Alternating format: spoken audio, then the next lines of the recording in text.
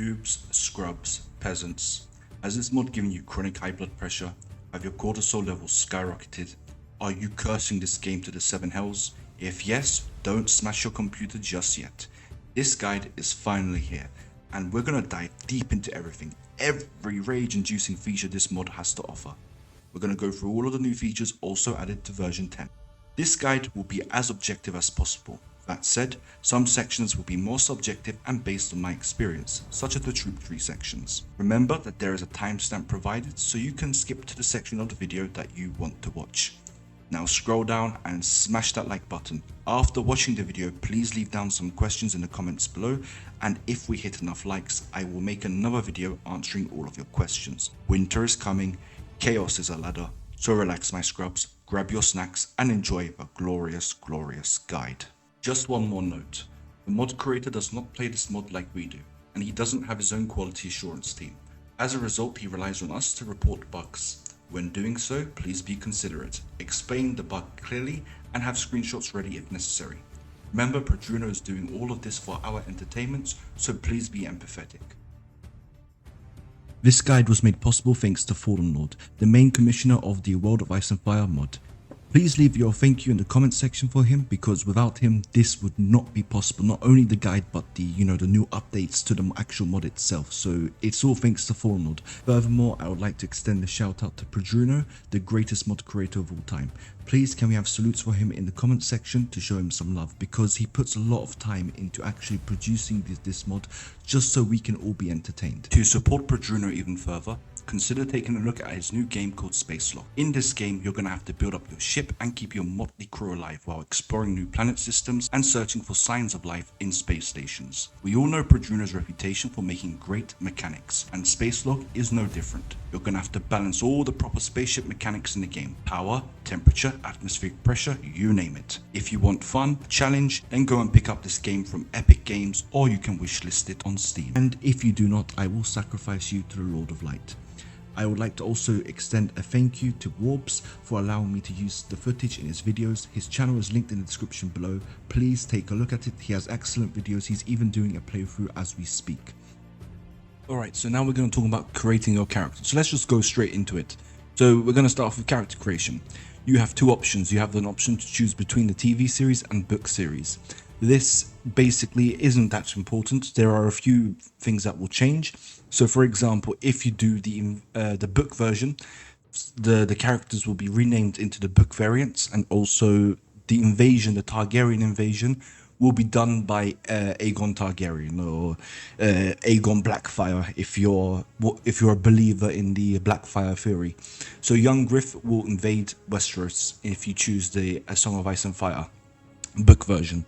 If you choose a TV version, it will be Daenerys Targaryen that invades Westeros. Okay, so that is the main difference that is going to occur if you change the thing. Okay, so the books are way better, so let's choose the books. So now we have a very important decision that you have to make. You can choose between static walls and sandbox mode. This is basically going to be telling us how the diplomacy is going to work. So for example, the North and the Riverlands will be allies, and they're going to be fighting the Westerlands and the Reach. Okay, and the Stormlands will be fighting Dragonstone and the Lannisters, right? That's how it's going to work. So the static wars is going to make sure that you don't get a clusterfuck, basically.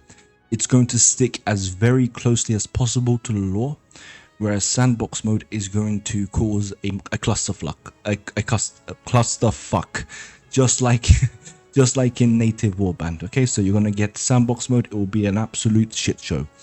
I recommend that you play static wars until the Red Wedding. Okay, you play with static wars until the Red Wedding, because you do not want to you don't want to fuck things up, right? So the static wars is going to just make sure everything runs smoothly. You can change this. You can change this once you're in the game. So I would recommend you start off with static wars and then you move on to sandbox. Okay, so that's how I recommend you do it. Commoner's Trust is a new mechanic that has been added to the game. This is going to basically determine how many peasants you can recruit into your army. So if you have high Commoner's Trust, you'll recruit more peasants, and if you have less Commoner's Trust, you'll recruit fewer peasants. So Commoner's Trust is I recommend you play with it on. And the way that you're going to increase commoners' trust is that you're going to basically help the commoners, right? So what you're going to do, you're going to save their villages when they're being raided. You're not going to take money from them. You're going to tell them to keep it for themselves. The way you lose commoners' trust is by forcing recruitment. It's by raiding villages. Okay, it's things like this. So if you want to add that extra realism, you should play with this on. All right. This is a mechanic that determines the wound system. Okay, getting wounded is very, very annoying in this mod, and you're gonna get wounded a lot. And basically, what's gonna happen is that you could lose agility, charisma, or strength with the wound system. And it's not permanent. You can heal yourself, and then you go to a maester, or you can grab some certain companions, and we'll talk about those companions later. You can go and get yourself wrapped up and and healed. However, if you don't do it within a set time period, you will lose a stat forever. So it's a permanent stat loss. Okay. So the realistic wound system is going to be something I recommend playing with. You're meant to this is meant to be a tough mod. So I recommend you do play with it. It's not too bad once you are, established within the game, but it just makes the early game a tad bit harder, and that's just your decision. So if you want to play with it on, you just pick I am a man, and if you don't want to, you pick I am a mouse. Okay. Here is basically, if you just read what it says, I don't know why I'm explaining some of these things. If you just read what it says, you will know what to do, okay? So if you want to do the main quest line, Westeros. If you don't, Essos, okay? So if you do Westeros, you will automatically be in the main quest line. I'm just going to pick Essos now because I just want to show you some things on the map without actually, worrying about any quests and stuff. Okay, so I'm just going to head over to Essos. White Walker Invasion you can change. Before it was day 600, I think it was, in version 8 and version 9. Now you can choose it to be any one of these 4 dates. You can turn off the White Walker Invasion as well if that is something you prefer. But anyway, you have these following days. Of course, day 600 is the hardest because you have less time to prepare for it. Day 1200 is going to be your best, the best outcome in terms of the difficulty. So it's up to you. It's literally down to you. I don't think I need to explain or recommend anything. It's literally just down to what you want. Okay, cool. This is the most important part of the creation. So we're gonna be talking about your character background. What does this do? What do these things mean? All right. Gender.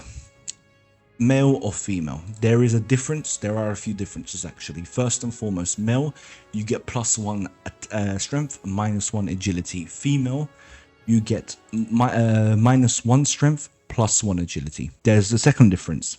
The female is going to be a bit of a harder playthrough because, of course, these are medieval times. So when you are a female, people are going to be looking at you saying, "Oh, you're a woman. We don't care about you," right? So they're gonna mock you. The NPCs in the mod, they will start mocking you. So female character is a bit of a more difficult playthrough compared to the male character. But if you do want that challenge, then I 100% recommend playing as a female character. It's going to be very fun. Maybe a lot of you haven't really played as female characters before, so I would 100% recommend it if you do want a challenge. It can be very fun. All right, so that's that difference. Also, the difference in the sex, it's going to impact some of these other choices. Okay, so just keep that in mind. So yeah, people is very important. So with people, you are going to have a lot of options. It has been expanded massively. We're going to go through these options one by one. First and foremost, I'm going to tell you the difference between tall and short. You have this for every single starting choice, okay? What is the difference between tall and short? The tall option is going to get you +1 in strength, -1 in agility. The short option is going to give you +1 agility, -1 strength. There is another difference though. The mod creator has told me that if you pick a taller character, so for example, if you are a Northman tall, you have an increased risk of being hit by a headshot. Okay, so when archers and also crossbowmen shoot at you, you have an increased risk of having one of those be a headshot, and headshots will knock you out. Okay, so tall, unfortunately, is just the way that the game works. When the taller a character becomes, for example, the giants, getting headshots on the giants is very, very common. Okay, you're going to see a lot of arrows come out of their heads with the giants. Okay, so the taller you are, the more risk you are of being headshotted. That is just a limitation of the engine. There is nothing that can be done about that. So at least as far as I've been told. So keep that in mind. And I have actually played tall a lot, and I do notice that when I don't play tall, I do get headshot much less. Okay. Then if you don't choose tall or short, there are no penalties, but you get no bonuses. Okay. So that is the difference between tall and short. Now, the starting people. If you choose, the starting people is going to determine what type of troops you can hire once you are creating your own faction. Okay, so once you've created your own faction, from the villages, from the taverns, you'll be able to get the troop trees of these particular people. So if you choose Northman, you'll be able to hire the Northern line. Okay, that is one predictive factor. Number two, another thing that is going to predict is going to be the people-based troops. Okay, the people-based troops. I'm going to talk about that in more depth. If you look at the timestamps, you're going to see what I mean. Okay, so there are different troop trees that you can have, and we're going to talk about the starting people troop tree. Okay, the starting people troops.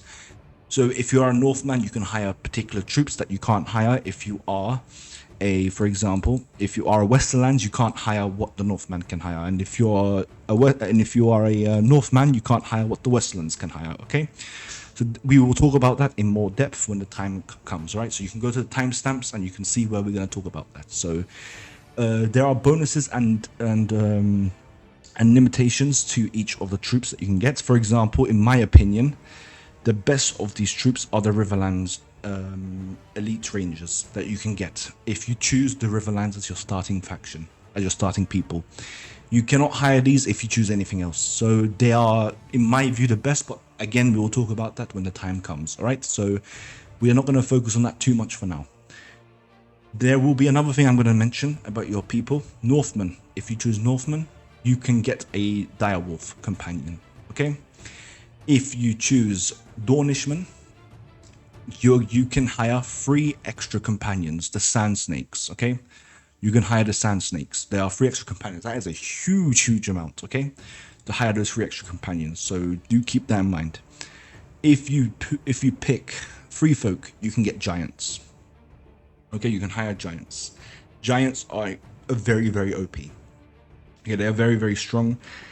They can clear out anything. They are very hard to kill. And although they're slow, they're hard to kill. So giants, you will be able to get giants, but unfortunately the free folk ordinary troop tree is atrocious. So you're gonna have to squeeze your teeth if you play as the free folk. All right. Anything else that I'm missing? Yep, Ironborn. For Ironborn, you're going to, where's Ironborn? I just saw it. Where is it? Ironborn. For Ironborn, you do not get any penalty on the sea. So when you're traveling by sea with your own ship, you get morale losses. Okay, you get a morale loss. With Ironborn, you will not suffer this morale loss. Okay. Now, in terms of the father, childhood, and vocation, what I have for you is a sheet that I'm going to link in the description below. You can take a look at that. It has been created by someone I've talked to. I have not verified it, so that's why I'm not going to go into too much depth in it for the video. But if you want, you can take a look and you can watch this part of the video while looking at that. Okay, the father stats are going to tell you that it's going to determine if you what renown you have. In particular, so for example, if you are a lesser noble, if your father was a lesser noble, you would start off with more renown. Okay. Whereas if your father was a slave, you will start off with far less renown. Okay. The childhood is going to determine a lot of your stats. Okay, this is going to determine a lot of your stats. That is going to be, strength, agility, charisma, and also intelligence, but also it's going to determine a lot of your other stats, you know, your skill points as well. Okay, your starting skill points. Vocation is going to determine which stats, which equipment that you start with, okay? But also it's going to have some impact into your stats as well, all right? Fate is going to determine your stats as well. So, for example, Wanderlust will give you extra points in pathfinding, whereas Religious Fervor is a particularly different one, because in this new update, if you choose Religious Fervor, and for example, I'm just going to go to Faithful of the Seven, okay?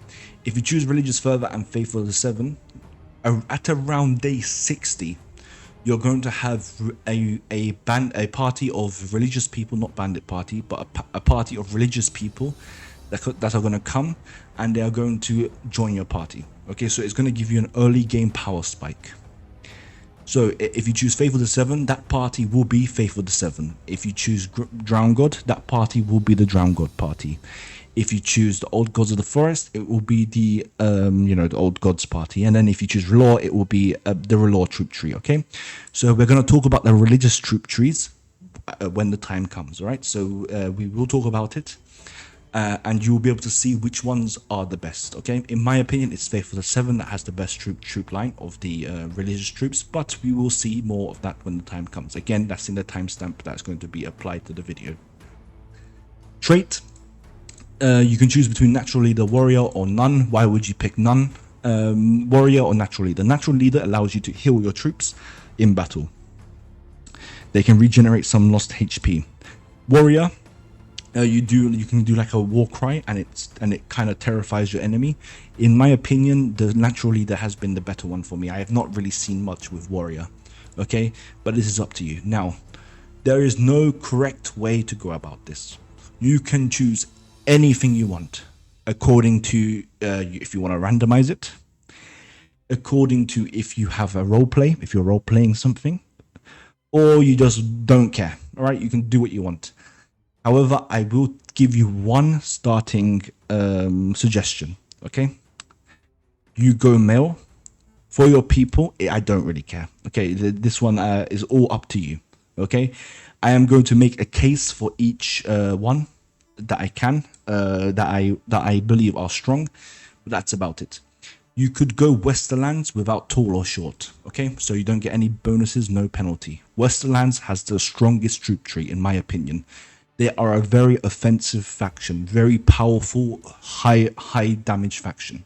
If you want powerful troops when you start your own faction and you want to go aggressive, Westerlands is going to be powerful, and you're going to see why when we talk about the troop trees. You could choose Dornishman if you want, because with Dornishman you will get those 3 extra companions. All right. You could choose Ironborn because, as we said, they have the trade. They have the no penalty to morale when they're on the sea. Okay, free folk get their giants. You could choose Valyrian if you want to, because that's if you want to do a Targaryen or Blackfire sort of run through, then you can choose Valyrian. Riverlands, because of their unique heritage-based troop, which we're going to talk about when the time arises. Dragonstone, because the one true king. And yeah, that's about it. So you can choose any one you want. Okay, so it's all done to you. It's all down to you. Okay, so for the sake of this, let's just choose Westerlands like this. Okay, for the sake of the video. Father, pick your father to be a. Where is it? Merchant. Yeah, pick your father to be a merchant. You should be a merchant's apprentice. And your character should be a merchant. Okay? Like so. Your fate, this is all down to you. If you want that early game power spike that I talked about, go ahead with Religious Fervor. Do it, okay? Religious Fervor is a good one to go for. Personal Revenge gives you, I think, some extra strength. I can't remember exactly. Wanderlust, some more pathfinding, but we'll just go with, I don't know, fuck it, let's just go with Religious Fervor, okay? It doesn't really matter. Religion, oh yeah, another thing about religion, guys, is it's going to determine where you can hire your troops. So if you're Faithful of the Seven, for example, You cannot go to a village that is Drowned God, Old God, or Relore and hire their peasants. You're gonna struggle to do so. Okay. So Faithful the Seven is going to be you can hire Faithful the Seven villages. You can hire from Faithful the Seven villages. Okay. Also, if you are Faithful the Seven and you have Relore troops, what are Relore troops? I'm not talking about their religious troops. I am talking about Dragonstone, for example. Okay, Dragonstone or some SOC, so some of the Essos factions. If you have those guys in your party, you will have a penalty to your morale. All right, so that it is a very complicated mod. Okay, very complicated mod. So that is another thing you need to think about when you're picking your religion. Faithful the Seven is basically all of Westeros except for the North, Iron Islands, and parts of Dragonstone. Relore is basically most of Essos. All right. Old Gods is Free Folk and also Northern Territories. Drowned God is Iron Islands. All right, so if you want to have a lot of Iron Islands troops, you can choose Drowned God. If you want to have a lot of Northern troops, Old Gods of the Forest. Okay. Religion will also will determine how much relation that you have with a particular religion, and you can hire troops of that religion. So Faithful the Seven, you can hire troops of that religion. Okay. Any further bonuses that you get with the religion will be discussed in the troop trees. Okay. When we talk about the troop tree religions things, except for there's one more thing to mention about Relore. If you pick Relore and you have, I think it's 60 relation, I will double check that. I will put an actual number on the screen to just confirm what I'm saying. If you reach that relation, you can then go to the Temple of Relore and get yourself a companion. That is only if you're Relore. All right. Also, when the White Walkers invade, you will have a party of Relore members that will join your party. Okay, they will join your party to help you fight the White Walkers. It's not a massive power spike, so don't worry about it. It's not going to make or break the White Walker invasion, but that is Relore. Okay, so sure, there is one god, one king, and one realm, so we shall go with Relore. Natural leader. Cool. Now, the reason why I'm telling you to go with this merchant build, you're about to see. Okay, so this is why I suggest you get trade. There's this trade build that I suggested. If you start off with trade 6, you're going to be set for the whole game. I will tell you why. Trade has been nerfed, and that means you're going to be making less money through trade. So if you maintain trade 6 from level 1, my goodness, you're going to not be impacted by that nerf. Okay, you're going to be making a lot more money if you did not do this. But this is why I suggest this build. Really quickly, I would recommend with your starting stats, just simply spec 2 points into strength and spec 2 points into intelligence. The reason why you spec it into intelligence is because you get extra skill points that you can spend. So with 2 attribute points into intelligence, you get more skill points. That's the aim here. So as you can see, a negative thing about the merchant build is your starting combat stats. It's not good, so we need to fix this. So what we can do, we can spec some of these skill points into that. So we can simply put some power strike in there, which is going to be imperative if you want to be able to actually kill people. I do recommend using Iron Flesh, so you can spec 2 points into Iron Flesh. Iron Flesh gives you 2 extra hit points, and that is good. It will keep you alive. It will mean that you can probably take 1 more hit before going down. So if you find yourself troubled and going down too easily, I recommend Iron Flesh. I will stress that Iron Flesh actually won't really help you that much in the early game. Iron Flesh mainly is reinforced when you have armor. So when you have good armor and you have good Iron Flesh, you become much harder to kill. Because right now your health points is 47 anyway. Right, so even with the Iron Flesh, you're going to die with 1 hit. So that is something I do want to stress, but we lose nothing by specking 2 points into Iron Flesh now. Okay, so why not? Let's do it. Okay, then we can put a point into shield. So let's do that. Shield. There are new shields in the mod, so that means you might need to get your shield skill up to 4. Because there are some really good shields out there, and we can talk about those shields when the time comes. So we will come back to that later.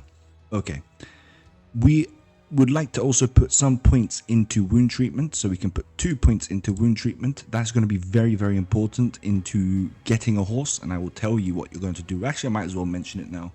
When you get yourself a horse, I want you to always buy a lame horse. Okay, is that clear? A lame horse, not a swayed back horse and not a good horse. A lame horse. If you get a lame horse, you will be able to treat it and it will become a proper horse. To treat it, you must have wound treatment and you must put the horse in your inventory. That way you can then heal the horse, the lame horse, and get it as a proper horse. This will save you a lot of money because lame horses are cheaper and it will get your horse much earlier than usual. Spotting is another way that we might want to spec into, because why? Well, spotting is going to be important because you are going to be a merchant. You are going to need to spot those bandits much earlier. This will also help you in the earlier game to spot the enemies, okay? So do keep that in mind. This build is great because you start with pathfinding 3. Please keep in mind you're going to need pathfinding, okay? Because you are a merchant. It's going to be a trouble. It's going to be a trouble. All right, so this is what I urge you to start with. Proficiencies, do whichever one you want, man. Okay, whatever the hell you want. And that is how I suggest you start your character. Okay, so now you're in the game. I would like to remind you that what we're going to be talking about now is very, very basic stuff. So if you already know this shit, you can feel free to move on. Remember, I remind you that there is a timestamp that you can use. Okay, so you don't have to stick around. So those who do not know really anything about the mod, this is for you. So there are a couple of things that we need to establish before actually hitting go. And we can go to the camp menu and we can go to options, and this is where we're going to tweak our things a bit. Okay, if you are having trouble with the mod, this is what we're going to talk about. So as you can see, by default it is set to full realism. We do not need to touch this. We can simply tweak these and this will automatically change. So we're going to go through these options and I'm going to show you stuff that is going to really improve your gaming experience, okay? I will not tell you what difficulty to play on. If you're finding it hard, play on easy, dude, all right? Who gives a crap? Yeah, you don't need to tell anyone. Even if you tell someone, go ahead, look, I'll do it even. Fuck the haters. Fuck the haters. This is the easiest that you can make it, okay? Fuck the haters. Do it, yeah? Enjoy yourself. This is not a competition. This mod wasn't created so you can enjoy your day, okay? So go for easiest if that is if it's too difficult for you. This is what you'd expect if you want to go for you know, that moderate difficulty, okay? So this is what you might expect. I would urge you to try with the moderate difficulty. It is still pretty darn hard. Even with the easiest mode, it's still hard. Let's be real with ourselves, right? But this is moderate, and then of course you could go the hardest. Oh, that's the easiest. You could go absolutely hard. Yeah, here we are. You can be a hard man, and you will then be playing with this. No, that's a freaking lie. Like this. This is the hardest of the options, okay? So it's really down to you, whatever you want, okay? Whatever you want. Combat AI tells you the difficulty of the AI. Again, if you're struggling, play beginner. With beginner, really the AI is kind of clumsy, so I would recommend at least playing normal so you can get that, you know, gritty feel. But again, if you want to go hardcore, man, be my guest. Tactical speed, this tells you how fast things happen on the map. Honestly, normal is fine for me. There is nothing to be changed. If you want to go fastest, then things will just be resolved very quickly. Slowest will give you more time, especially during sieges, to relieve some cities. Campaign AI will determine how big the parties are going to be. The parties are pretty big, so it's down to you. In hardcore, it can be too big that you literally cannot freaking do shit.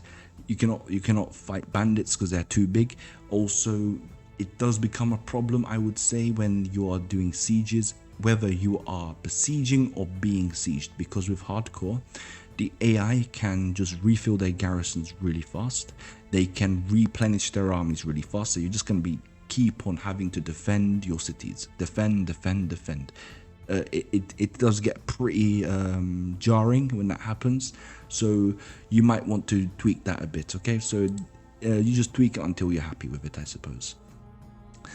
Now, in this mod, some of the new people who are not used to the mechanics of the mod, they might be looking at they might be stumbling, they might be losing blood, they might be when you tell your troops to charge, for some reason your hand goes in the air.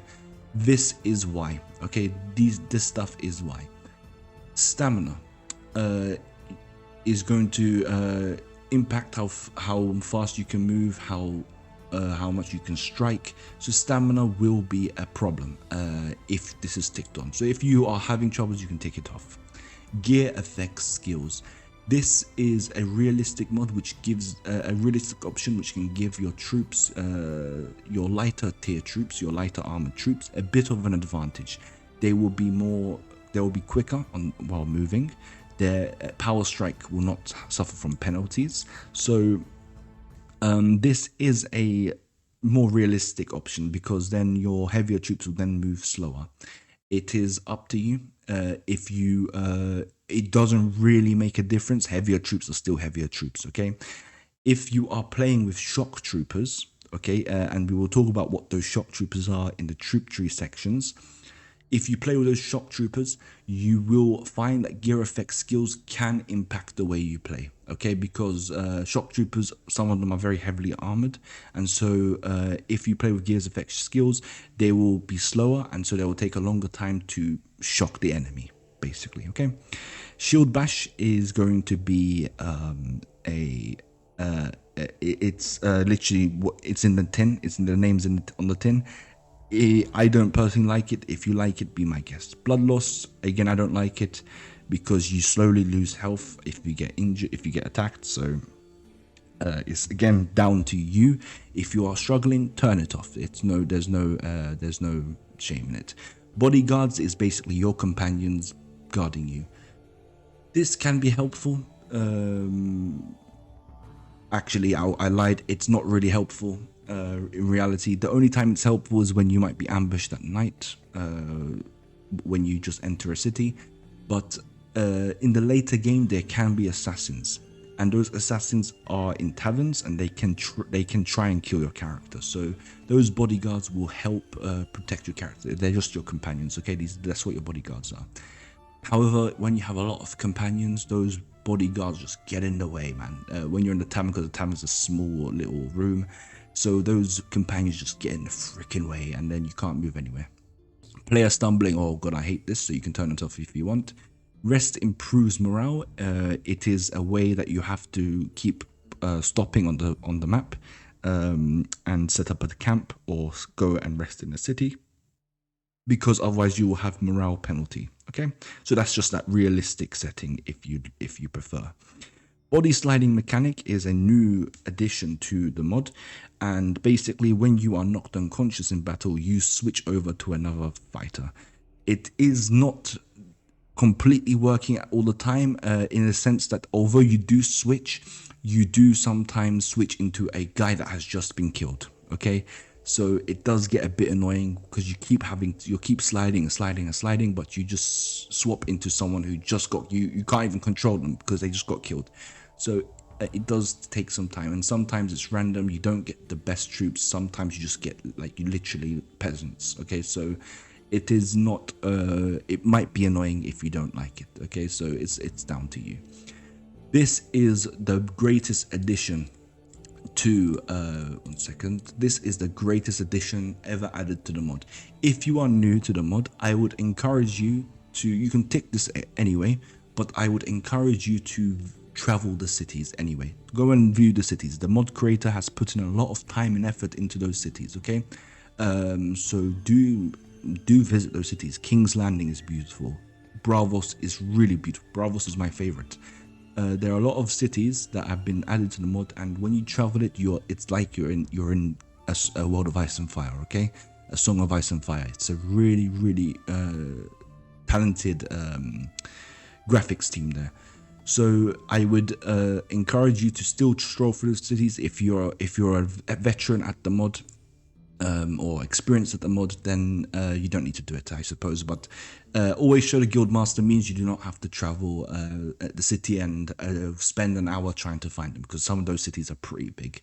Battle size, it's really capped at 300, but if you're playing with script enhancer, which I recommend, you can go a bit higher, but it's down to you. I would say 300 is the sweet spot, and for some reason you can never get it to 300. It's so annoying, man. If you get it on 300 on your first go, you are a legend. One annoying aspect about the mod is that when you enter a city, actually I will show you now how freaking annoying it is. So I'm gonna go King's Landing. So do you see how it just pauses, and we'll be waiting 2 hours? There you go, and you get this. Do you see how that happens? That is because, if we go back to our camp menu, that is because your scenic menu has not been switched off. Okay, this has not been switched off. Well, switched on in this case, because it's a disable option. So you're going to click that, and when you click that, look at the magic. You see? So it's very, very handy. And if you're having that issue, you can click on that. Insane difficulty, if you have brain damage, you can click on that. You know, that's a diagnostic test to check if you have some inflammation of your brain and some encephalitis. If you click that, then you're definitely fucked up in the head. Gore is going to show beheading. So if you like beheading, for some reason, if you're a sociopath or psychopath, click on that. White Walkers do not invade. Why would you play this mod if you tick that? You can disable this, so you do not just thrust your sword arm in the air and say charge. Yeah, so you can disable that. So you tick that off, and we know this is just annoying. So if you don't like that to pop up, you can click it off. Auto turn army to face enemies. This can sometimes be annoying, because if there is one unit, literally one unit, but that's behind your army will turn and face that, and then be swamped by the enemy army that's approaching. So it is sometimes a bit of a problem, so you might want to turn that off if you are having issues. And players enemies only attack. Oh, this is a wonder bar. It's a wonderful thing where you just get charged by the enemy. Sometimes the enemy does not charge, they wait for you to come. So if you want them to, even if they have the numbers, you know, so if you really want them to attack, then you turn this on. Okay, lovely jubbly. So we've done that. All right, we can move on. Next up is going to be the find an item menu. To access this, you must play with script enhancer mod. Okay, you cannot do it without script enhancer mod, so you have to download that first. You might need to start a new game. It's just how it is. I have no say in it. Do not shout at me. So to get there, we're going to go to our camp. We're going to go to options. We're going to click on more, and we are going to not do that. 1 second. I freaking messed it up. We are going to need to do something else. 1 second. We need to type in cheat menu. So you need to do control, whatever that freaking thing is called. I'll put it on the screen. Do not worry. Type cheat menu. You're going to go to options, more, and then you're going to click on cheat menu. You're then going to click on find an item. Choose from this range. This is going to show you every freaking item in the mod. Okay, so this is just page 1. So let's just go to something more interesting. Let's go to voila. There we go. Cool. So if you are role playing, okay, if you are role playing and you want to start off with some troops, some, you know, cool armor. Let's say you're gonna be a freaking golden company troop. Okay, so by pressing Control X, you're gonna give yourself some money. Okay, that's the cheat. You need to access the cheat menu. Okay, and then you can buy that golden company brigandine. All right, and then you can equip that. I can't equip that right now because I don't have the strength, but you literally just do that. And if we just quickly go and choose from this range, you see that you now have it in your inventory. Okay, so you can choose any item in the game like this, anything you want.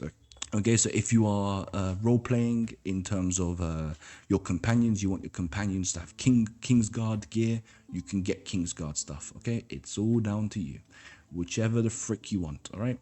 If you want to play as Unsullied, you can literally get Unsullied, alright? If you want the Crown of the Seven Kingdoms, be my freaking guest, dude, yeah? And I can show you more.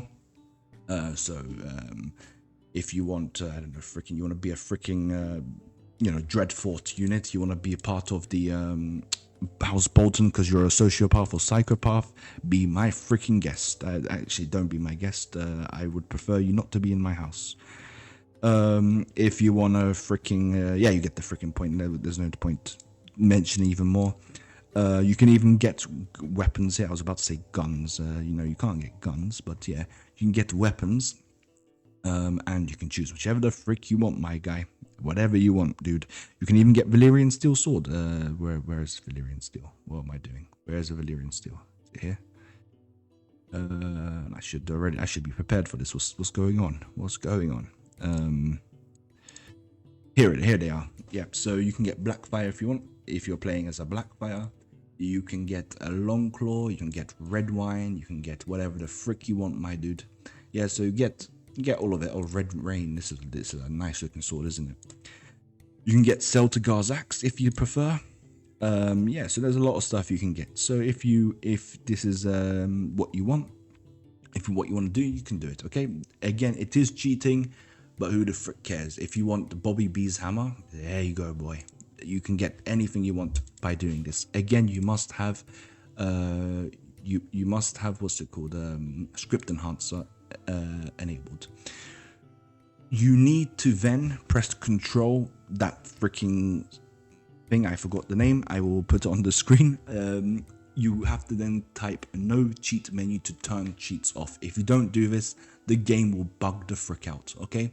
So you should remember to do that. Alright, so now we're going to talk about the route to Winterfell. So once you have left King's Landing, you're going to have to do a quest to deliver news to Robb Stark that Ned Stark has been captured. There is something that's going to be different in your playthrough compared to what you see here. So basically here we have a character, we have a party where I am only the member of the party. I'm the only member of the party, right? In your playthrough, if you have chosen to start off in Westeros, you will have 2 Stark soldiers with you. Additionally, there will be a Lannister party, either 2 or 3 men that will chase you. You can fight them if you're confident. If you're not confident, just run away, okay? Don't worry about them. So, what is the route that we're going to take? I'm going to use cheats to make it nice and quick, but I want you to keep in mind to take this nice and slow. Do not speed up the game, just take it slowly. If you speed up the game, you're going to be attacked by bandits, okay? You're gonna not be able to react in time. So just take it nice and slow. Keep in mind, the Lannisters will be, so everything in red, the Westerlands, the Lannisters, they will be hostile to you. So do not go and talk to their lords, stay away from their lords, okay? There is a place here that called the Old Stone Bridge. That's the first location. So you're going to go to the Old Stone Bridge. Keep in mind, look at the landmarks, okay? Look at the landmarks as well. Don't just look at Old Stone Bridge, so you can take a look at where it is, all right? Old Stone Bridge, you gain 200 XP. So do you see why I want you to take this route now? So Old Stone Bridge, 200 XP. From Old Stone Bridge, we're going to cut off the road and we're going to go this direction. If you follow the cursor, so over here, there is a place called White Walls. White Walls, you get 200 XP in addition to what you've already gained. From White Walls, you're going to head north, past Harrenhal and Darry, through Pennyhill. Now, please be careful in this vicinity here. The reason why you should be careful is because in this vicinity, you're going to have to deal with some bandits. There's going to be a lot of bandits, hill tribesmen, bad people in general, okay? So very bad people that are out there to hurt you. So be careful in this vicinity, guys, all right? Remember, take it nice and slow, all right? So we're going to head over to the Crossroads Inn. You're going to enter the Crossroads Inn as well, not just click on it, but you need to enter it because you're going to pick up this guy over here, Sir Janis Laren. So Janis Laren, there are 2 reasons you're going to pick him up. Well, 3 reasons actually. The first reason is because he's free, all right? So you don't have to pay him anything. You do have to pay him wages. The wages are a bit costly, but it's fine. You'll be able to afford it. Number 2, he's going to give you a quest that is the Old Valyria questline. This is a way you can start up your faction, and we'll come to that when the time comes. Number 3, he is also going to help you in the early game. He is quite a good fighter, so he's going to keep you alive in the early game against some bandits. All right, so once you have Sir Janis Laren, you can fight that Lannister party. Okay, that is not a problem. So from the Crossroads Inn, you're not going to head north. You're going to head back down to the south. Okay, past this bridge here. You're going to go past Lord Harroway's town. And remember, look at the landmarks. You're going to go somewhere here. Okay, so here is an Inn of the Kneeling Man. Go there, you get 200 more XP. From the Inn of the Kneeling Man, you're going to head over towards Riverrun. Again, be careful in this vicinity. There tends to be bandits here. Okay, so past Riverrun. North of Riverrun, you're going to go past the Whispering Wood, where Jaime got his balls whipped by the young wolf. You're going to pass my favorite fief of all time, which is Raventree Hall. And the reason why it's my favorite fief, basically the answer is within the freaking garrison itself. Take a look at the garrison. That's why it's my favorite. Okay, I'm not going to spoil it to you just yet, but maybe some of you already know why this is my favorite fief of all time. All right, so we're gonna continue this direction, because over here we have Jenny of Old Stones. All right, so you're gonna go and click Jenny of Old Stones, get yourself 200 more XP. Then you're gonna pass the fucking twins. Fuck the twins, and you're gonna spit on the way as well. So spit at them. Now you can head towards the north, past Moat Cailling, blah blah blah blah blah. Head over to Winterfell. Okay, and then you can talk to Robb Stark at Winterfell, deliver him the news. Then you're gonna continue north. Okay, because there are 2 more locations that I'm going to show you. All right, so one of those locations is Tumbledown Tower over here, 200 XP. All right, so take a look at the landmarks. All right, here it is: High Point, Snowcrest, Blackpool. Tumbledown Tower is over here. Then you're going to cross over into the Icy North. Okay, past this river, you're going to cross over into the Icy North. And what you're going to do, be careful. There's a wildling raiding party there, so we've got to be careful. Damn it, stay away from Queen's Crown, damn it. You can see I'm faster than them, right? Because I am a 2-man party. 200 XP, and do you see we've leveled up 2 times by doing that. Just by doing that, we leveled up 2 times. We didn't even do shit. Okay, so this is a way you can level up and improve your speed, improve your early game, okay? That's the point of that. Cool. If that is all, I think that's all. So yeah, we will continue to the next topic now. All right, so this is the Finding the Raven quest. This is a quest that is activated within the first week of the game. You should click on "It could be important, I will go and find the Raven."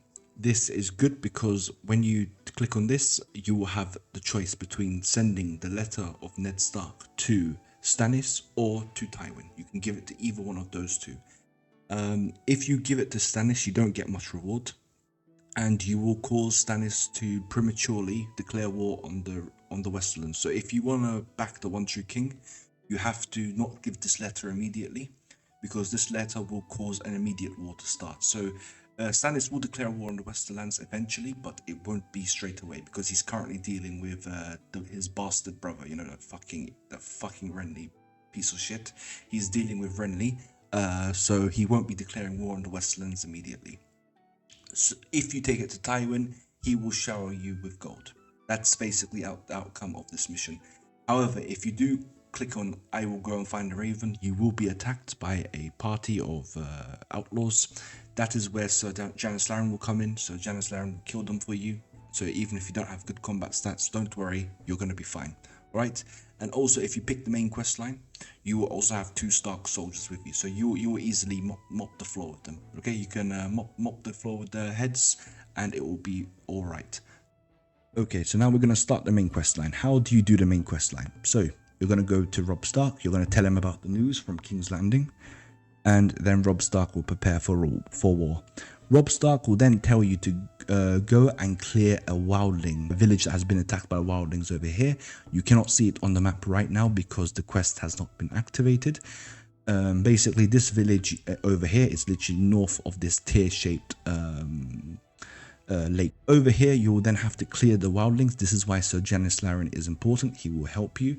I recommend getting yourself a horse also before doing this mission, because it will just make things easier for you. Okay, so you do not have to do this quest line immediately.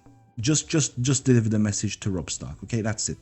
And then you do not have to do this quest line. There is no deadline. Actually, there is a deadline, but there is no official deadline. I will tell you what I mean by the deadline later on, okay? Because there is a point of this mission you have to do before the Red Wedding. So what you're going to do, you're going to deliver the news of your victory, hopefully, to Robb Stark. And then he's going to tell you to head over to the wall, all right?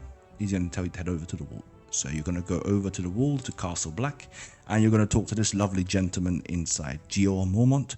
Qohor Mormont is going to tell you to F off over to the Shadow Tower. You're going to go over here, and you're going to pass the Shadow Tower, and approximately in this location that I'm currently marking out, there will be something called the Bridge of Skulls, okay?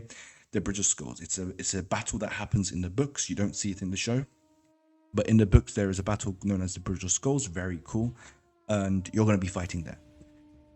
It is a battle you might lose, you might not lose also. It's completely fine either way. You will not fail the quest if you fail to prevent the wildlings, if you fail to defeat the wildlings. So it's not that deep. So whatever the outcome, you go back to Qohor Mormont. He will just shout at you if you fail, that's all. And if you succeed, he will say, oh, good lad, yeah, whatever, it doesn't really matter. Then he will tell you to head over back to Robb Stark. Okay? He will tell you to head over back to Robb Stark. And this is the moment. Every step until this point I have mentioned must be done before the Red Wedding, day 160 to day 180, which is when the Red Wedding takes place. This all must be done before then. Why? Have a guess. Because the Red Wedding is going to kill Robb Stark, and if Robb Stark dies, you cannot talk to him anymore. So yeah, you should do all of this before the Red Wedding. All right. So that's what I want to mention. Okay, but the main quest line is still not done. After you've delivered the message to Robb Stark, hold your freaking horses. Don't continue with the main quest line. I want you to get a bow and arrow. You have to get a bow and arrow. I want you to get 3 stacks of 34 fire arrows. Okay, if you can get 34 fire arrows for each stack, it's the best. It doesn't really matter if it's not 34, you can get 30 as well. Just get 3 stacks of fire arrows or obsidian arrows.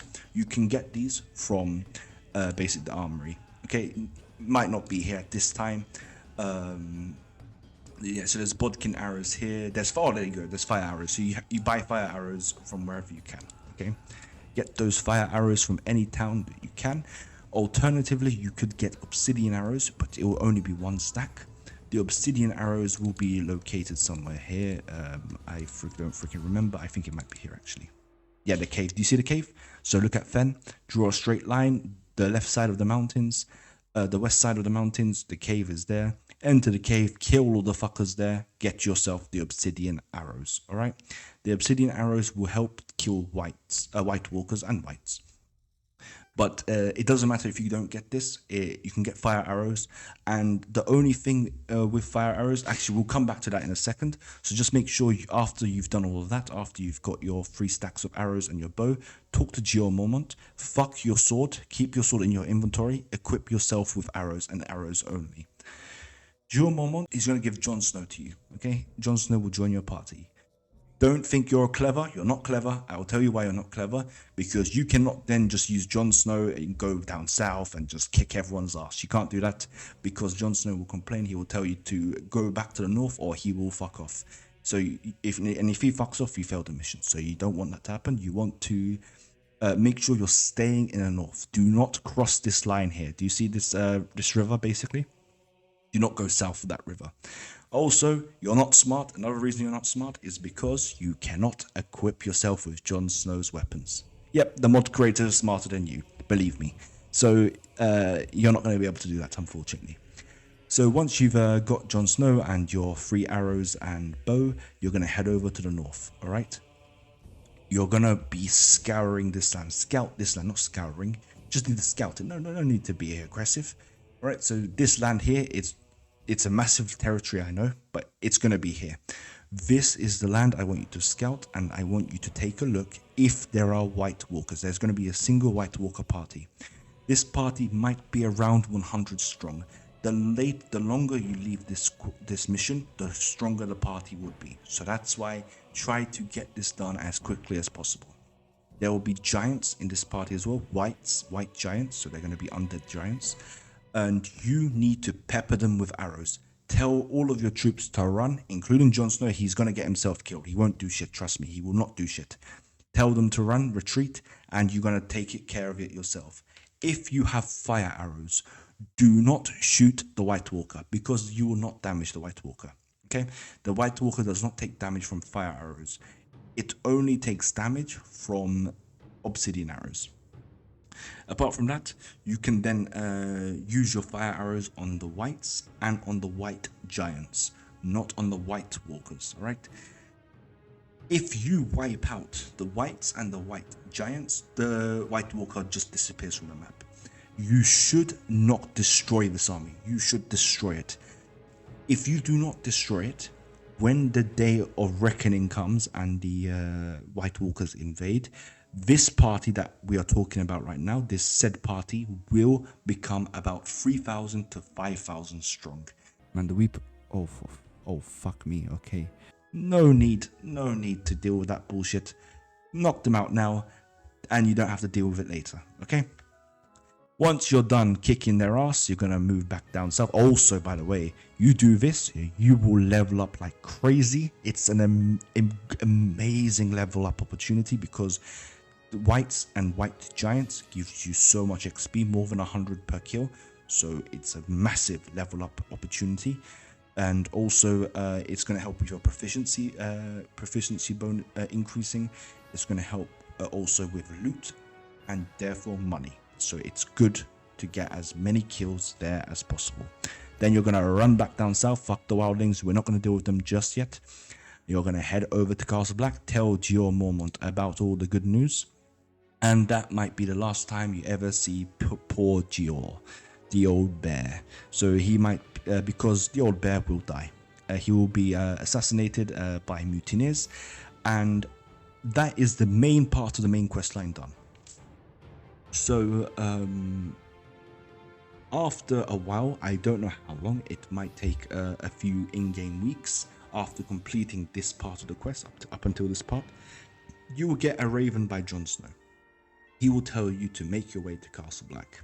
You make your way to Castle Black, and instead of Lord Commander Jeor Mormont, you will find Lord Commander Jon Snow. He will tell you to go over to Craster's Keep, which is over here, and you then have to clear the mutineers. It's an easy mission. Okay, not a bad mission. You just need some good old cavalry, charge them down, kill them all, boom. And you then come back to Jon Snow, tell them that you've dealt with the traitors, and Jon Snow will give you Valyrian steel. Keep in mind what I'm saying here. He will give you Valyrian steel, not a Valyrian steel sword. The Valyrian steel can be used to go over to Qohor, so you just jump on a plane, land in Qohor airport, and you're going to use that Valyrian steel to get a discount at the Valyrian steel the swordsmith, the blacksmith. At Qohor, you're going to go to the swordsmith and you're going to show him the Valyrian steel. He's going to give you a discount on a Valyrian steel sword. It's a very good opportunity. Okay, so we're then going to talk about the second of these quest lines. This is another sort of important quest line. If you want to activate the Targaryen invasion, whether that is Aegon Targaryen / Aegon Blackfire / Young Griff, or Daenerys Targaryen, depending on if you chose the books or the show version, you will have to do this quest. This quest involves heading over to King's Landing. I'm just going to wait here for some time just to make sure it's morning and I don't get ambushed. You're going to head over to King's Landing, and you are going to go to the Lord's Hall. Spit on this bastard right in front of us, spit on him, and after you're done spitting on him, you go over to Lord Varys. So as soon as you spawn, turn left, go over to Lord Varys, you talk to him, and he is going to give you a mission. This mission, I don't know why I did that, this mission is the messenger. He will tell you to head over to Sunspear, okay, which is all the way down south, over here. And at Sunspear, you're going to deliver the message that he has given you. I don't want to visit the Lord's Hall, I want to stroll through town. All right, so once you've spawned, you're going to turn this direction over here, and you're going to walk down this road here. All right, let's do it. I am not going to cut here because I want you to see everything I'm doing. I don't want to confuse anybody. All right, so do you see that lone tree over there? Do you see this massive tree? And do you see the person in front of that tree? Get out my way, children. Do you see that person in front of that massive tree? Yeah, you're going to go over to him. Let's jump over this guy. Whoa! I don't know if I did it, but okay. We're gonna go and talk to this townsman. All right. And you're gonna have to click on this option. Do not save this. Okay, we can say it. What kind of gibberish is that? Never mind. So, all right, and we can sell you some happy dreams. All right. So yeah, make sure you click on the happy dream option, not on I would like to fuck with Senya Targaryen. So that part of the mission is done. After that, you're going to head back over to King's Landing, and you're going to talk to Varys again. All right, talk over to Varys. Right, you're going to talk to Varys. I'm not going to activate this next quest because I do want to make sure I can just show it peacefully without any interruptions. Before activating the second quest of the Varys quest line, make sure you have a blunt weapon. How do you know if a weapon is blunt? I will show you. Head over to the armsmith. And let's hope to goodness they have a freaking blunt weapon. Yep, no, that's not a blunt weapon. Holy shit, where's the blunt weapon? Are you telling me these guys have no blunt weapons? Oh, you're actually jarring. Oh, goodness, alright. Right, these guys should have a blunt weapon. Come on. Don't embarrass me like that. There you are. So do you see how it says 32B? B stands for blunt. That's how you know it's a blunt weapon, alright? So, you can activate that quest line after getting yourself a blunt weapon. It's very important that you understand this because you need prisoners. You're gonna have to follow a group of squires and Alfred and Alfred's friend. I forgot Alfred's friend's name. You're gonna follow those guys and they're gonna take this route here. They're gonna spawn in King's Landing. They're gonna leave King's Landing. They're gonna take this road. Okay. Cross this bridge. So take a look at the landmarks, Wendwater, and they will be in this forest here that I'm currently highlighting. You then have to knock out Alfred and the other named NPC and you can kill the rest. No problem. Alright. Then you need to bring them back in one piece, back to King's Landing, and boom shakalaka, that's that quest done. Alright. Then the next quest of this quest line is the Duskendale quest. Outside of Duskendale, in this rim that I'm drawing here, there is going to be a hedge knight camp, okay? The knight camp that you have to destroy. It's not a bad mission. It's quite easy to do. Have a medium tier army. Have some archers, some crossbowmen might be very helpful in this actually. And clear it out. Head over back to King's Landing, and after doing that, you will get yourself one of the best armors that you can get in the game, and that is a plate armor. It's a Targaryen plate armor. So yeah, that's that. Cool. And then once that's done, you can then do the next of Varys' quest lines. The next quest line is the hardest quest in the game. I will tell you why. You're gonna be like, what the fuck? How is that hard? Shut up and listen. Cool. Where is Bravos? That accursed faction. Why is there? Well, it'd be okay. This cursed faction. All right. So, here. You need to get 12 skilled Bravos. Yep, you need to get 12. And you might be wondering, that's fucking simple. Like a walk in the park, easy as taking a piss. Nope, it's not. This is a very, very hard quest to do because these fuckers do not level up. And if you try to level them up, they're just gonna die. Because what the fuck? What even is this? Like, what even is this? Bro, they are such shit units. They are like my ass. They are like my diarrhea. Okay, that's an insult to my ass and my diarrhea. Skilled Bravos, I don't know why the fuck Varys wants them. You can get any unit, but skilled Bravos, whatever, man. Anyway, you need 12 of those, and you then have to give them to Varys. Okay. Now, between me and you, I know that mission is bullshit. Okay, fuck Bravos and fuck Varys. So what I'm gonna do, I'm gonna show you a bit of a sneaky thing. All right, what you can do here, what you can do, and don't tell anyone that I told you this. Okay, Yeah, so you're going to hire this Bravos peasant, okay? Yep, you're going to hire him. Now, imagine this was 12, okay? I'm just going to disband once. Imagine this guy was 12 Bravos peasants. You're going to press Control, you're going to press X after making sure cheats are activated, and you're going to spam the X button, okay? And you're going to level them up. Do you see how we level them up? Do you see I'm pressing, there you go, finally. Skilled Bravos, there you are. And you just cheat like that. Don't tell anyone I said this, okay? You're going to then go to Varys, give him that to Varys. Okay, then after that, there is one more quest you must do. You must see Varys at the Sept of Baelor. He will stand somewhere in the Great Sept of Baelor. I don't really remember where, but you'll find him. You'll find him. All right, and he will then tell you that the Targaryens are coming, and you then need to say, yes, we want Targaryens, because you're a weirdo. And then the Targaryens will come, take Dragonstone, and declare war on whoever has King's Landing. So this is an important point. If you own King's Landing, the Targaryens will invade you. They will declare war on you, and believe me, they will fuck you up. So do not have King's Landing at this point, okay, please. Let the Targaryens take King's Landing, let the Targaryens take a bit of a battering, and then you can sweep in and take King's Landing, okay? Cool. Alright then, so we are then going to move on to the Red Wedding. The Red Wedding quest, it's not really a quest, this is more of an event, to be honest.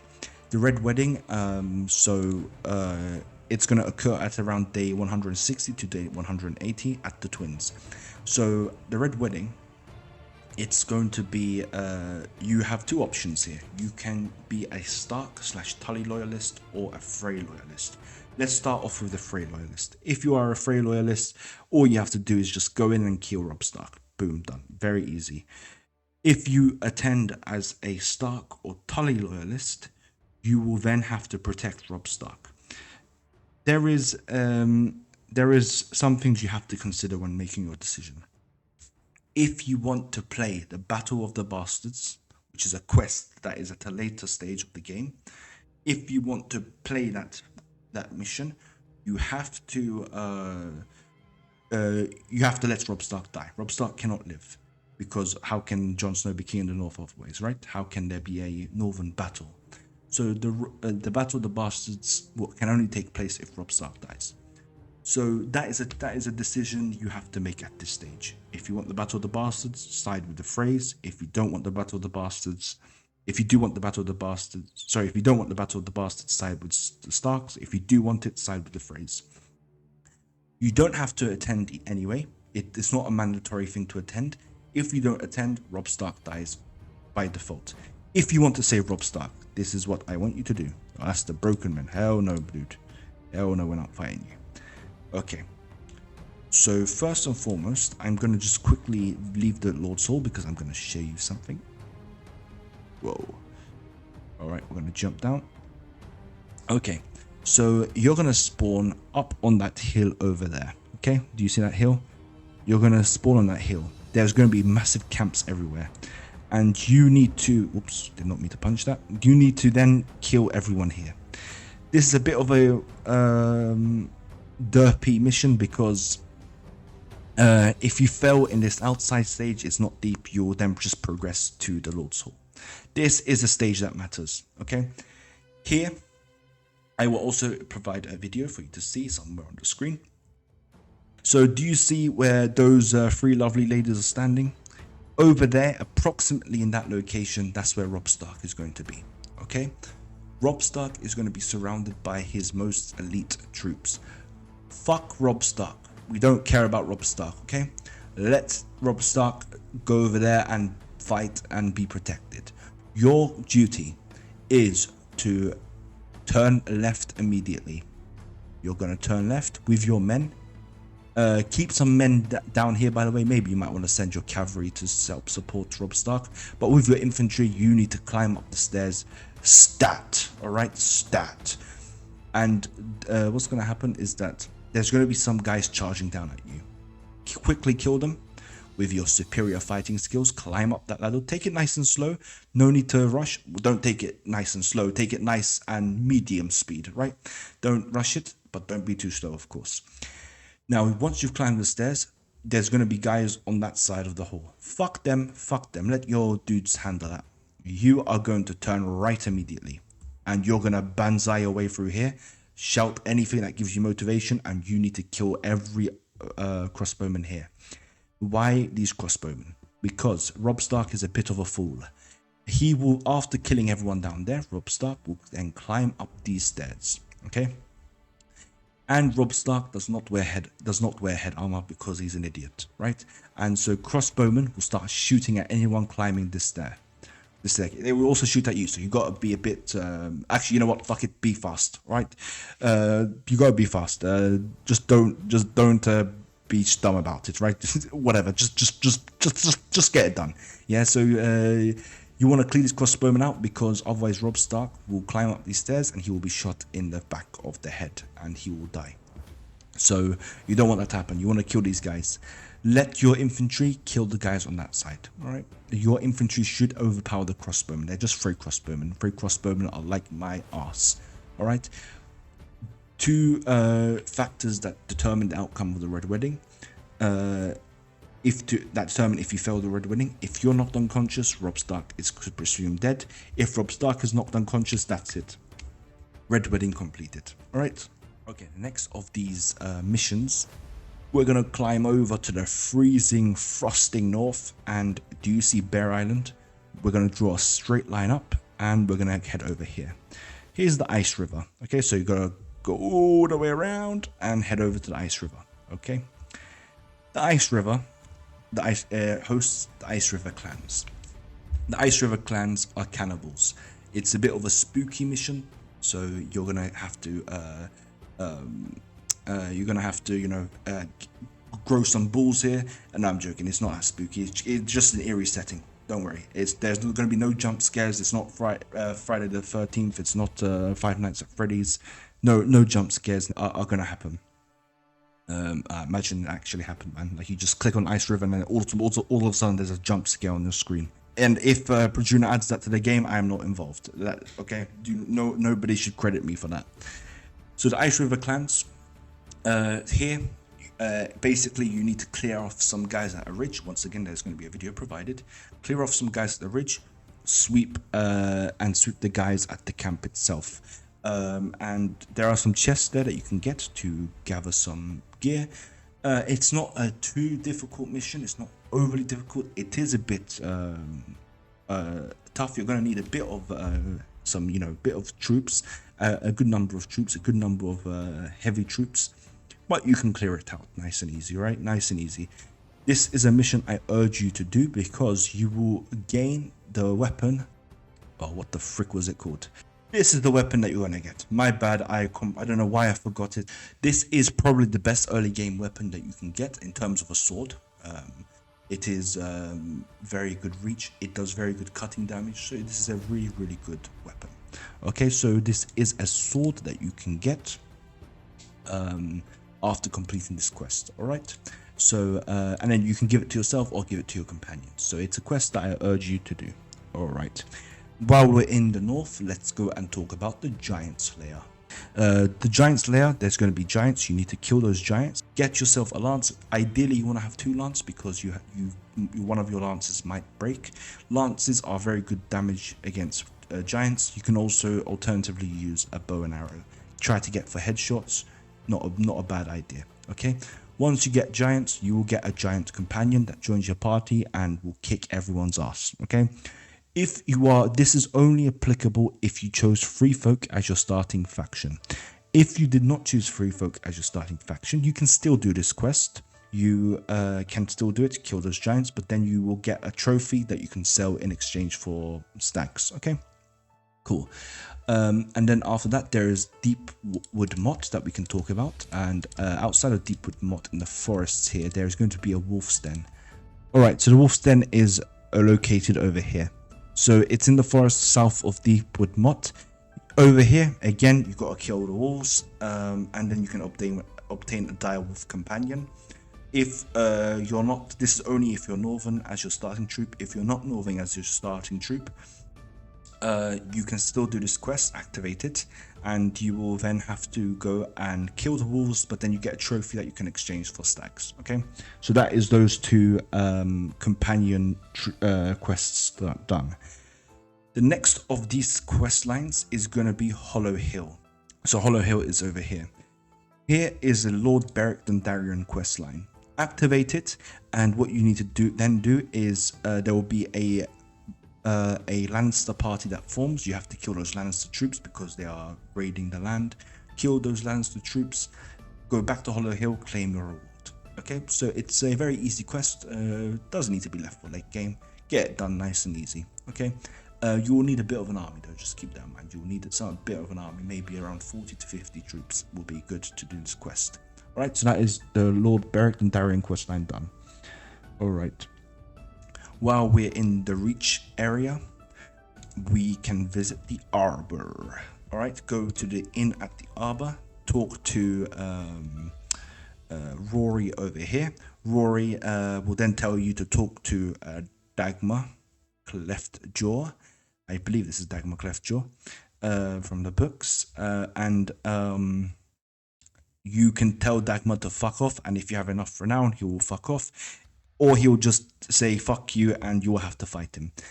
As soon as you leave the Arbour, he will attack you, and then you have to fight him and defeat his party, and then you get your reward. Alright, so again, you'll need a bit of an army to do this. So once you're setting up an enterprise at the Arbour and you find yourself having a bit of an army, why the fuck not? Alright, why the fuck not? Cool. Then we head over to Essos. All right.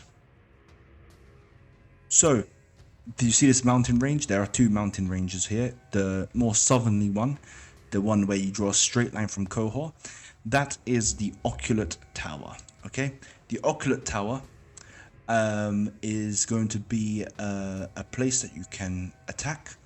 We're not going to do it now because I don't have the men, and this quest, completing this quest line is going to enable you to have brightroar. Okay, so it's a battle for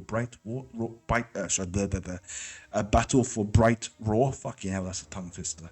Okay, so you have to kill a guy called Maker's Crowley. There is some oculists that follow him, and yeah, you clear that out, get yourself a boost and in renown, and also get yourself a brightroar Valyrian steel sword. Accumulating these Valyrian steel weapons is going to be very important because you can give it to your companions and then they can kill White Walkers and Whites. Okay, and then you can pick the best one for yourself. But anyway, Occult Tower quest is done. Not a quest that many people know of, so that is a way you can get a Valyrian steel weapon. Alright, and then the next one is a blood sacrifice of Qohor. You're going to go and visit the inn. You're going to talk to this dude over here. He's going to tell you to raid the Temple of the Bearded Priests north of Nestaris. Something like that. I don't remember the locations. It's been such a long time since I've played this. Oh goodness, where's the Temple of the Bearded Priests? Oh no, it might be here. Bollocks, where is it? There it is. Not north of Nestaris. That was absolute dog shit. North of Norvos, I apologize. Okay, north of Norvos, you raise the Temple of the Bearded Priest. This is a hard mission, guys. This is a hard mission because you're going to be facing holy moly warriors. I will show you who those holy moly warriors are. You will see Norvos. These guys, you're going to be fighting a lot of them. They are shock troopers, and at a distance they're not that dangerous, but once they get close and personal, they will fuck your army up. Okay, they will fuck your infantry up. So it's a difficult one to fight. All right, it's a difficult one to fight. You're gonna need some troops. Get yourself as many archers as possible and try to kill them before they kill you. Right, and once you've raided that, you can also get a Valyrian steel weapon. Valyrian steel glaive, so it's a polearm Valyrian steel weapon that can kill Whites and White Walkers. So keep that in mind. But if you do that, Norvos will declare war on you, and you will be losing reputation because you just, sacked a place of worship. Okay. The next quest that we're going to talk about is the Bandit King quest. Oh boy, my favorite quest. Alright, so now we're going to talk about the Bandit King questline. This is a sort of quest which you should rather do it than live in the fear of it, because you are going to be facing more than 1,000, about 1,300 enemy troops, and it is not as bad as your first glance might convince you about, because it is mainly going to be a party comprised of thieves, and therefore your army is going to literally slap them silly. Okay, your army is going to slap them so hard that ancestors will feel it. I have managed it just shy under 200 men. The reason for this is because I fought them at a bridge. I would like to just emphasize that my army was mainly a mercenary army, because I wanted to skip all the upgrading costs and I wanted to immediately get mercenaries. So I had things like Raven Tree archers in my army. I also had long lancers in my army as well, and we'll come over to those type of units when the time comes. So I had an elite force, generally speaking, and that means I was able to really overpower them even with fewer numbers. However, if I had fought them in an open field, they would have destroyed me. So what I did, I fought them at a bridge, right? So what I did, I immediately swarmed the bridge with infantry. I dismounted my cavalry, by the way. The cavalry dismounted. I swarmed them to the bridge, and I made them hold the bridge. I then had archers on the sides to shoot at the bridge, to shoot their reinforcements, to shoot at their ranks, to start dropping them before they can even fight. This is the way you're going to fight the Bandit King, guys. Do not fight him on an open field. It's very difficult to do so. Fight him at a bridge. You will really do well. The only time it gets a bit tough and you will be suffering a lot of casualties is when you're going to be fighting the brigands and the robber knights. However, if you're lucky, you might find that the robber knights and the brigands, they spawn in like sort of patches. They don't spawn together. They are diluted within each reinforcement wave. So for example, if 100 enemy troops spawn, about maybe 6 or 7 of those will be robber knights, not like 50 of those. So keep that in mind. You're not going to be facing a lot of robber knights in one go. Fight at a bridge. You're going to really have a force multiplier against the Bandit King, and you are going to be really set. This quest is a quest I urge you to do, because this quest will give you really good bows, and there are really good rewards to reap from it. The first of these rewards that you'll get is this golden heart bow. This golden heart bow requires power draw 6. It does 58 piercing damage with amazing accuracy. You will one-shot your enemies with this bow. Okay? You will one-shot your enemies no matter where you hit them. That's why it's one of the best bows in the game. You will get this. Also, you will then have to talk to Stannis Baratheon, and Stannis Baratheon will gift you a weirwood bow. You need 5 power draw for this. This does 53 piercing damage, and it is a bit slower than the golden heart bow. Again, the weirwood bow will cause 1 shot, 1 kill, no matter where you hit. It's a very powerful bow. These 2 bows are some of the best in the game, okay? You also have the Dragonbone bow, but this is not, unfortunately, something that you can get in this quest. But these 2 bows are still excellent, very good bows. You can give it to some of your companions if they are better archers than you. And yeah, you can kick ass. Also, you do get some decent armor from the Bandit King. And the One True King will also love you after you completed this quest. And, getting a compliment from the One True King is like the best thing one could ask for, okay? So that's that. All right, the next quest that we're going to talk about is the Ballads from the Sea Serpents, okay? So this quest is a quest that is going to be activated through an in-game event. It will start at around day 230, okay? And there is a Triarch of Volantis called Malako Magyar, and he's going to tell you to do this quest. This quest involves you to have ships, and the ships that you are going to use will be facing Orain Waters, a guy called Orain Waters from the books, all right? And Orain Waters will be patrolling the Narrow Sea and the Sea of Volantis, okay? So he'll be patrolling that sea. You have to kill him and his pirates. There are about, I believe, 300 of them. It is not too bad of a mission. But yeah, get nice and done. The rewards for it are good. You get Valyrian steel scimitars, and you can get very positive relations, renown, and experience. Okay, there's good experience that comes from this. So it's a mission that is a worthy attempt. All right. Then we have the Battle of the Bastards. This is one of the bigger events. There's a lot that could happen. All right, so Battle of the Bastards takes place at around day 360 to day 400. The Battle of the Bastards is between Jon Snow and Ramsay Bolton.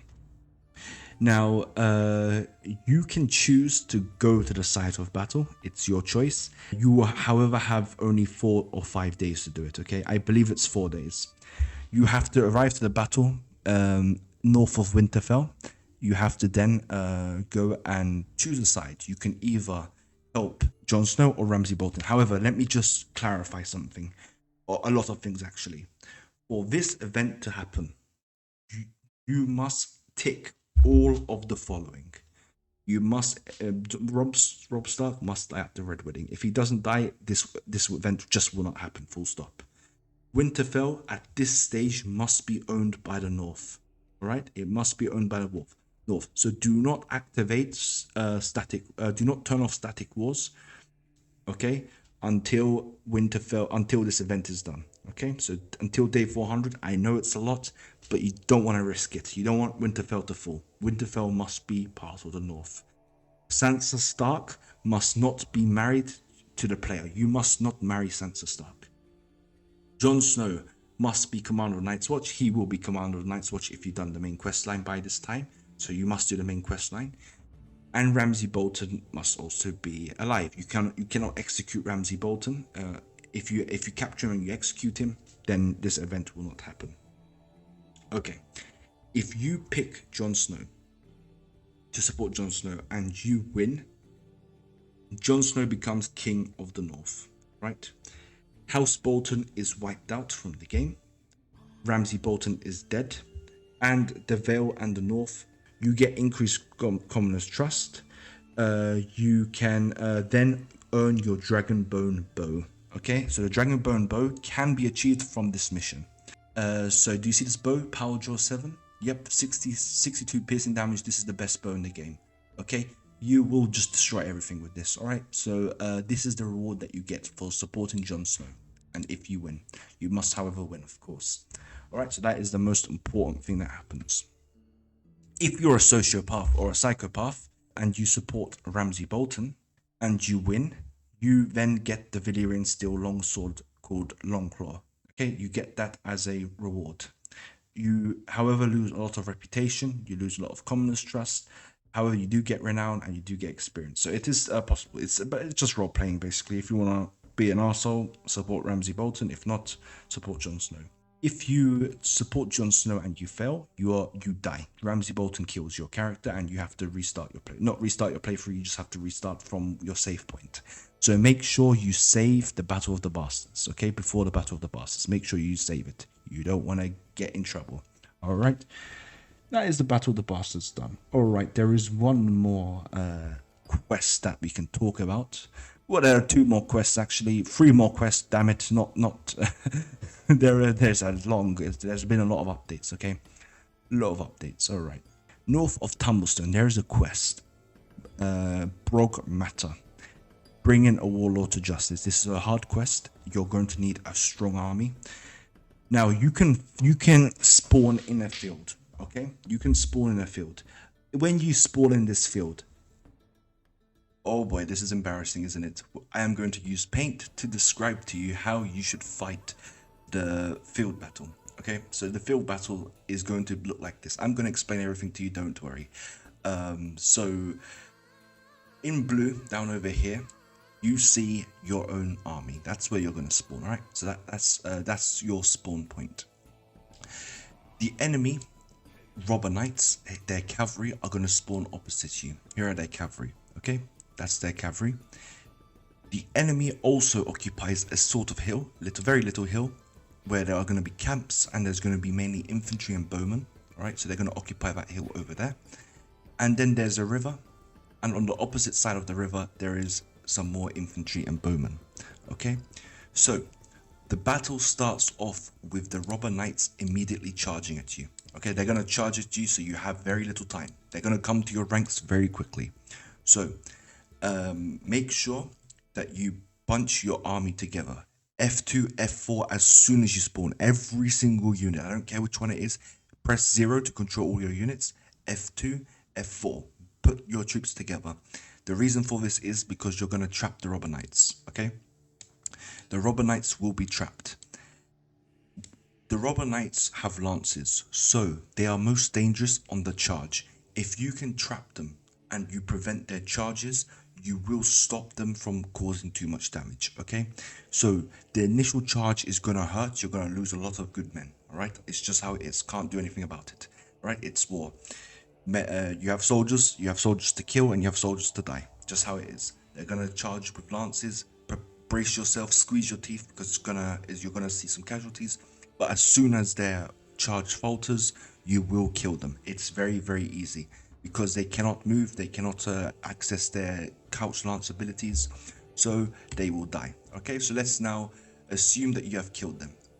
Oh, I have not used paint in a long ass time. Okay, you have killed them, cool. So what we're then going to do is that you're going to send cavalry, your cavalry detachment, and you're going to clear this hill, okay, with your cavalry. You're going to send your archers to this side.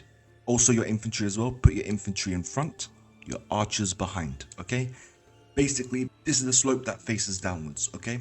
It's a slope that's going to face downwards, so you're going to have the elevation advantage. Have your archers fire over your infantry and have them killing these people, okay? Have them start killing those infantry on the other side of the river. Do not send your infantry in. Just keep your infantry to protect your archers, okay? Don't send your infantry in. Your infantry are not going to really do well, okay? So is that clear? I'll repeat again. Archers are this line here.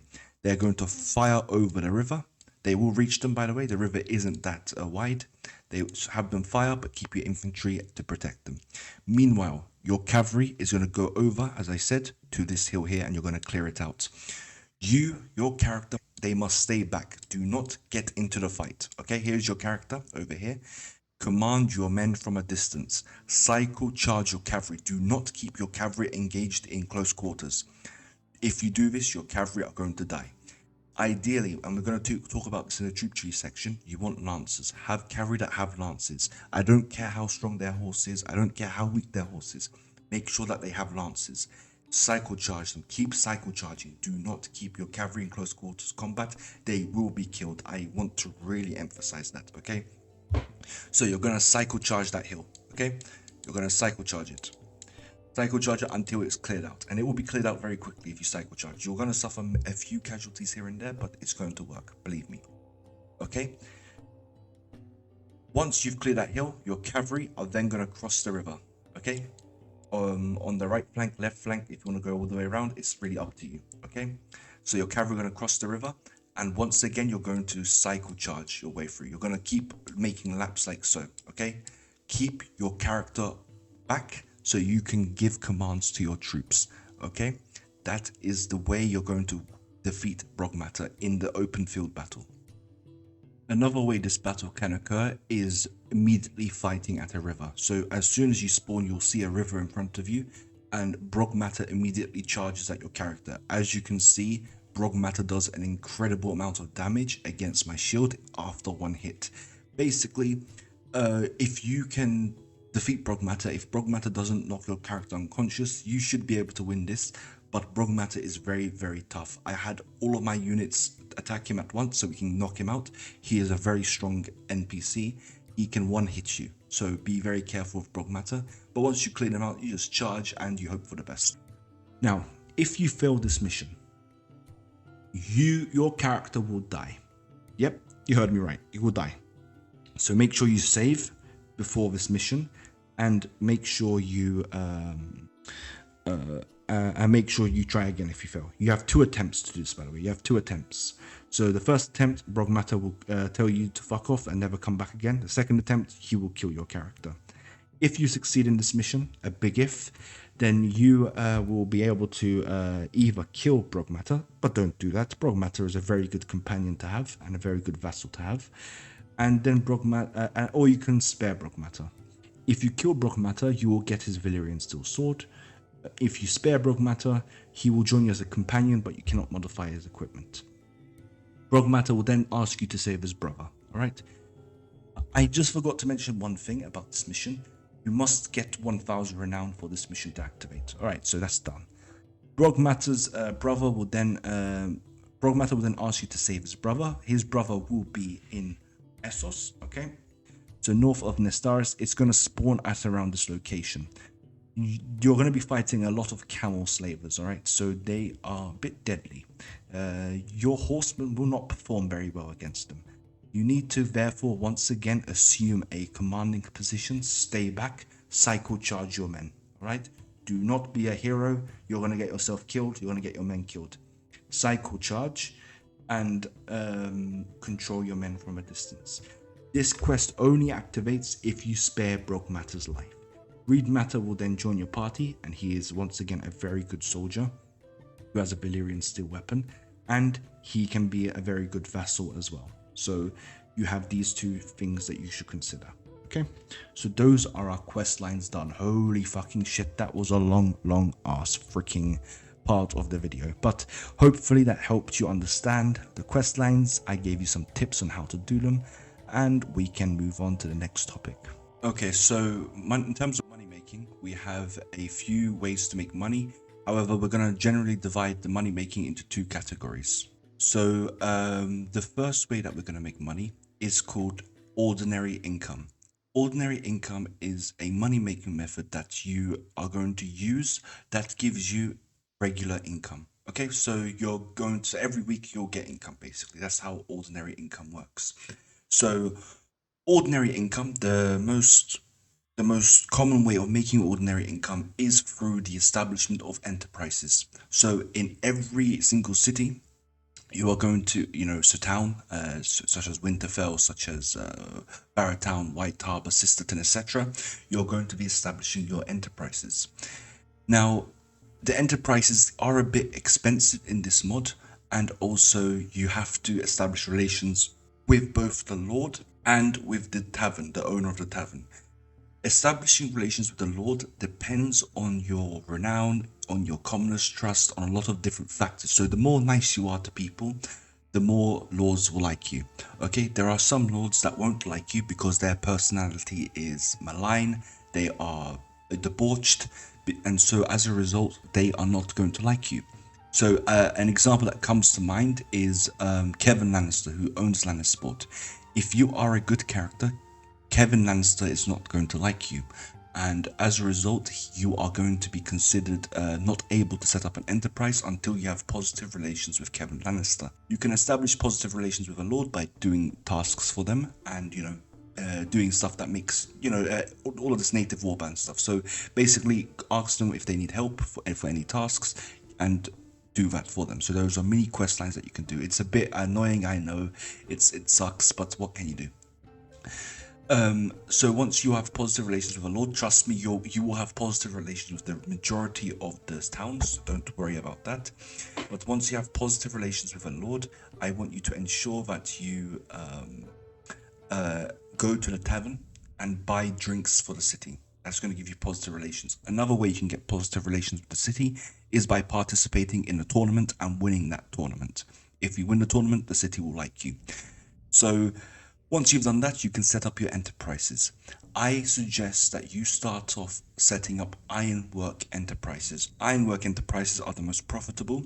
You can establish them at Dragonstone, at Weeping Town, Storm's End, the Westerlands cities, and also Lordsport as well. Okay, so in those fiefs, you can establish ironwork enterprises, and you will gain a lot of money this way. There are 3 enterprises in the mod that are usually profitable. It is the brewery. It's the brewery to make ale from grain. It's the ironworks, as previously mentioned, and it is the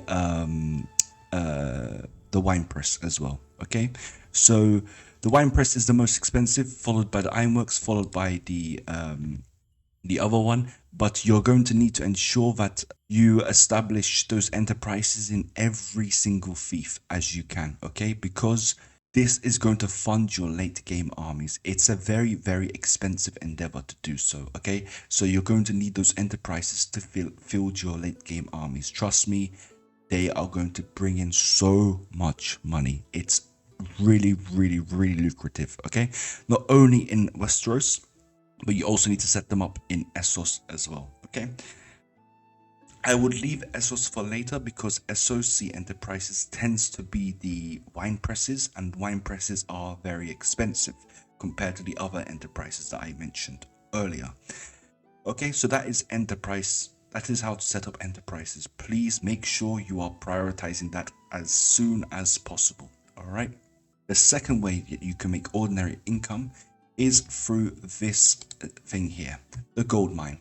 The gold mine is a method where you can get ordinary income. Essentially, it's almost like it's its own enterprise sort of thing, because you're going to put slaves in the gold mine, prisoners that you've captured from battles, for example, and you're going to make them work. Each prisoner brings in 10 gold per turn. Okay, 10 stags per turn, and you need to ensure that you maintain a garrison that is 1-to-1. So if you have 100 prisoners, you must have 100 guards. What guards do you have to put into the gold mine? So this is from my current playthrough. You can see that there are peasant women in the gold mine, 85 peasant women. They each cost 1 stag per week, okay? So that means I am actually making a profit of 9 per turn. There is currently a bit of a bug that I have reported to Produno. I'm not sure if it has been fixed because I haven't been following this game for quite some time. I have been away with exams, so I have not been paying too much attention. But if it has been fixed, you can use this method to also make some ordinary income. This ordinary income, basically, you can see that if I leave, I have 85 prisoners, 85 guards, 1-to-1 ratio. If that ratio is upset, so if there are more prisoners than there are guards, those prisoners will begin to escape. Another thing that you must keep in mind is that using the gold mine takes away from your reputation. Your reputation declines every time you access the gold mine. And so if you're finding that your reputation is too low, try to avoid this. But also just keep in mind that reputation is very easy to farm. You can get reputation by selling to the Night's Watch, by doing good deeds for people. There are lots of events that just pop up and you just click on the most humane option, I suppose. For example, there's going to be an event where people are being raped. If you send your soldiers to save the woman, then you get reputation. Basically that's how you get reputation. So gold mine is also another way that you can establish your ordinary income. The third way of establishing ordinary income is through owning your own fiefs, okay? So for example, I own Wendwater at the moment. I also own Storm's End. So Wendwater, if I show you Wendwater, you can do what is known as manage this village option. I can manage this village so I can build improvements. I've already built a mill and a messenger post improvement. How do you know which one increases prosperity? Basically, so if you go on to, for example, click a manor, it will tell you what it does. Okay, it will tell you what it does. So this one doesn't impact prosperities. Improved roads would impact prosperity. So you can see increases income and increases settlements prosperity by 5%. Establishing these sort of improvements to your fiefs will get you more money in the long term. To build them quicker, you're going to need more engineering skill in your party. So as you can see, if I go back to improved roads, Dick Crab has the highest engineer skill in my party. That means I'm going to be able to build it in 16 days. If that engineering skill was 10, this could be much sooner. Okay, I'm not sure how long it takes. I'm not sure what the proportion is with each improvement in engineering skill. But the higher the engineering skill within your party, the less time it will take for the improvement to be produced. Okay, so the reason why you want to do this is because if you have more prosperity, you're going to have more tax income, and with more tax income you get more ordinary income. This is not only true for your villages, it is also true for your castles and for your cities. You can improve and manage them and you just need to read what it says, and when you read what it says, you will know what to do. Okay, remember, engineering skill is going to quicken this process up. All right, so that's another way you can make ordinary income. Finally, the final way you can make ordinary income is going to talk to your Master of Whisperers. If you talk to your Master of Whisperers, what you can do, you can firstly change the tax rate in your land. That's what you can do. But also it's about, do I see it? Yes, here. You can hire staff on tax mitigation. I already have that staff, that's why it says dismiss, but you can hire that staff, and when you hire that staff, your tax your tax is more efficient, and you will not lose more money through taxation. Okay, there is a sort of bug in the game, and that bug is when you just own a new fief, when a new fief has been given to you. So let's suppose that Tumbleston has just been given to me by my overlord, or I gave it to myself. The first week income from that fief is very, very high for some reason. Okay, so I think I watched a video from Warbs, and he was given Castle Black, and he earned like 100,000 from Castle Black within the first week, but then it stabilized after that. So that does happen. I'm not sure if it's a bug or if it's intentional, but that is something that happens in the mod. So when you're first granted a fief, you can get a lot of money that way. It's a bit of an exploit. I know it's exploitative, but just how it is, isn't it? All right, cool. Then that's that. All right, then what we're going to talk about is extraordinary income.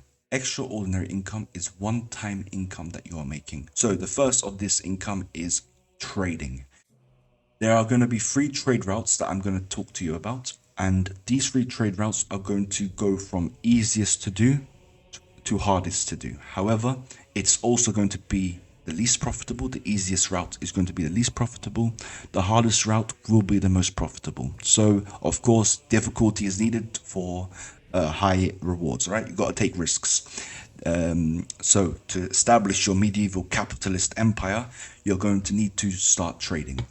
You're going to take furs from the north. Okay, forget about the timber. Please forget about the timber. The timber is nowhere near as profitable as furs. Grab furs, and only if there are no furs left, grab timber. But prioritize furs.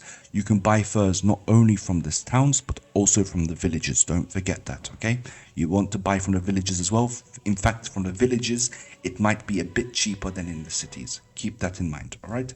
So you want to buy from those. So buy from the north. Also, you can buy from Castle Black, from the wall. And you can also buy if you are at peace with the free folk lands, all right? Cool. Then you go to White Harbour. I want you to get on a ship. Take that ship to Sisterton, okay? Sell furs there.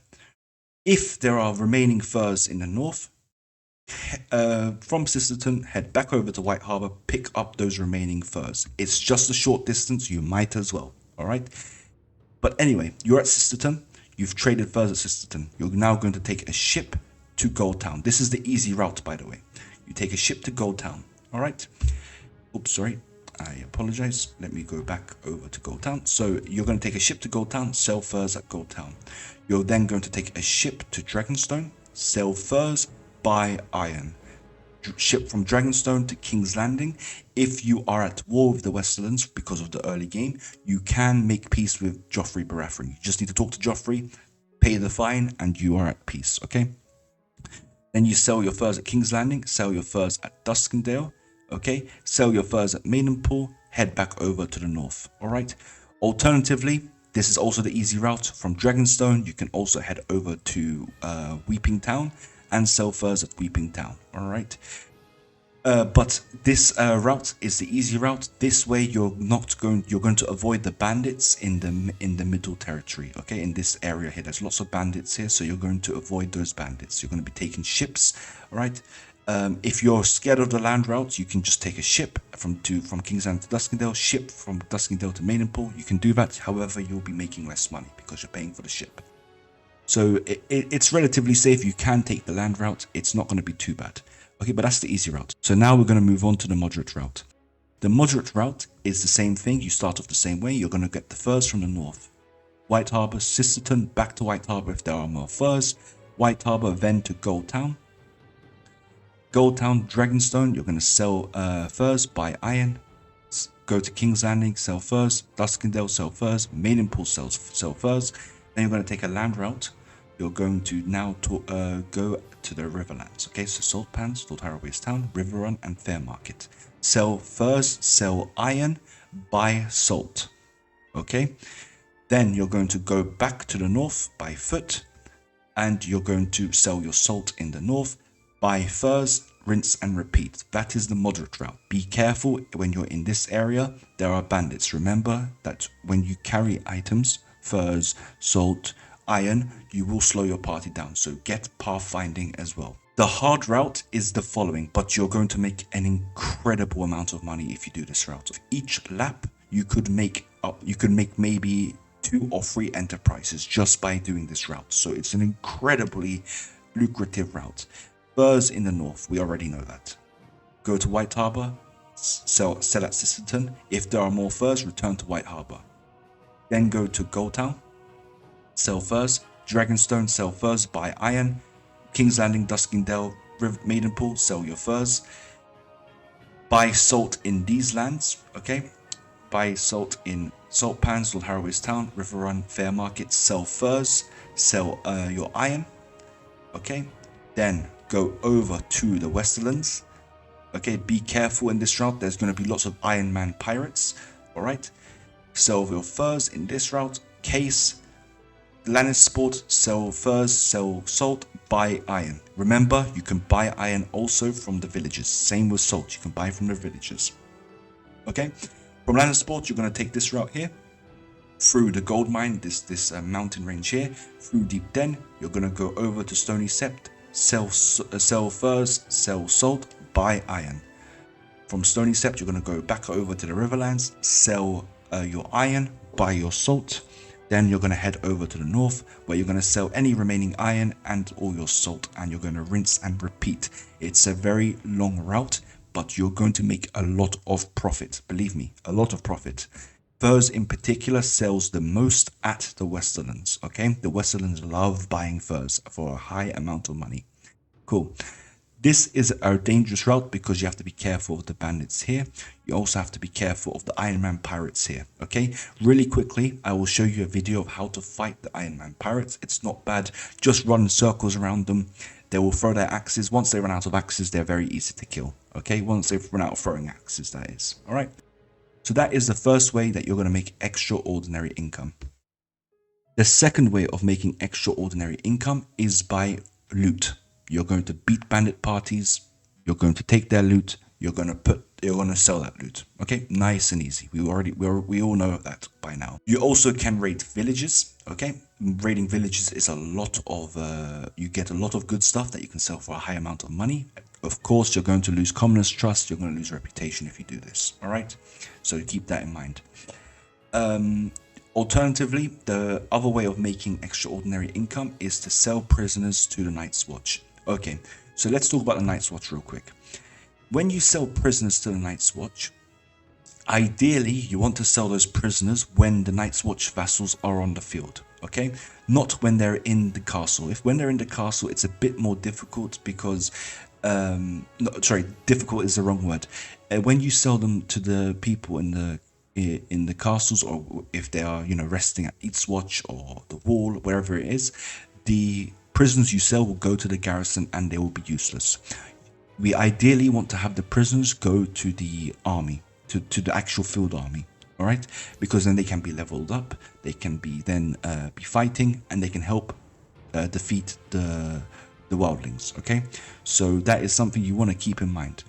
So try to sell them to the Night's Watch when they're on the field. You can also sell to Night's Watch in taverns, okay? I don't know which taverns because it alternates all the time. So every town there is a tavern.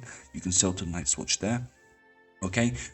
If you're in Essos, you can instead sell to slavers, okay? You can sell to slaves, or you can sell to slaves at over here at Storm's Eye, okay? You can also sell to slaves at Storm's Eye, right? You basically go to Storm's Eye. You can say try and sell prisons, and they can buy prisons from you. Okay, lovely.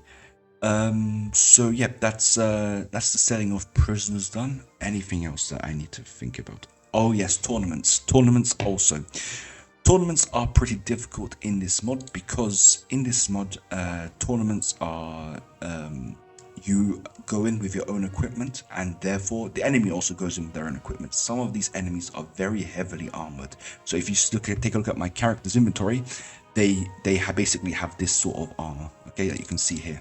Okay, they're very heavily armored, so they're a bit tough to kill. As a result, it might be worth getting blunt weapons for your tournaments, okay? The heavy military hammer, for example, is a very good blunt weapon that can cause a lot of damage. I also have a balanced pole hammer, which is also good at delivering blunt damage, okay? So, I can use that at tournaments to help me kill the heavily armored opponents. Alright, so also at tournaments, you can also command your troops. So if you find that you fight better on horseback, you can tell your troops to dismount, okay? You can tell your troops to dismount, you can steal their horse, and then you can fight. You can also, if there are 3 groups and the other 2 groups are fighting, you can keep your group behind, let them conserve their strength while the other 2 groups have at one another, okay? Tournaments are very luck based. Sometimes you just get so unlucky that you have bad teammates, or that you spawn in a bad location, you don't have a horse, whatever it is, okay?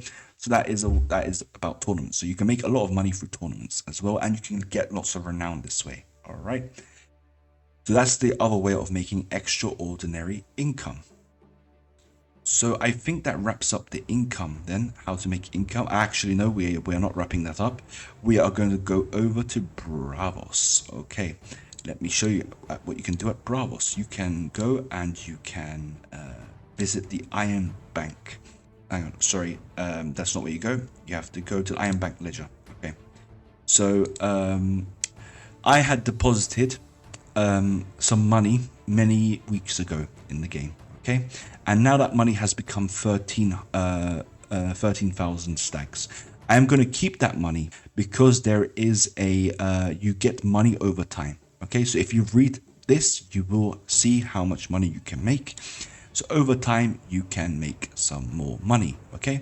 By depositing into that, there is interest that is added and you can get more money over time. So that is another way of making money through the Iron Bank. You can also borrow money, okay? You can also borrow money. However, there is going to be an interest rate that is applied. And if you do not pay the money back, as they say, the Iron Bank always gets stew. Okay, so that is another way you can make money as well. All right, cool. So yeah, that is how to make money then. All right, so now we're going to talk about the troop trees. All right, so now we're going to talk about the troop trees, and what we're going to do, we're going to start off with the religious-based troop trees, and then we're going to work our way to the main troop trees, and then we'll talk about the more unique troops. Okay, so I decided to start off with the religious troops because they are the quickest. I want to just iterate something in case you skipped the introduction. The troop tree discussion is going to be the more subjective stage of the video because I am going to base it on my own experience. So you might have a different experience, you might already have had another experience, and therefore we might have disagreements, and that's absolutely okay. All right. Now, we have 4 main religious troop trees. We have the Drowned God, we have the Old Gods, we have the Faith of the Seven, and we have Relor. Okay, those 4 religions. Now, the Drowned God troop tree upgrades into something that I assume is meant to be a bit of a shock trooper. Okay, now the looks can be deceiving because, and I'll show you why. The Drowned Man's armor is actually very good. Okay, it has very good body armor. I say it's a shock trooper. Why? Because it has good athletics. It has very high athletics, but also its power strike is good. Its proficiencies are lacking compared to other shock troopers that we will take a look at. The Driftwood Cudgel, on the other hand, is not a very high output weapon. Okay, it's not. So if we compare this to other shock troopers that we will see, they have much higher damaging weapons than this guy does, than this Drowned Man does. Okay, so it is not the best of shock troopers for this reason. You cannot just keep them in a defensive posture either because they don't have a shield. Archers will kill them, so you need to be aggressive with them. They are not the best of the shock troopers, however. Also, upgrading into them is going to be very, very difficult because you have to, use these guys, and these guys unfortunately do not have good enough weapons. Okay, they do not have good enough armor, and they are going to be if we take a look at this Drowned Fanatic, they come equipped with the staff. Okay, they do have thrown axes, but once that's done, they have a staff. They have no head armor, no shield. It's very problematic. Okay, and their proficiencies are not good. So Drowned Man is all right, I suppose, but you need you know, we have better shock troopers out there. Drowned Priest wise, why would you ever upgrade into this? This is for purely morale purposes. Faithful to 7, in my opinion, is the most fleshed out of the troop trees, of the religious troop trees. Once again, you get the Septon simply for morale purposes. Okay, now the Faithful to 7 shines at their later tier troops because they're all heavily armored. They have excellent proficiencies. So the Exalted Militant Crossbowman has a heavy crossbow, which is 75 piercing damage plus 11 from the bolts. So they're going to do a lot of freaking damage. Okay, the Knight of the 7 is a horseman. I am going to repeat this a crap ton of times. A horseman without a lance is an inferior horseman. Okay, it's an inferior horseman. The Knight of the 7, if they had a lance, they would be very strong because they have 10 riding skills, so they will reach the enemy lines very quickly. They will have a very strong polearm. It would be very difficult to counter them. So I understand why they don't have a lance, but it is a disadvantage that they don't have the lance, and as a result, they are not even close to becoming top 5 in my opinion. However, that said, I have used them and they are still very skilled. Okay, they are very skilled. You just have to be careful because they don't have the lance. So if you're charging them against lancers, they are going to be at a reach disadvantage. They're going to be weaker against spearmen, etc. Okay, so keep that in mind. So that's Knight of the 7. It's still a good horseman, but without the lance, unfortunately, it's simply not enough. The High Faith Militant I don't typically use. They are meant to be a shock trooper that does blunt damage with their polehammer, but it's not a high damage weapon. We will see much stronger shock troopers out there. In terms of their mid-tier troops, they are okay.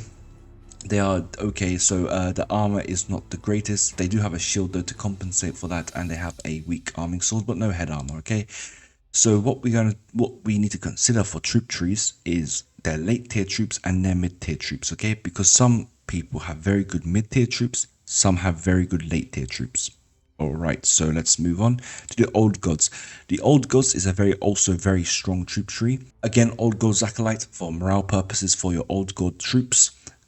Now, the Old Gods Forest is very important because their troops come equipped with obsidian weapons. Okay, so they have obsidian weapons, which means that they can do damage against whites and white walkers. They cannot damage, they can damage ordinary troops, but they are going to be weaker against ordinary troops because the obsidian axe only is 21 piercing damage, so it's not that good.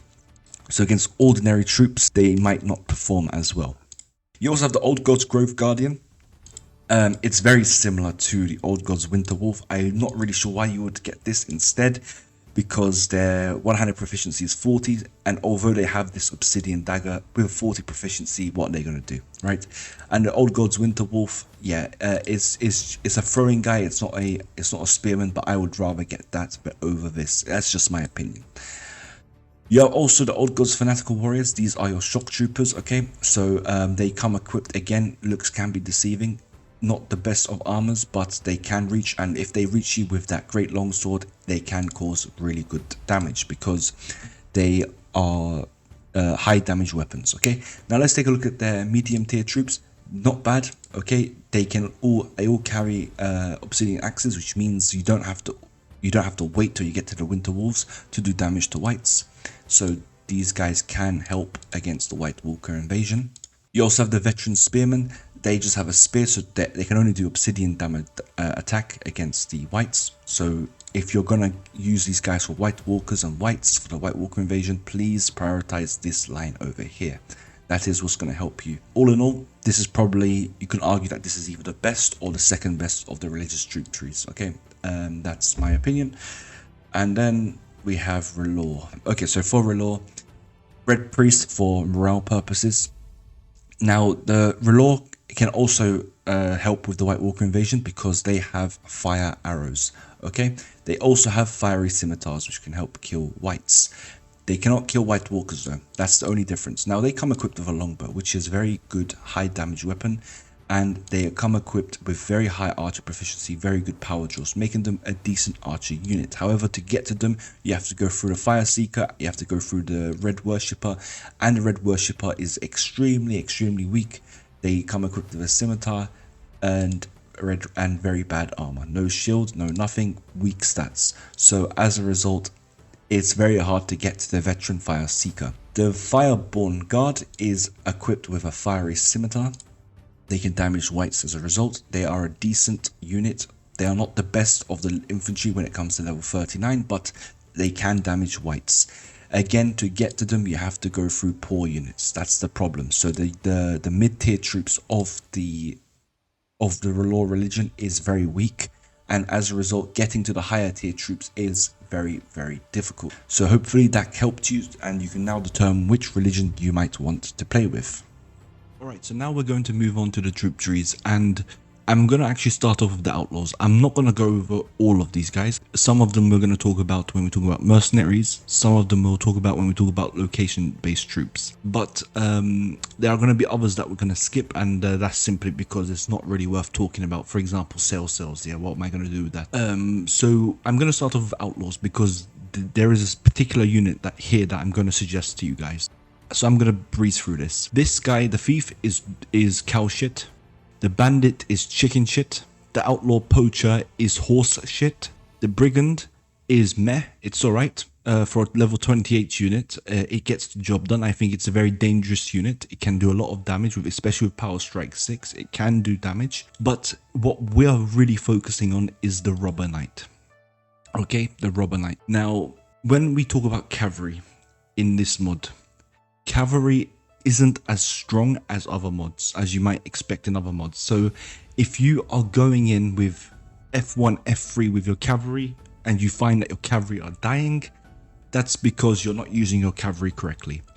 When you think about cavalry in this mod, there are 3 things that you have to think about. 3 things. Number 1, I want you to look at their stats, their overall stats. Ask yourself, are the overall stats good? In the case of the robber knight, yes. How do we define if it's good? So we look at their proficiencies. Their proficiencies should be around 400, okay? Around 400. We can minus 30 from that really, because the difference between 370 and 400 is negligible, so we don't really care about that 30 difference, but it should be around 400. So 370 to 400. That's number 1. So proficiencies need to be around that. Also look at their HP, look at their power strike, of course. So look at overall at their stats. If that is good, you have passed the first stage. We move on to the second stage. We take a look at what else do they have. Do they have a weapon that is a polearm? They have to have a polearm if they're cavalry. They have to. I don't care if they look fancy.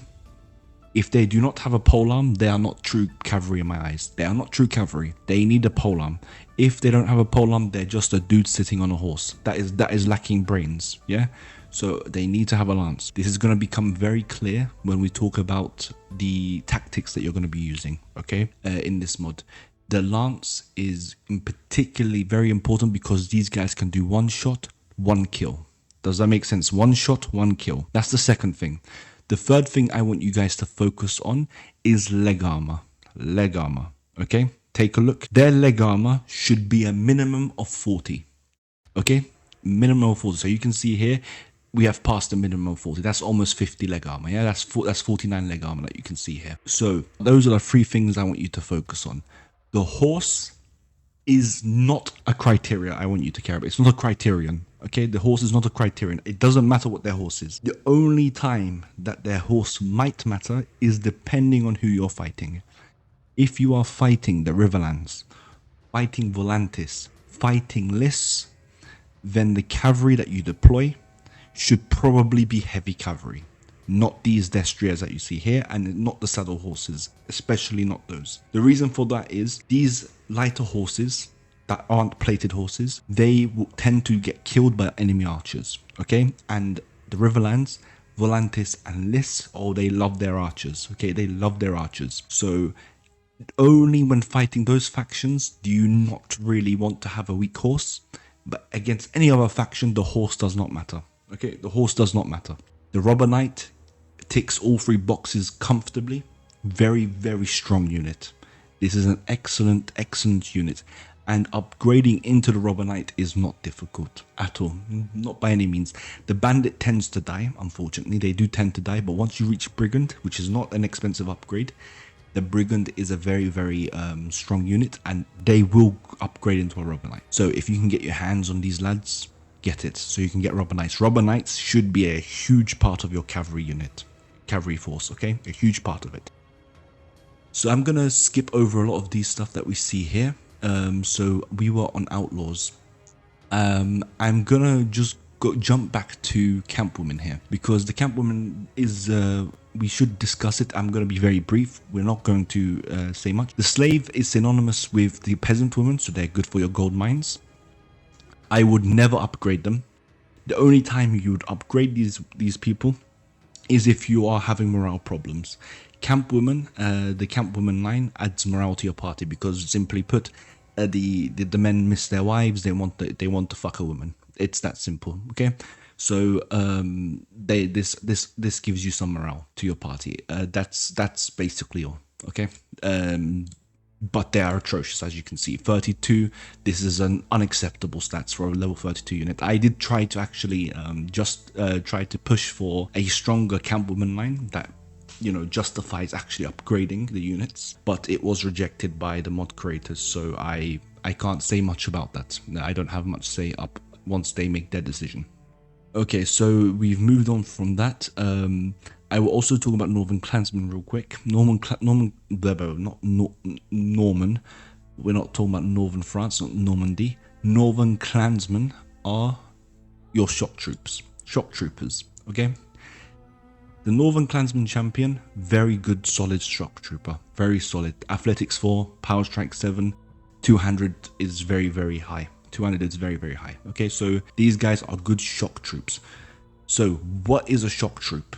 A shock troop is someone that charges the enemy line. Okay, they don't wait for the enemy to come to them. They go to the enemy. Does that make sense?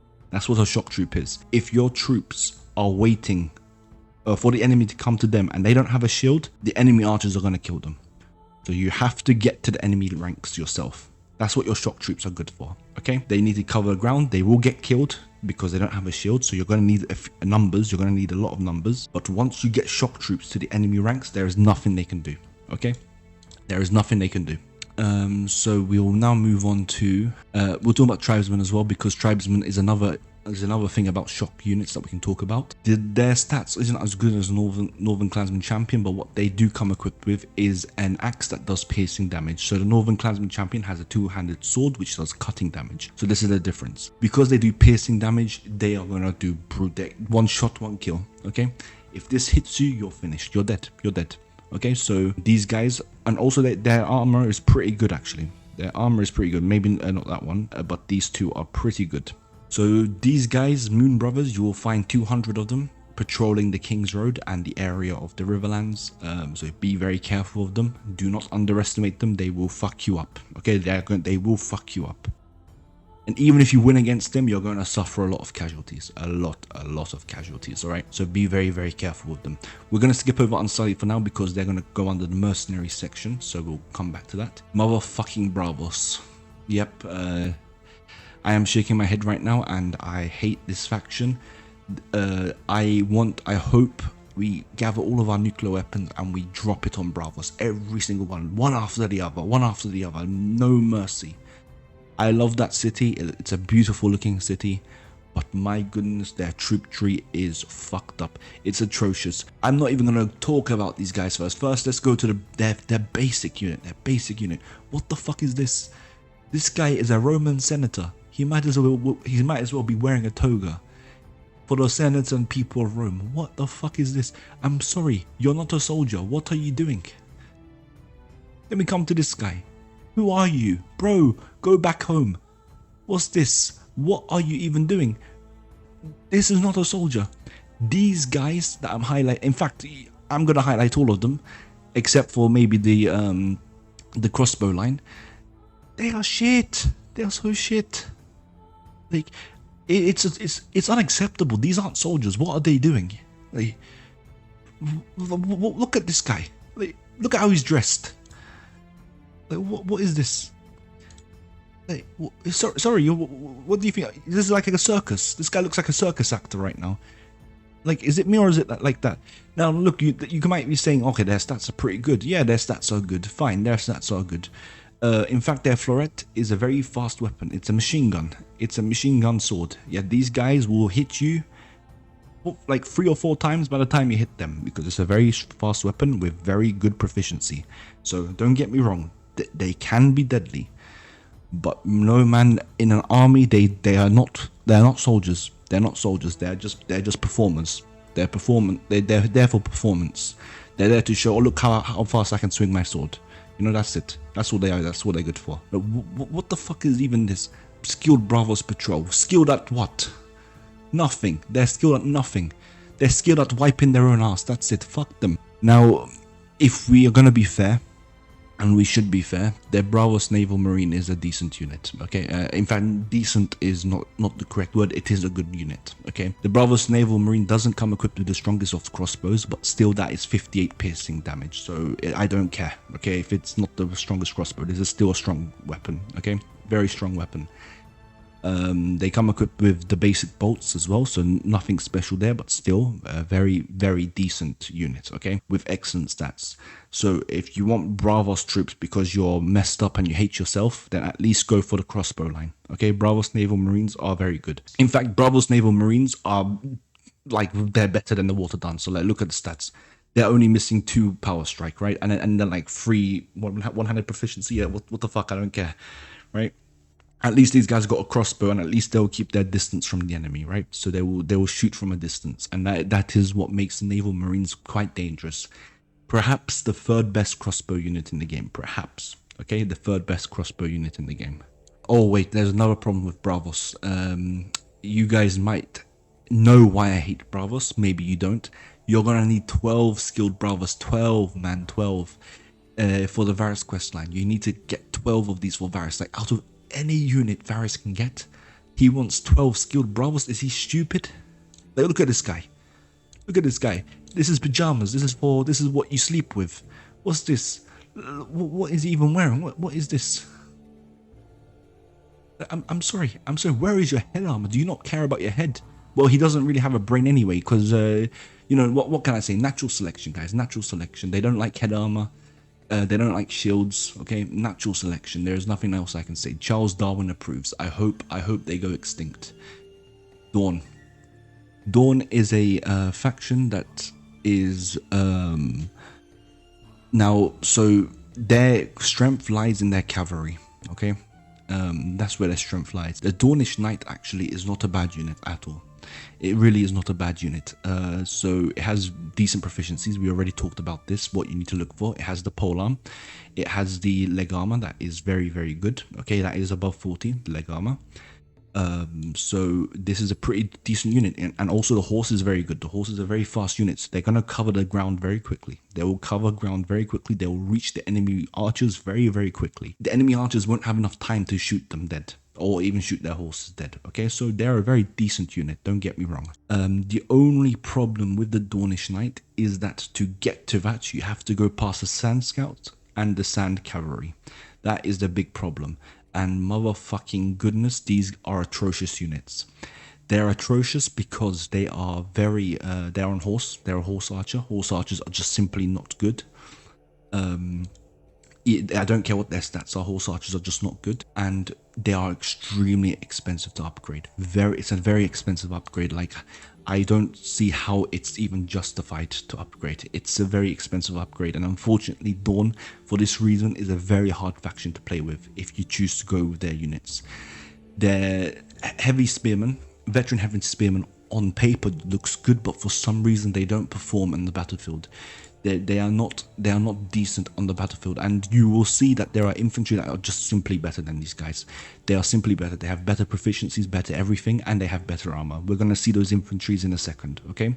The Dornish line unfortunately isn't that strong. Their early game troops, like I'm highlighting here, that you can see with the cursor, these guys are very easy to kill. Very, very easy to kill. So to get to those late game units in the first place, not only is it expensive, but it's also very hard. So yeah, Dawn isn't, yeah, Dawn, it makes me grimace. You know, it's not a very powerful faction. What is going for them is in siege defenses, they are actually pretty darn good. And let me explain. They all come equipped with scimitars, okay? Or scimitars or sabers. So some of them have scimitars, some of them have sabers. So yeah, you can see here, this is a saber, right? Now look at that speed rating, 99. And the scimitar speed rating, 101. This means that these guys can swing at the ladder like there's no tomorrow. So the moment one of your guys climb the ladder during the siege, he gets hit, okay? So Dawnish sieges will be very brutal. It will be a very brutal siege.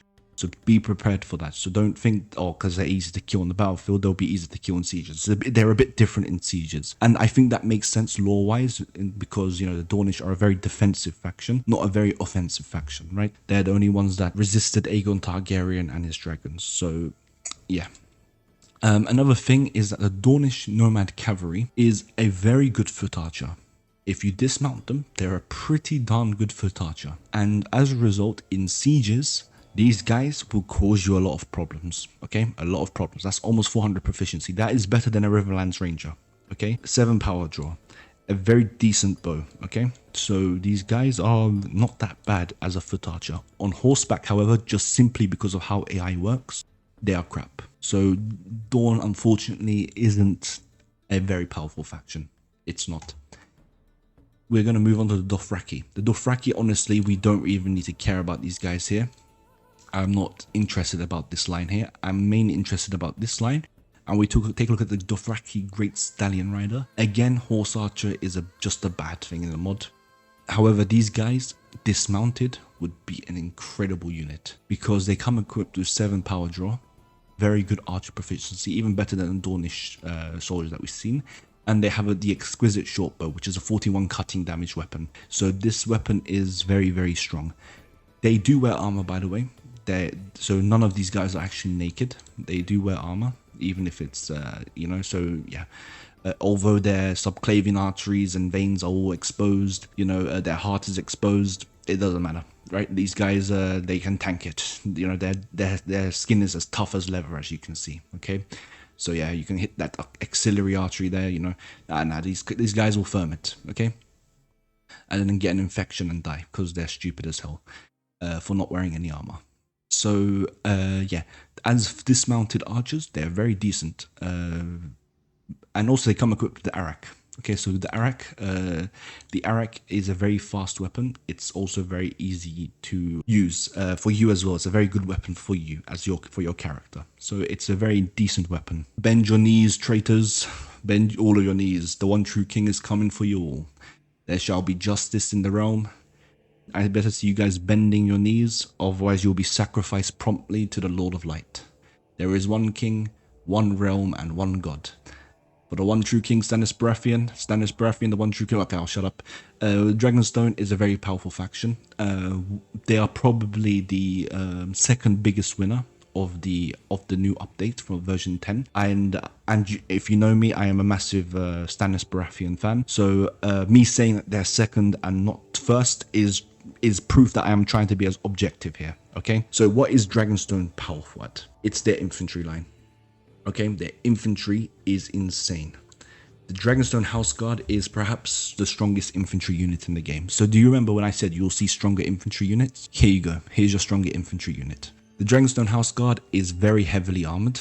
Okay, their head armor isn't the strongest, but it doesn't matter. They have a shield, they will protect themselves. And they have great proficiencies. But not only that, guys, they also come equipped with a military hammer. This is an insane weapon. The speed rating on this is excellent. It's with 423 proficiency. This speed rating is like is a Formula 1 car. They're gonna be spamming. Okay, they're gonna be spamming the enemies. The military hammer also does blunt damage, which means that they will knock enemies unconscious, which means you can take them as prisoner. In other words, when you take them as prisoner and you sell them, you are going to be making a crap ton of money, and you will get your money back, because investing into these guys costs money, right? It costs money. You need to pay their wages, but they pay you back by giving you prisoners. Okay, so that's what makes these guys amazing infantry. So they make, not only are they great soldiers, but they are also paying their worth back to you. Okay, and they will pay more back, not just their worth back, not just what you invested into them, but they will give you more back. So the military hammer is an excellent weapon. Dragonstone Houseguard, arguably the strongest infantry unit in the game. Arguably. Dragonstone Shieldbreaker. Oh shit, what happened there? Dragonstone Shieldbreaker is a shock troop.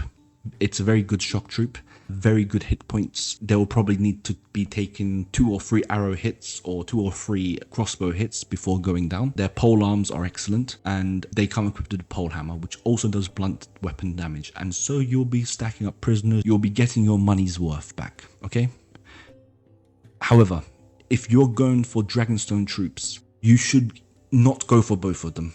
You should choose one. Because by choosing one, you decide which type of tactics you're going to be using. Dragonstone House Guards are the defensive troops. You can use them in a shield wall, you can use them in formation. Dragonstone Shield Breakers, you just charge them at the enemy. Okay, you you shout banzai and you charge the enemy. Okay, that's what the Dragonstone Shield Breaker is all about. Dragonstone also comes with one of the best spearmen in the game. The Dragonstone Heavy Spearman is an insane unit. Their 100 proficiencies falls off, so they are not the strongest spear infantry. We will see better spear units, but they are still amazing. Very, very powerful spear unit, okay? With great shield. Their cavalry line is also excellent because they come equipped with great proficiencies. Although their polearm is lacking, they do come equipped with the banner. They do come equipped with excellent leg armor, very powerful leg armor. However, they're not going to be considered the best of the cavalry because their polearm proficiency is lower. Their power strike is also lower, so they are falling a bit short there. So who is a better cavalry option? The Robber Knight. The Robber Knight is a better cavalry option. So the Dragonstone Sworn Sword is an expensive upgrade. Why would you get Dragonstone Sworn Swords when you can get Dragonstone House Guards? That's the argument. It's as simple as that. The Dragonstone House Guard is just a better unit. So Dragonstone, a very powerful faction. Their Dragonstone Archers are not that bad. They do come equipped with great proficiencies, 5 power draw, which is a decent stat for a level 27 archer. However, they come equipped with a hunting bow, which is just not a good bow. It's the weakest bow that you can get. So we're not that interested, okay, in the Dragonstone Archer. They are not that bad, but yeah, we're not that interested. We are interested in the Dragonstone House Guard, Shield Breaker, and Heavy Spearman, depending on what type of tactics you want to use. So then we move on to Free Folk. Free Folk is a very shit faction in terms of their units, their troop trees. Now, their Chosen Battlers aren't that bad. Okay, they're not that bad.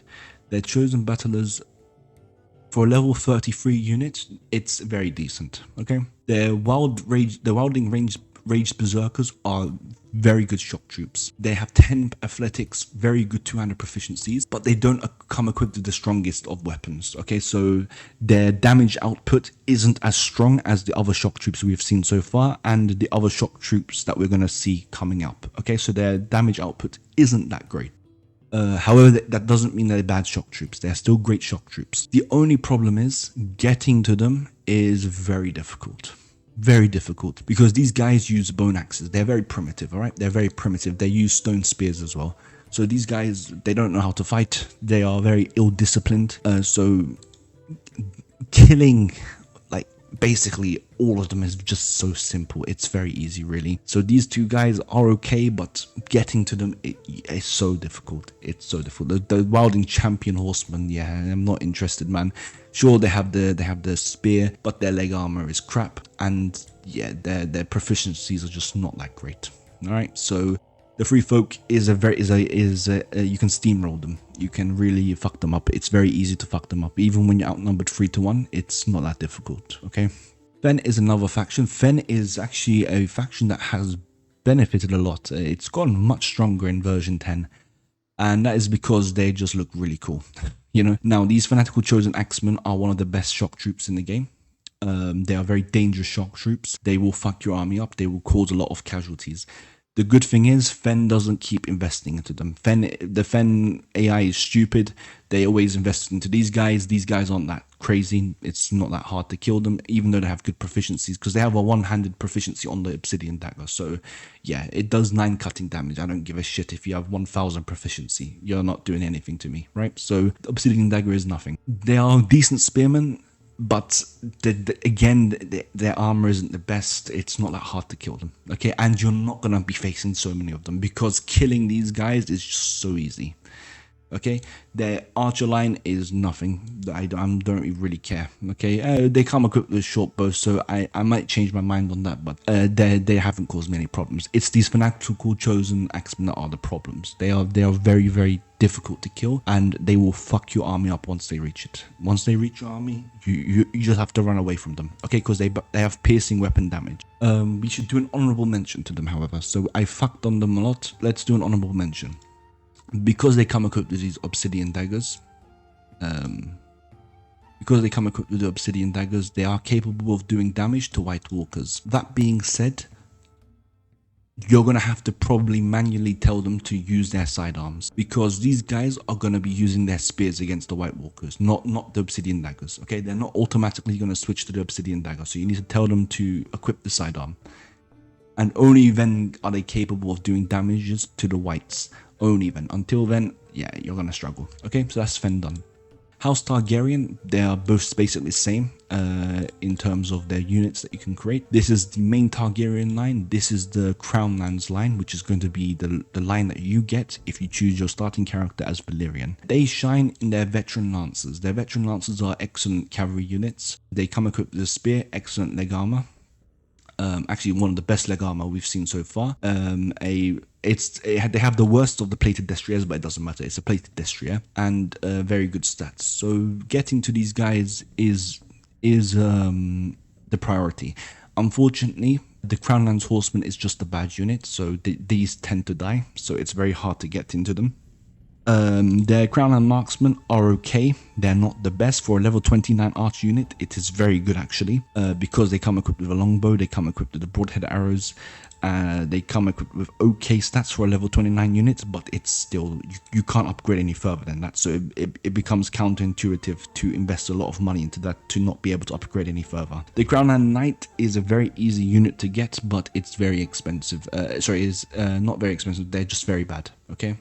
So it's easy to get them, very easy, because these guys aren't bad units. They can survive to become Crownland Knights, but for a level 29 unit, it's an alright unit, but it's not that great because you can't upgrade it further. And we have seen better infantry. We're going to see better infantry as well, okay?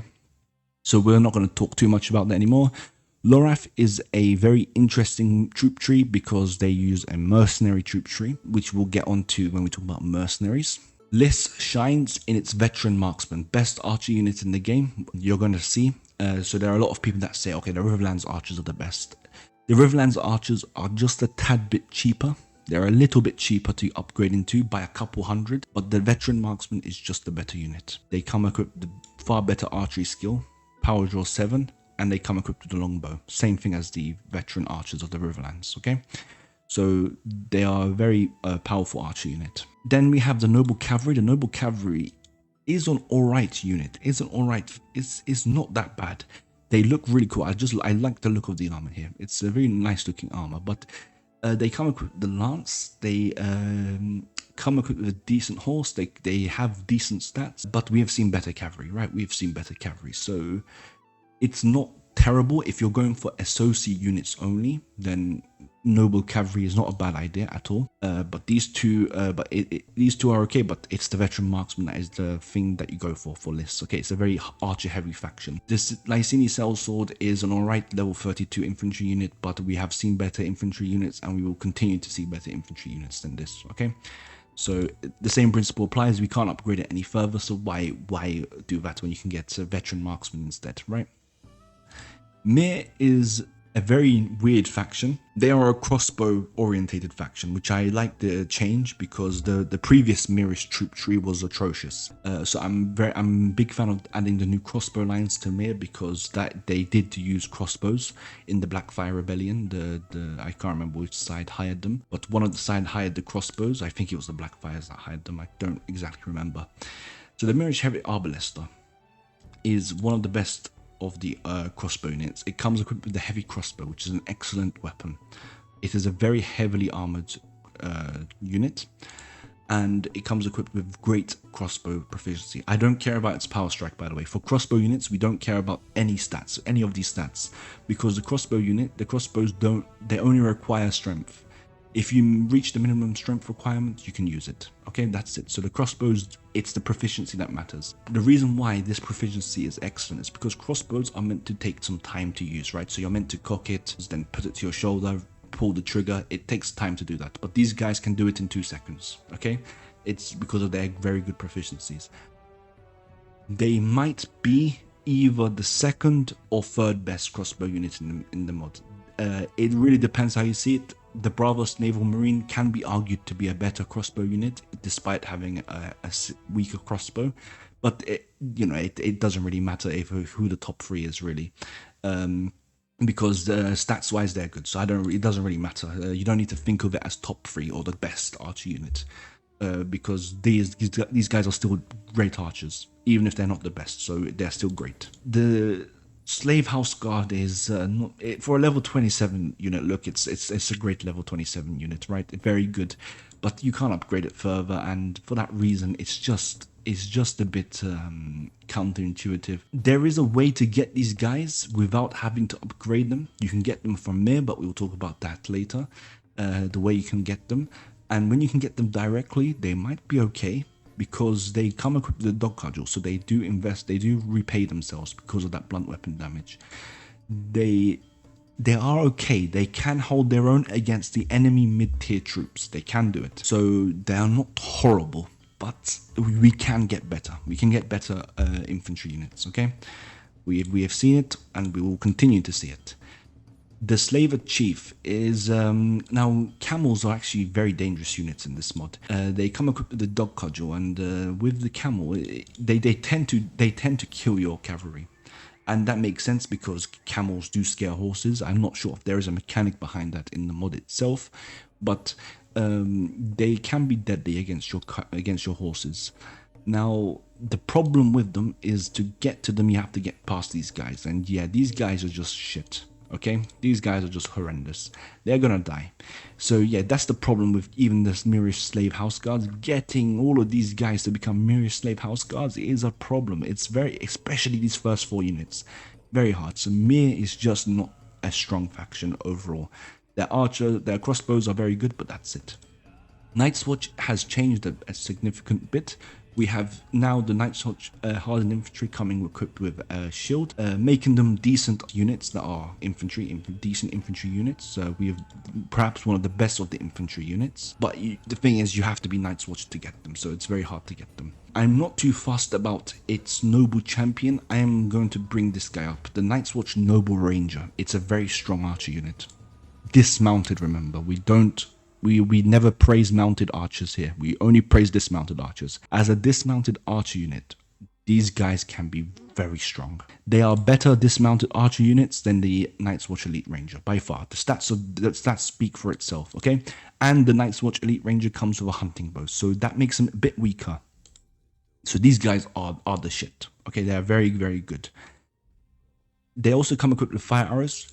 True, the Night's Watch Elite Ranger also comes equipped with fire arrows, but they also come equipped with broadhead arrows, so they might be using that against the whites instead of the fire arrows, and so they do no damage, okay? So that's the problem. But these guys are okay archers as well. They're okay, but the hunting bow is really bringing them down, in my opinion. I wish they got a bit of a better bow, so the upgrade can be a bit more justified. But these Night's Watch Noble Rangers are excellent troops, so if you can free them as prisoners, put them in a camp or something, you know, and save them for the Night's Watch, the White Walker invasion, okay? Because they're going to be very, very good. All right, so we move on. We're going to move on to Norvos. Okay, I'm not even going to talk about Norvos Shimonk. Like, what the fuck is this? Who even are you? I'm not going to talk about the Norvoshi horsemen. Like, bro, get off a horse and go back home. Honestly, what are you doing? Just cultivate your farm. Their bishop line with the crossbows are okay. They have a very powerful crossbows with a heavy crossbow, okay? The only problem is once you reach them, they're fucked because they can't defend themselves. They have this to defend themselves, so they're fucked. And also they wear robes, so good luck to them. They have decent proficiencies, but we have seen better, so this means that they're not top 3, okay? But they can be dangerous. Don't underestimate them. These are the shit. Holy moly guards, they're oh lord, they're very, very powerful units, very strong. These guys reach your lines, you're fucked. I don't care if you have 100 Dragonstone House guards, these guys will fuck them up. The Norvoshi Holy Guards, as you can tell, are shock troops. With 4 athletics, 2-handed proficiency, very, very powerful. It's a very powerful power strike, and 50 fucking piercing damage. This thing hits you, man, you're fucked. This guy, you can get 100 of these guys and they will fuck up even modern day armies, okay? These guys are very, very powerful, very strong shock troopers. They will shock you. They will shock you, really. They're very powerful. So if you like shock troops, grab them. There is a problem though. Can you guess what the problem is? Just like a lot of troop trees we've seen so far, these earlier units, especially this guy. Yeah, man, what? Go back home, dude. Go back home. It's a very bad unit. Okay, this guy's gonna die. The veteran ranger, the veteran guard, sorry, is alright.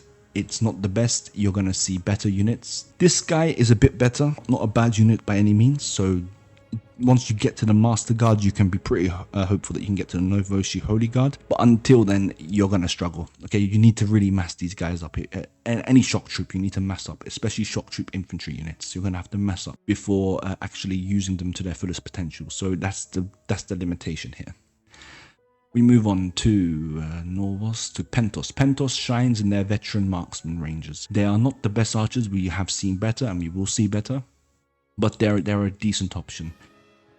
Now, the potentially noble cavalry does come equipped with a war spear, and it has very decent stats, and also very good leg armor, by the way. So it's a very decent cavalry unit. I think this is where they shine actually, if you use their cavalry correctly. So this noble cavalry is a very decent cavalry unit. The Pentoshi skirmisher, why would you even get these guys? You know, you have the cavalry unit. Don't even worry about that. The veteran warrior is an okay infantry unit. It's an all-rounder. It has throwing, polearm, and one-handed proficiencies, so it's an all-rounder, but it's a jack of all trades, master of none type of thing. Okay, it's a decent unit, but we have seen better. Now the problem with Pentos is these guys all suck. Okay, all of these guys suck.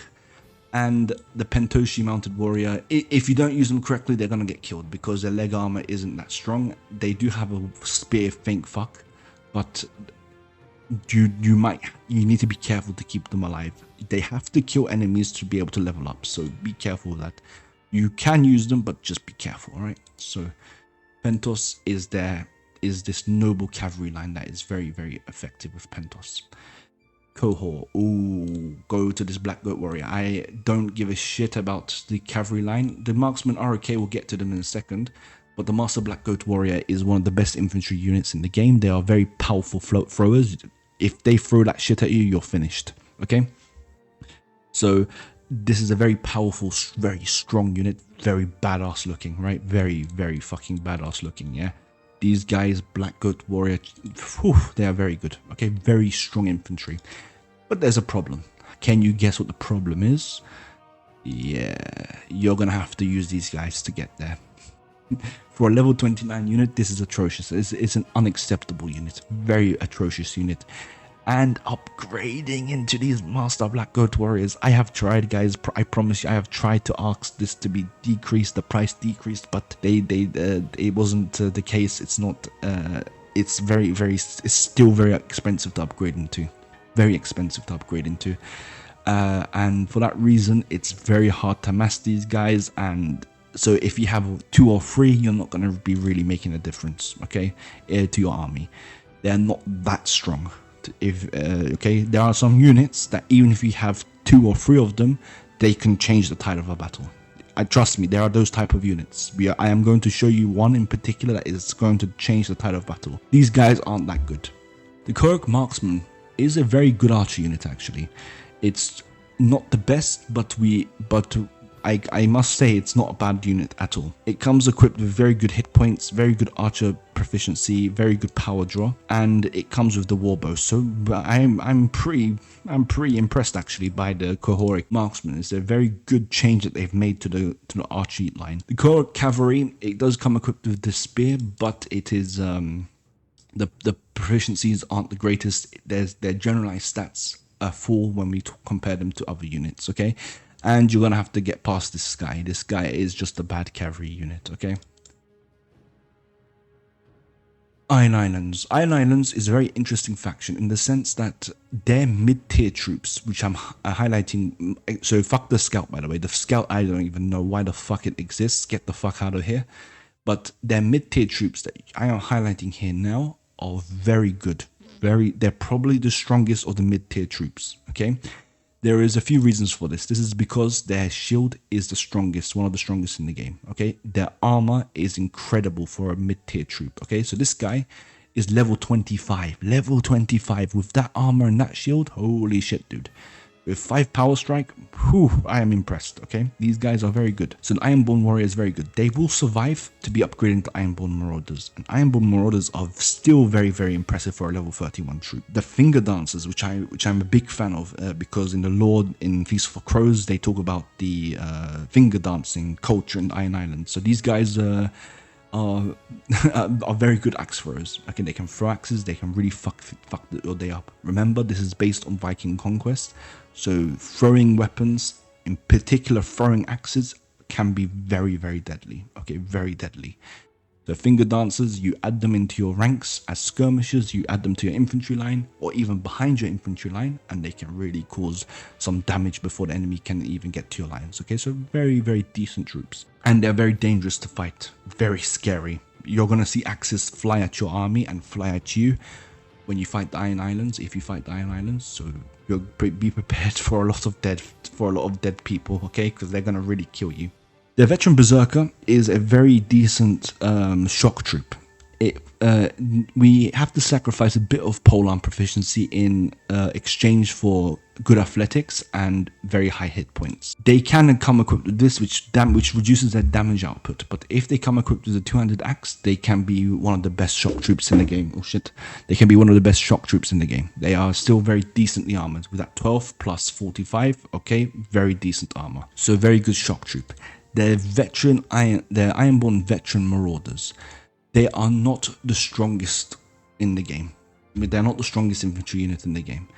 There is a discrepancy in the strength when you go from an Ironborn marauder into a veteran marauder. The veteran marauder is still an excellent infantry unit. So upgrade into it. Of course upgrade into it. But it's not the best that we've seen so far. Okay?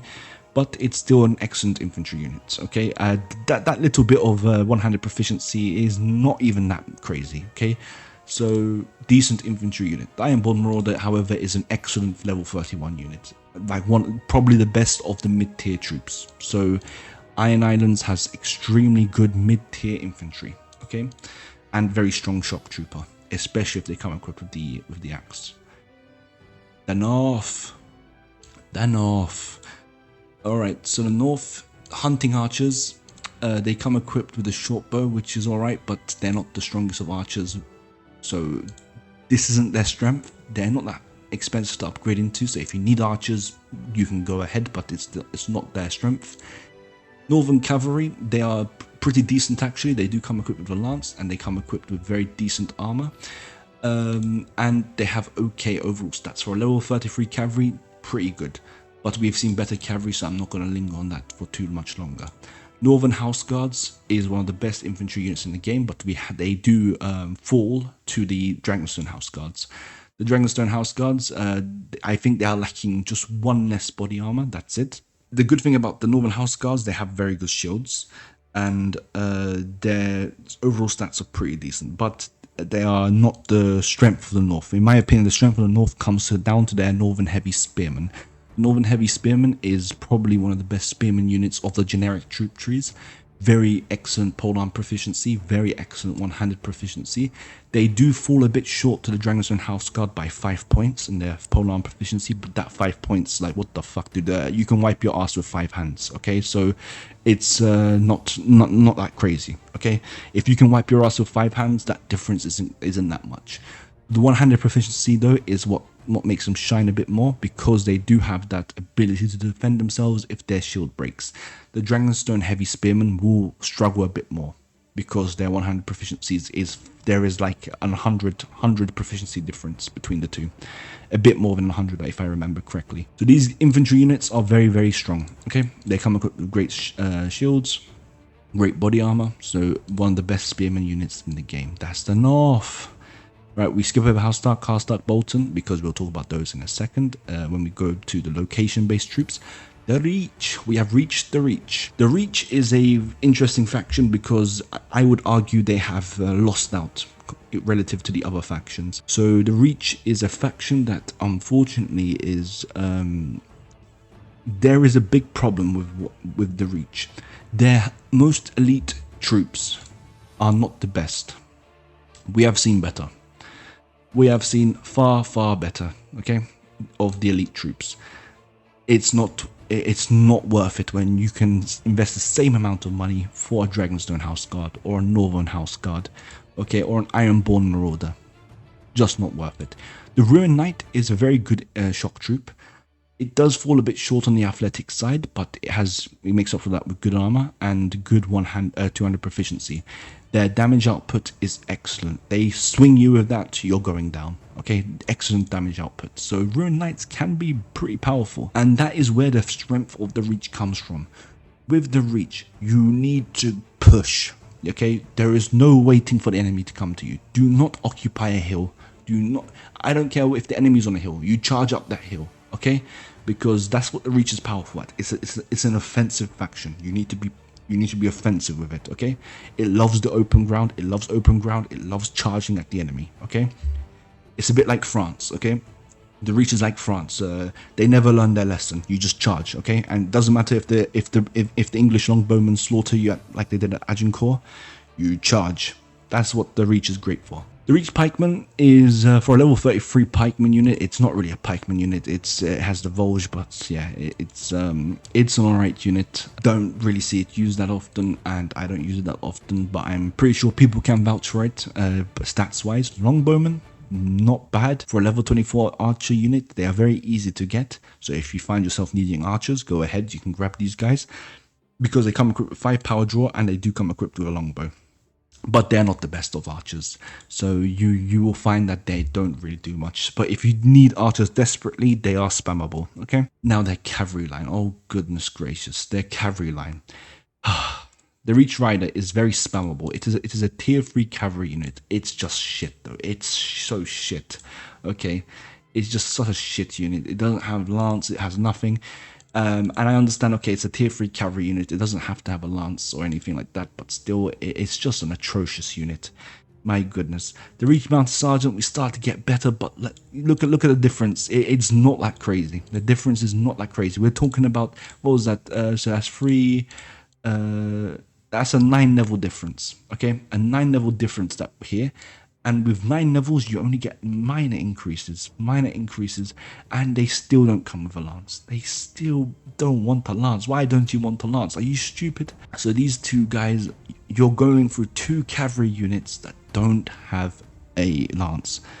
And then finally, when we talk about the knight, finally they have a lance. Finally. So the Reach Knight is a very good unit for level 33. Powerful unit. There is nothing wrong with this unit. Very powerful body armor, leg armor, as its jousting lance. Okay, blunt damage as well, so you'll be stacking up prisoners. For a level 33 unit, the proficiencies are okay. Then we move on to the Reach Sworn Sword, and yeah, do you see? Pay attention. Be attentive here. Okay, look at the stats. I'll show you that again. Look at the stats. So we're going from level 33 to 38. The polearm proficiency drops. It's dropping. Fair, we get a good one-handed proficiency increase, but we only get a 1 power strike increase, and our riding skill decreases. Okay, our riding skill decreases, and we only get 3 extra hit points. So my question is it worth upgrading a Reach Knight into a Reach Swansword? I would say probably not. I think the priority for you should be to upgrade these guys into Reach Knights, not the Reach Knight into the Swansword. The upgrade is simply not worth it. It's an expensive upgrade. It's more than 2,000 per Reach Knight. Fuck that, man. I got better things to invest into. Okay, these guys getting them to Reach Knight should be the utmost priority, because the Reach Knight alone is a great unit. Okay, the Riverlands. The Riverland Veteran Ranger is where they shine, absolutely. However, we have seen better archer units in this mod. Their archer proficiency is very good. It's almost 370. Again, you can wipe your ass with 5 fingers. You can therefore excuse the archer proficiency being less than 370 by 5 points. Okay, so this is still great archer proficiency. 7 power draw, and they have the longbow. So this is a very good all-rounder archer unit. Okay, excellent archer unit. They will get you a lot of kills. House Guard, atrocious. It's an atrocious level 29 unit, and it can't upgrade any further. The Vanguard can be used in 2 different ways. As you can tell, it could probably be used as a shock trooper. Indeed, it has good polearm proficiency, it has good athletics, and it has this half-hafted blade. This has good weapon reach. The damage output, however, isn't as high. Now, they can be used as shock troopers. You can charge like the enemy line, or you can use them to defend your archers. You keep them next to your archers, and you allow your archers, which is the powerhouse of your faction, to do the trick. Okay, the Reach cavalry line is the worst of the game. Okay, take a look at I'm gonna do that again. I might have done it fast. Reach. So this is our Outrider. What are they lacking? You should know by now. I'm not gonna say. What are these guys lacking? You should know that by now. And what are these guys lacking? You should know by now. None of these motherfuckers have a lance. The Reach, the Riverlands doesn't want a lance. They don't want a lance. The Reach Knight Cavalry is just the worst. I am not gonna go and rant about that any further. The Stormlands. I ain't complaining. Look, I ain't complaining. Fuck Renly Baratheon. Okay, I ain't complaining if they are weakened. However, they are weakened. Their faction overall has missed out. They do get swamped in the world. In my experience, and in the experience of people I have talked to, and in the YouTube videos I have watched, the Stormlands tends to get fucked. So the Bowman is bad. Okay, it's a bad unit. The Spearman line doesn't even upgrade any further. So yeah, sorry, man. Maybe I kind of feel bad. You know, they're still Baratheons, man. They're still Stormlands. It's my favorite region. Come on, give them some extra. Spearmen. The one true king will set them right. You know. Now, what is good about the Stormlands is, again, their mid-tier troops. Their mid-tier troops are excellent. That is because their mid-tier troops come equipped with insane armor, with insane amounts of armor, and their mid-tier troops does blunt damage, which means you can get these man-at-arms. They're very cheap to get. If you get them in the early game, you're going to be getting a lot of prisoners, and with those prisoners, you can make money, you can build your reputation by sending them to the Night's Watch, and you can also strengthen the Night's Watch by giving them the prisoners. So the Stormland Man-at-Arms are excellent mid-tier troops. Very good. And even if their Power Strike is 4, it doesn't really matter because they have a mace. The mace is a blunt weapon, so they have bonus damage against heavily armored units. So mid-tier, they can, or in fact, you could argue that they are even better than the Ironborn in terms of mid-tier. So the Veteran Man-at-Arms, also a very good mid-tier troop. I think they're very, very excellent. They come equipped with great armor.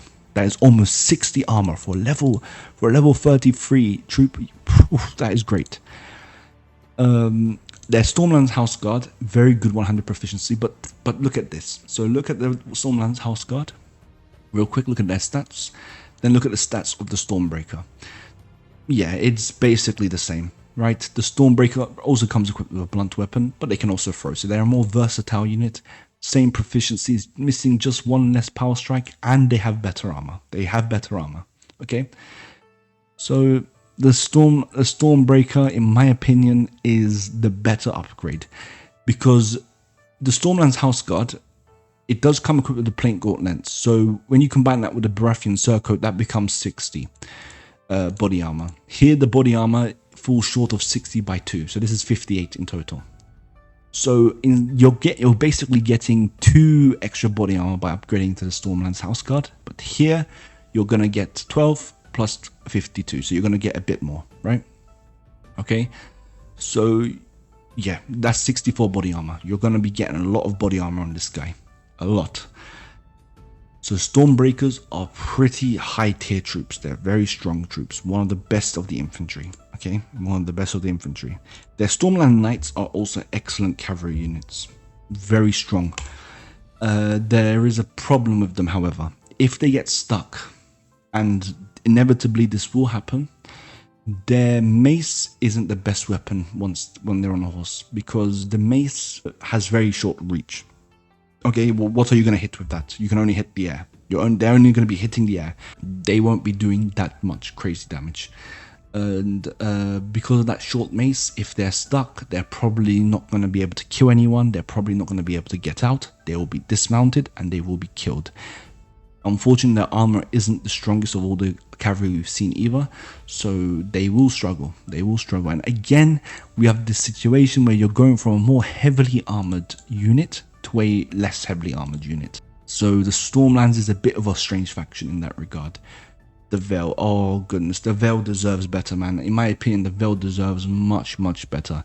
Man, when you think of the Vale, you think of just those fancy knights. We're not talking about the knights of summer, you know, those boys from the Reach. We're talking about men here, right? The legends. The Vale, these falcon warriors. But no. There is a huge problem with the Vale, a huge problem. Firstly, their archer line is atrocious, very bad. You can't upgrade them further, not justified. The Vale House Guard for a level 31 troop is great, but we have seen better, and it doesn't upgrade further. It's not worth it. The Vale Heavy Spearman is one of the best spears of the game, but it is very heavily armored, by the way, extremely heavily armored. Now their cavalry line, man, I'm telling you, they just die. These Reach Riders, they always die. It frustrates me so much because I want to upgrade them, but I can't. They always die. They always freaking die. The best change for these is giving them a lance. Give them a lance. Because they have excellent leg armor. And if you give them a lance and you use them properly, they will level up. Then we come to the Vale Heavy Cavalry. My goodness, this is an amazing cavalry unit. It's a great cavalry unit. It comes equipped with my Wet Dream. It has a lance. It has great leg armor. It has decent polearm proficiency for a level 33 cavalry unit. But then, motherfucker, watch this. You upgrade it into the knight, and what? Where is this guy's motherfucking lance? Why would this guy had a lance? This guy decides to not have a lance. So imagine this is the same troop here, because you're upgrading this guy to this guy. So it's the same guy. For some reason, when you upgrade it, this guy says, okay, I'm leaving my lance at home. Okay? Why would you not bring a lance with you? My guy, if the Vale Knight had a lance, in my opinion, the Vale Knight would be the best cavalry unit in the game. But no, they don't want a lance. So they're out of the equation. They're out of the equation. I don't care how fancy they are. I don't care what you say. They're out of the equation for me. Okay, here's the bad boys. The bad boys. The Westerlands, the biggest winner of the update, in my opinion. The Westerlands is an extremely fucking powerful faction. It's a fucked up faction. It is broken by all imagination. All of their heavy tier units, their top tier units, are fucked up. Let's go by one by one and discuss them. Do I need to say anything? Do I really need to say anything here? Do you see that motherfucking crossbow proficiency? These guys, they just shoot. They have a machine gun. This is a LMG. They are shooting. There's nothing you can do about it. Nothing. And look at this. It's a fucking heavy crossbow doing 75 piercing damage. This hits you in the head, you are fucked. You're fucked to the 7 hells. There is nothing you can do. And they are so fucking heavily armored. They are incredibly heavily armored with a great shield. So even with Power Strike 4, they have great 100 proficiency. They will like you have, for example, your character probably has Power Strike 4 right now. If you can kill units, this guy can kill units. Trust me, he can. And you're not just going to be sending Dragonstone House Guards at him. You're going to be sending, mid-tier troops at him. This guy can kill mid-tier troops, no problem. Okay, this guy can kill mid-tier troops until backup arrives. The Westerlands champion Arbalesters, especially in a siege setting. Oh boy, you're gonna lose a lot of men. You're probably gonna need to go in twice or thrice because these guys are incredibly fucking difficult. These crossbow bolts will hit you so hard your ancestors will feel it in their graves. I am telling you, there is nothing that can be done. It's a fucked up unit. Champion Arbalester, best crossbow, maybe best archer of the generic troops. Okay, and we're not done. If you want to talk about fucked up, the Westerland Heavy Pikeman is also a fucked up unit. It's a shock troop through and through. Okay, they don't have the best of damage outputs, but it doesn't matter because they have great proficiency. Man, above 400 proficiency with 2. Are you kidding me? 6 power strike, and they have excellent armor, by the way. Excellent armor. Okay, excellent armor. 64 body armor. Dude, these guys reach you, you're fucked. There is nothing you can do. Westerland Knights. What is this? Why are they so fucking strong? All of their units are so strong. Best cavalry units in the game. They have everything you need in a cavalry unit. Excellent leg armor. Excellent 54 fucking leg armor. Great horse. Great. They have the lance. That's great. 1 shot, 1 kill. These guys are powerful units. Powerful fucking units. Very heavily. Yeah, man. These guys are incredible. Incredible units. There is a problem with the Westerland Knight, though. Do you see? The Westerland Scout is also a very shit unit. It's very easy to kill them. So these guys, you're gonna struggle to upgrade them into free riders, and it's an expensive upgrade. To get Westerland Knights is very expensive. But do you know what else is fucked up about the Westerland Knight? Your motherfucking Westerland's enemies, all of their vassals, has like 30 of these guys in their army. And when they charge, when these Westerland Knights charge with their couch lances, and they shish kebab you and put you on a skewer and turn you into Adana kebab, when that happens, there isn't a fucking thing you can do. There isn't anything you can do. You just have to squeeze your teeth and accept that there's going to be losses. There isn't a fucking thing you can do. The Westerland Knights are too strong. So if you want the Westerland's troop tree, okay, and I don't blame you, yeah, because it's a fucking insane troop tree. It's just their early tier troops are a bit on the weaker side. So these early tier troops are very easy to kill. That is true for all factions, but in particular the Westerlands, they have very weak early tier troops. They have very mediocre mid tier troops. But these late tier troops, I'm not going to include the free rider, but these late tier troops, are incredibly strong units. Okay. So if you have the Westerlands and you have these 5 units that I'm highlighting now, if you have those 5 units, these units, you cannot sit back and wait for the enemy to come to you, because these guys, this pikeman line will die against the enemy archers. Okay, they will die. So you need to be aggressive.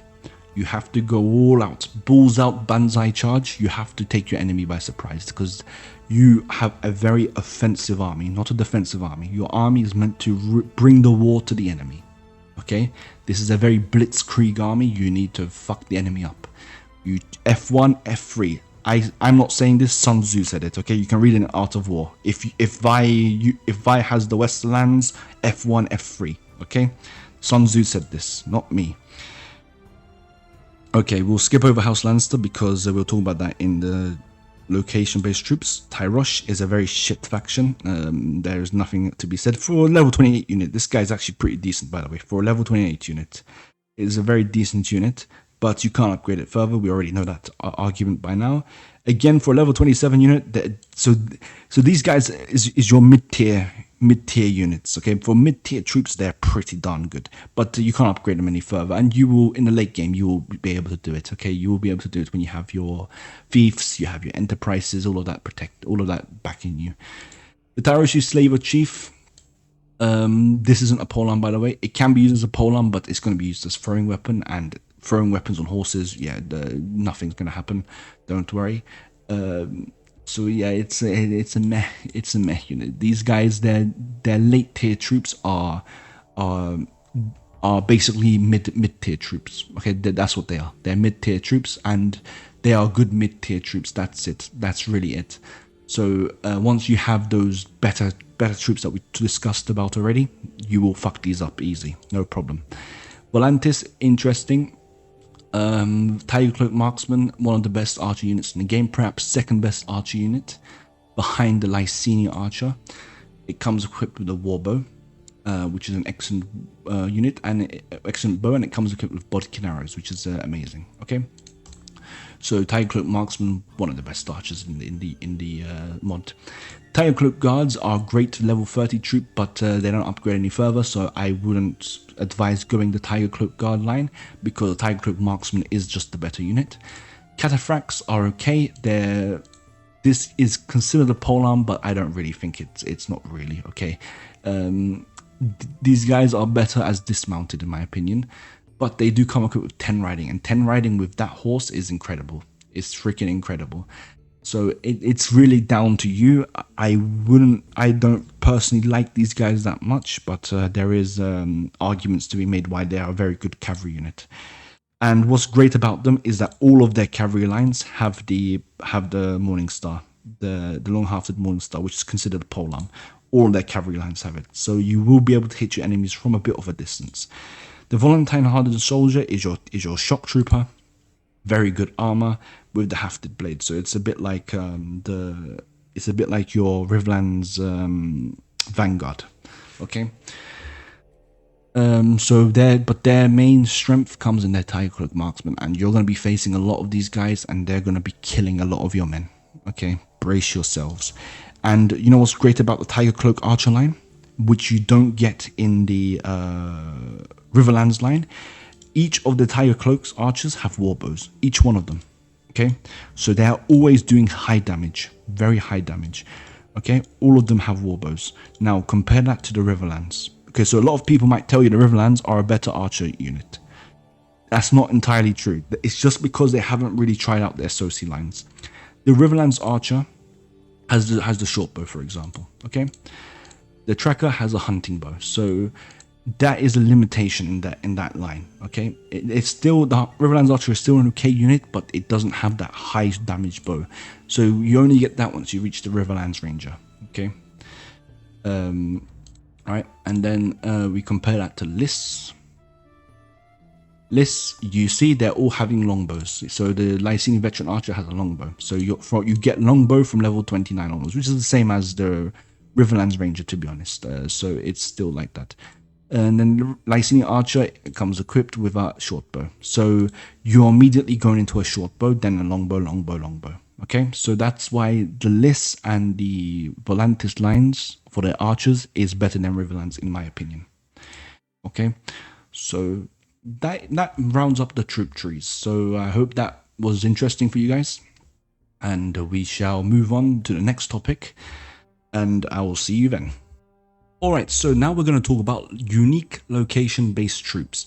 This is referring to troops that are in particular fiefs, so they might be in a particular castle or a particular town or a city, and you can hire them once you are the lord or lady of that castle.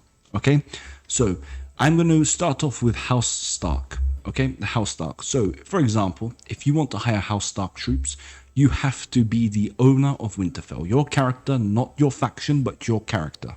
Okay? So if your character is named Bob, Lord Bob is the owner of Winterfell. Okay? The Lord of Winterfell.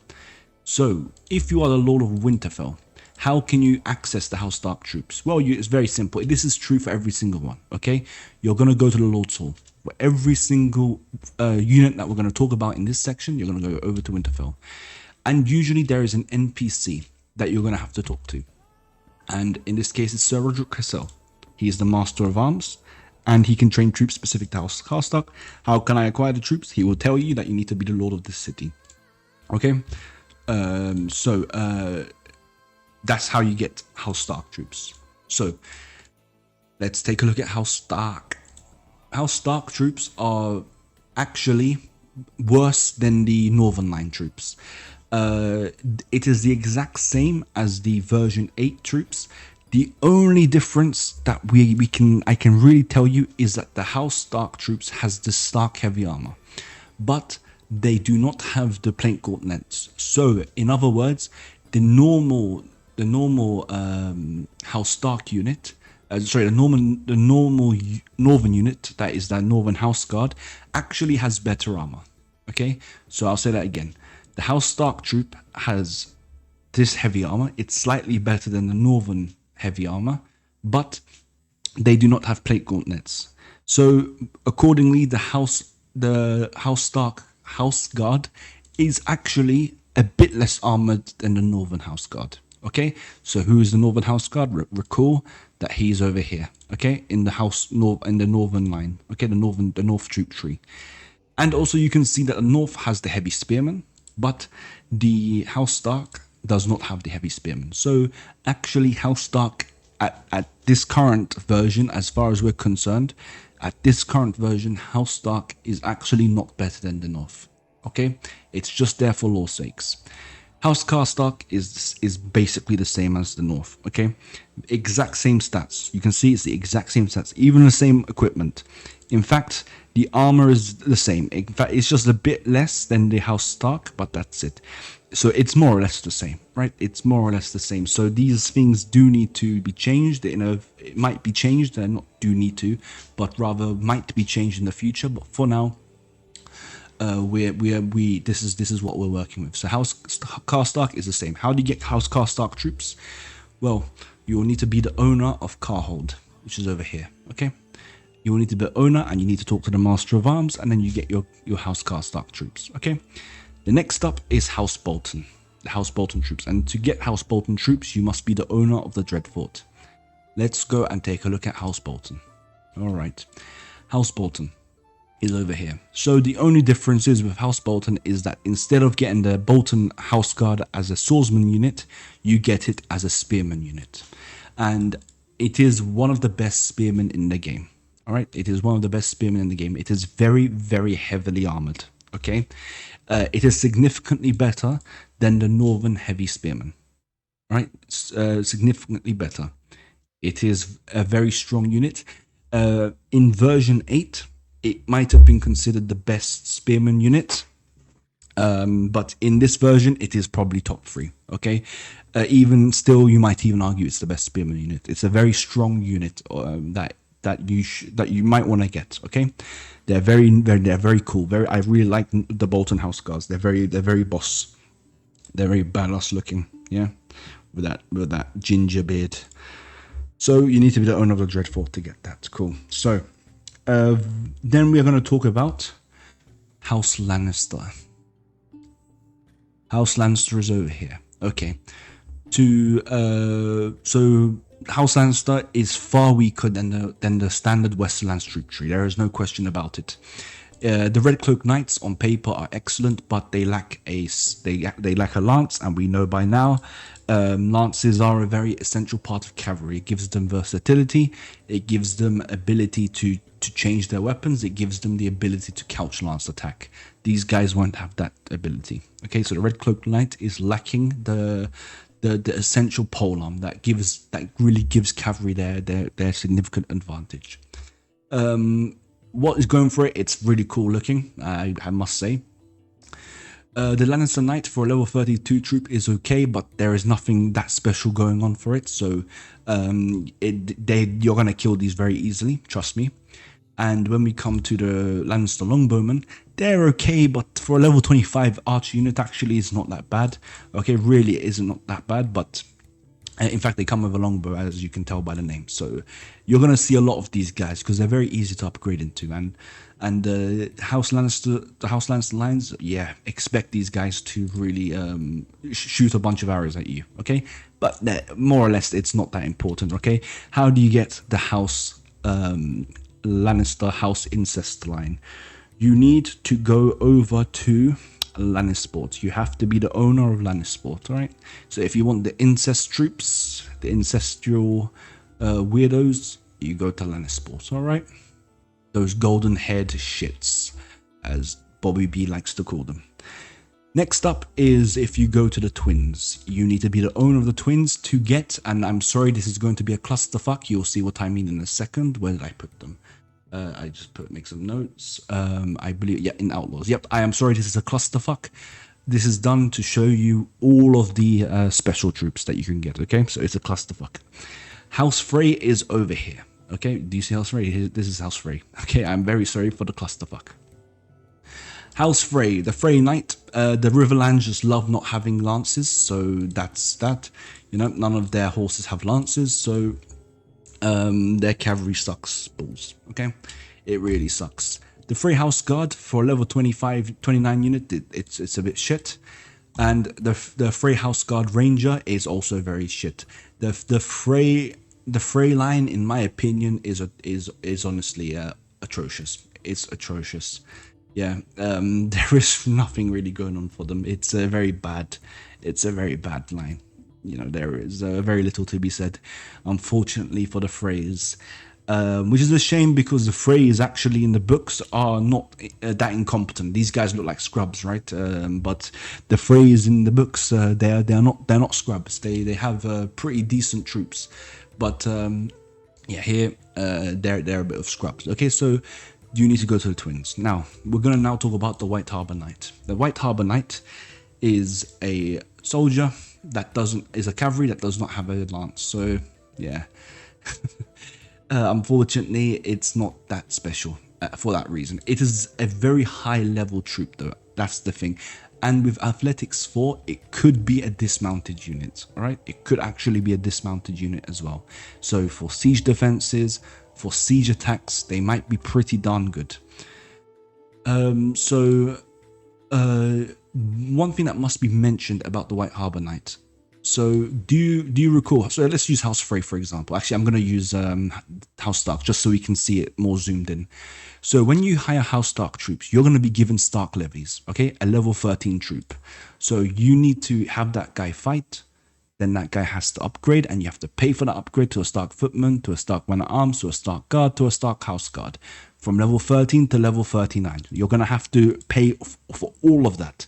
And you're going to see that, of course, some of them are going to die, so not all of them will make it to the Stark House Guard. But if we take a look at the White Harbour Knight, that is level 42 straight off the bat. So you're hiring a level 42 unit immediately. So that is the bonus of the White Harbour Knight. So that is a good thing because you're going to be saving time on upgrade. You're going to be saving time on upgrade costs. So you're just going to have to make an initial investment that's a bit expensive, but you will get White Harbour Knights that are a very high level unit. Okay, a very high level unit, and they are good soldiers. Unfortunately, they just have pride. They don't want to lance. So what can you do? Okay, you can't do shit if they don't want to lance. So where do you get White Harbour Knights? Have a guess. You're going to get them from Sisterton. No, I'm joking. Of course not from Sisterton. You're going to get them from White Harbour. Okay? They're not called Sisterton Knights, people. I hope none of you believed me there. Cool. So you get them from White Harbour. You must be the owner of White Harbour. Okay, so you must overthrow Lord Too Fat to sit a horse. And over here, he should be fatter, way fatter. Too Fat to sit a horse. And you need to own White Harbour. Alright, and you get your White Harbour Knights done and dusted. Troop trees, we now move on to Outlaws. We're going over to, oh baby, yo, we're talking about the best of the best here, okay? Oh, Raven Tree Archers, my favorite unit. They are probably the best unit in the entire mod, hands down. I don't care what anyone else says, don't listen to them. Okay, take a look at these guys. Look, guess what bow they have? They have a Weirwood bow, people. That does piercing damage, 53 piercing damage. a weirwood bow, 53 piercing damage with 100 accuracy. Do you see that? I'm not making that up. Take a look yourselves. 100 accuracy, okay? They also come equipped with fire arrows. These guys can damage whites. They have a weirwood bow. Bro, these people are on point. They are doing 63 piercing damage. Okay? These guys will destroy any army that comes at you. No problem. No problemo. And they come equipped with very decent armor, and therefore they can hold their own in close quarters. They come equipped with a shield as well. What? These guys are infantry, they are archers, they are warriors, they are everything you need. And look, take a look at that stat. Power draw motherfucking 10. Are you serious? That weirwood bow with 10 power draw, you're fucked. Look at that. Look at that archer proficiency. Show me one archer. Show me one archer that has this much proficiency. I'm waiting. I am waiting. Where is it? You can't. The Raventree archer is the best archer in the mod by far. Best archer over the generic troops, or the custom, or the unique troops. No question about it. Raventree archers are fucked up. They're very, very good. Okay. So these guys are incredible, and to get these guys, there are two ways of getting them. Okay. But we're only going to discuss one of them for now. I will tell you how to get the other one later. Where am I going? What the fuck? Okay. What am I doing? Okay, there it goes. All right, cool. You see Raventree Hall? Do you see that place? You need to hire them from Raventree Hall. It's in the name. Raventree Archers. Okay, and you talk to James Allen. And so if you ever conquer Raventree Hall, guys, and your king or queen doesn't give it to you, rebel it. Yeah, take Raventree Hall, take all of those Raventree archers as much as you can. And you see those 25 Raventree archers defending Raventree Hall? Bro, good luck taking it. Good luck taking this castle. You're going to suffer a lot of casualties. The Raventree archers are incredibly good. Okay, incredibly good. Cool. Outlaws. Cool, so we now move on to the Dornish Noble Guard. The Dornish Noble Guard is a horse archer, which means it's shit. Okay, we already know why that's shit. But if you dismount them, they're going to be excellent foot archers because very good proficiencies. But we just saw the Raventree archer, right? So we're kind of like, yeah, this is shit. Okay, but you get the point. The Dornish Noble Guard has good proficiencies, 10 power draw, excellent. And it comes equipped with an exquisite short bow, but this is nothing compared to what we've seen, right? It comes equipped with the strongest arrow in the game, which is the barbed arrow, and another bonus for it. Man, that is a sick looking horse. Do you see that? Look at that horse. That is epic. There is nothing else to say. That is a fancy horse, right? Cool. So how do you get the Dornish Noble Guards? All right, so to get those boys, you're gonna need to go over to the sand, and you need to be the ruler of Vaith. Okay, be the ruler of Vaith. You can grab those guys for yourself. Cool. And then we go back to camp. We go to Troop Tree and we take a look at the Outlaws, and we're going to take a look at the Volantine Elephant Rider. The Volantine Elephant Rider, guess where you get it from? You get it from Volantis, and these guys are, yeah, they're nothing that special to me. So elephant units, in my experience, aren't the greatest in the mod. Okay, so here, take a look. This is the elephant. It's a very slow unit. The HP isn't that high. Okay. So they are horse archers or elephant archers. So they're mounted archers, which means there is a problem. For some reason, they come equipped with an arming sword. So yeah, how are you going to hit someone on top of an elephant with that? They do come equipped with the long-hafted Morningstar. Volantis seems to love this weapon. So, yeah, there is nothing that special about it, in my opinion. I have faced them. I have not really had much problems with them. What really caused me problems were the tiger cloaks, right? Not actually those lads. And where you get them from is Volantis. You need to be the ruler of Volantis to get them. Okay. Next up is the Myrish Slave Guard. The Myrish Slave House Guard. So yes, you get this unit. Yep, if you rule Mir, you can purchase this unit directly. So you can skip all of these shit units and get a shit unit. Okay, so that's Mir. So you need to be the owner of Mir, which, to remind you, is over Mir, over here. Okay, so that's you need to be the ruler of Mir to get that. Yeah, so it's a bullshit unit. All right. Next up is I need to change the tree to gold cloaks. Where the hell? I'm blind. Gold cloaks. All right, cool.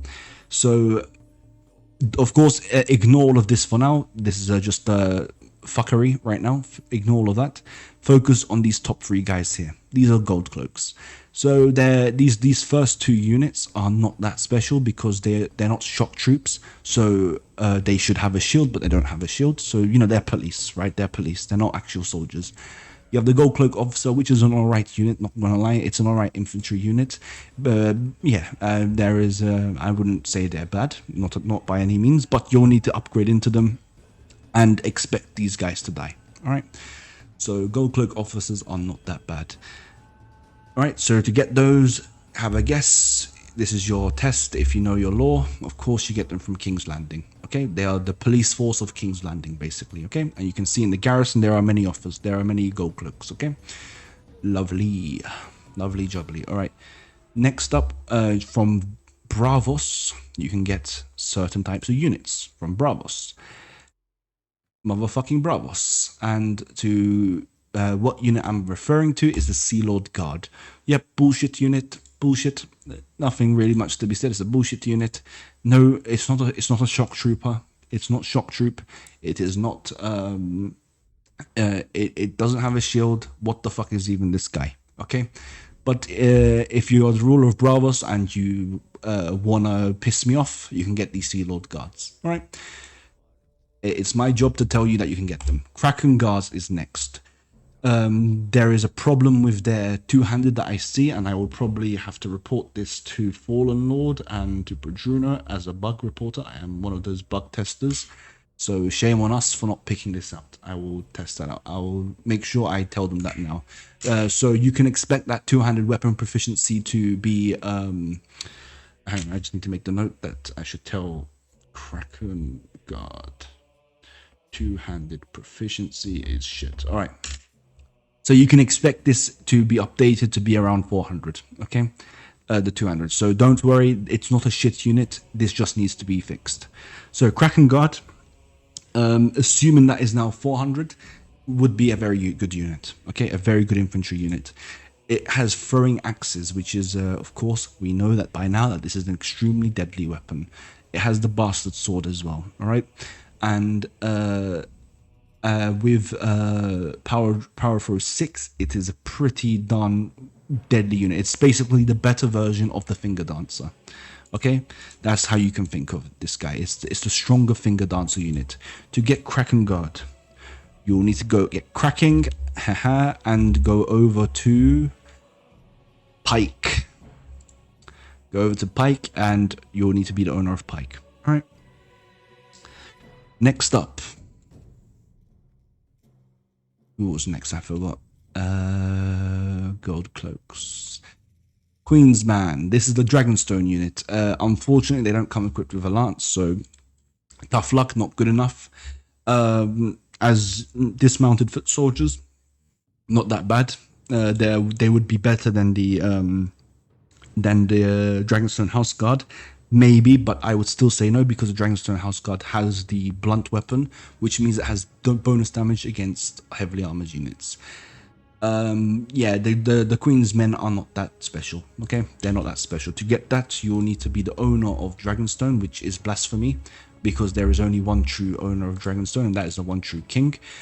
You'll need to be the owner of Dragonstone, the one true king. You will have to overthrow him, and I'm sure none of you will do this because all of you are loyal followers of His Grace Stannis Baratheon. All right, Gold Cloaks. Then we have these two fancy-looking fellows. We have the Tyrell House Guard, very good infantry unit. There is it's a spear, also a spear unit by the way, so it's a very good infantry unit, very fancy looking. I dare say. very, very heavily armored, very good unit therefore. As you can see, I don't need to say it. And again, remember that the Tyrells don't have an house Tyrell troop tree. So if you go to Highgarden and you grab these guys, you will automatically get Tyrell House Guards. So that is the bonus for these guys. It's a very, very strong unit. Tarly House Guards, also a very good infantry unit. Where do you get these two guys? Well, you're gonna go over to the Reach. You need to reach for the Reach, and you get your Tyrell House Guards from Highgarden and your Tarly House Guards from Hornhill.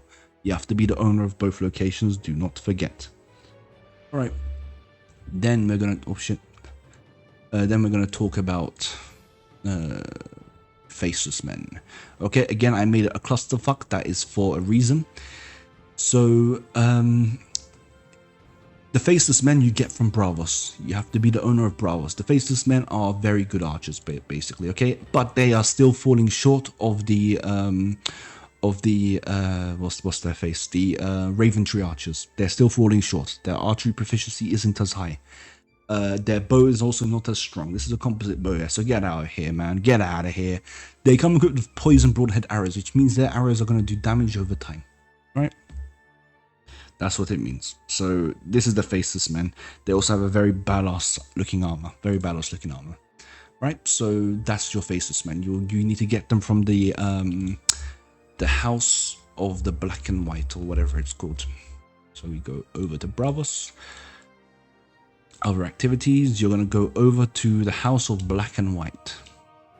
And you talk to this kindly man over there. Right? Lovely.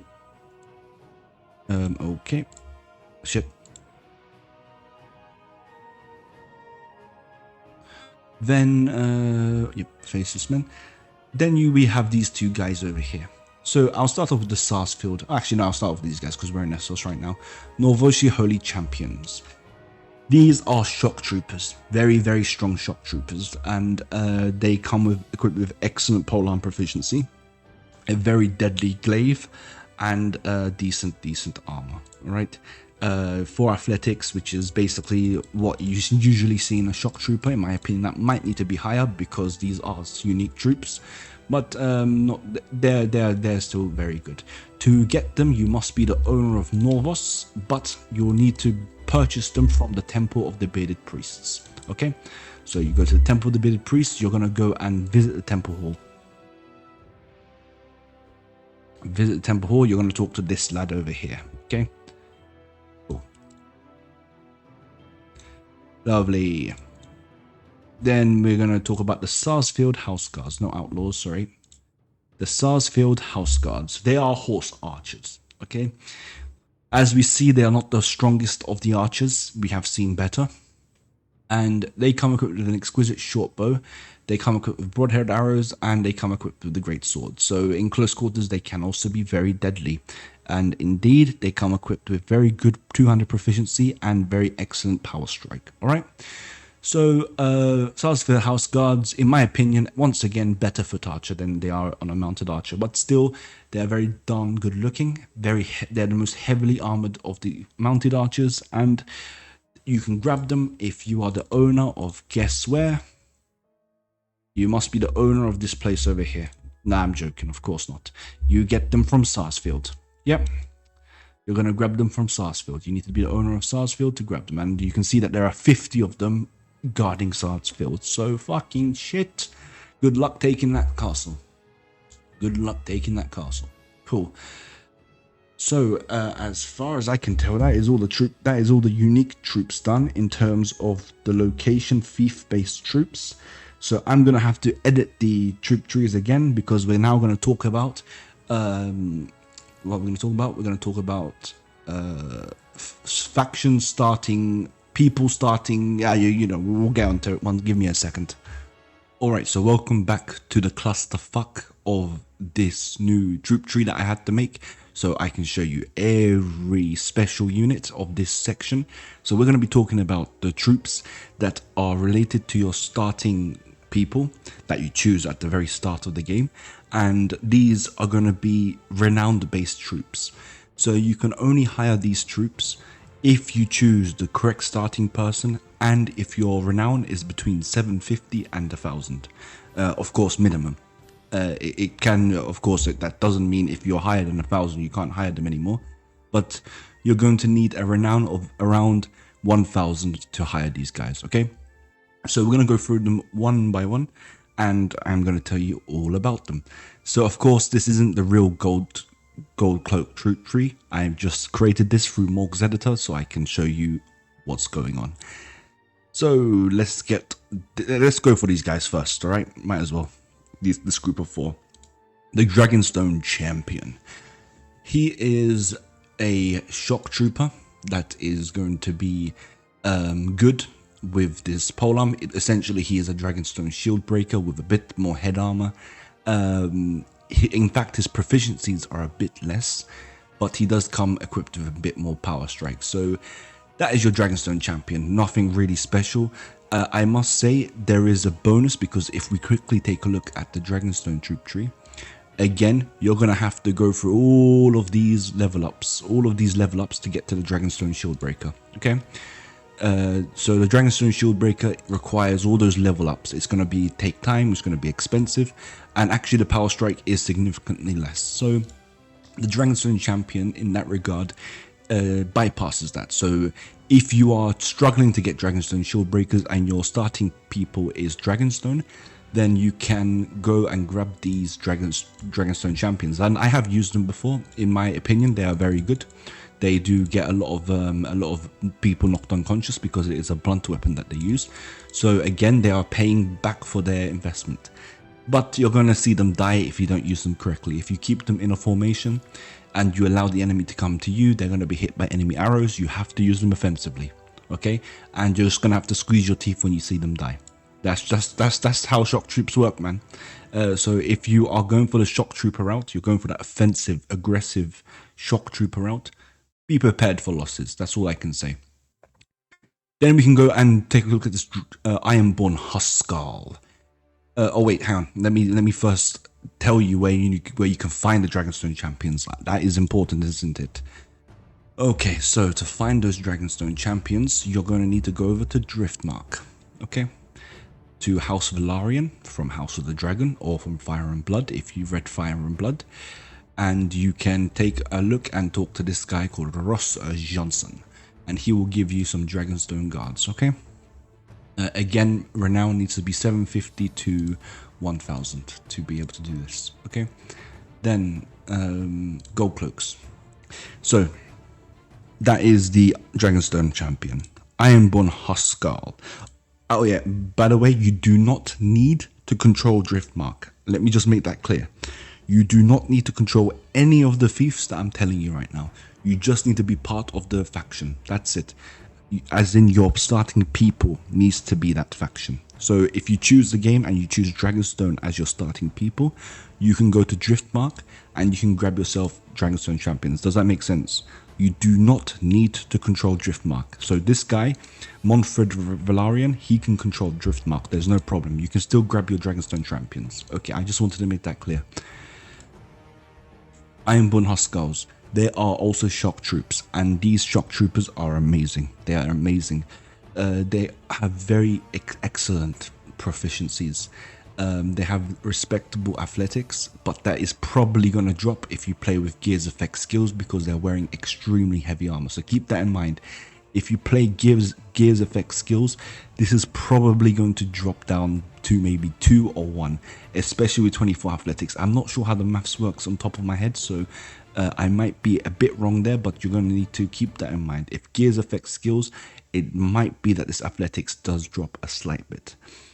They have 7 power throw and that power proficiency because we have they have 3 stacks of throwing axes. They have 12 throwing axes.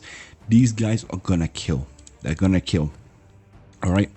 They are very, very heavily armored as well. All right, so they're gonna be pretty hard to kill. All right, they're gonna be very, very fun to use. They also come with very good hit points. That's 85. That's one of the highest of the infantry units. To get these guys, you're of course gonna have to start off as Ironborn, and you will need to grab them from Lord Sport. Okay, In particular, you're going to have to take them from Lord's Hall. All right, that's true for all of these units that we're going to talk about. So that's from Lordsport, Lord's Hall for the Ironborn Huskarls. Again, you do not have to control Lordsport. Dornish House Guards are also a type of shock unit. They are going to be much better because they have the 6 on athletics, and they have great polearm proficiency. Yes, they are a bit lacking on the power strike compared to the Dragonstone Champion, but they come equipped with decent armor. This is not going to decrease their skills as much if you play with Gears Effect skills, and overall they're a pretty decent unit if you use them correctly. You must be offensive with these guys, or you must be hiding them and then use them to hit the enemy flanks, whatever it is, right? You cannot just have these guys screen your archers, because these guys do not have shields. They have this shield, but they're going to be holding the glaive, right? So the shield is going to be on their backs, not the glaive is going to be on their hand, okay? Keep that in mind. To get the Dornish house guards, you're going to need to be Dornish, and you will need to get them from Sunspear, okay?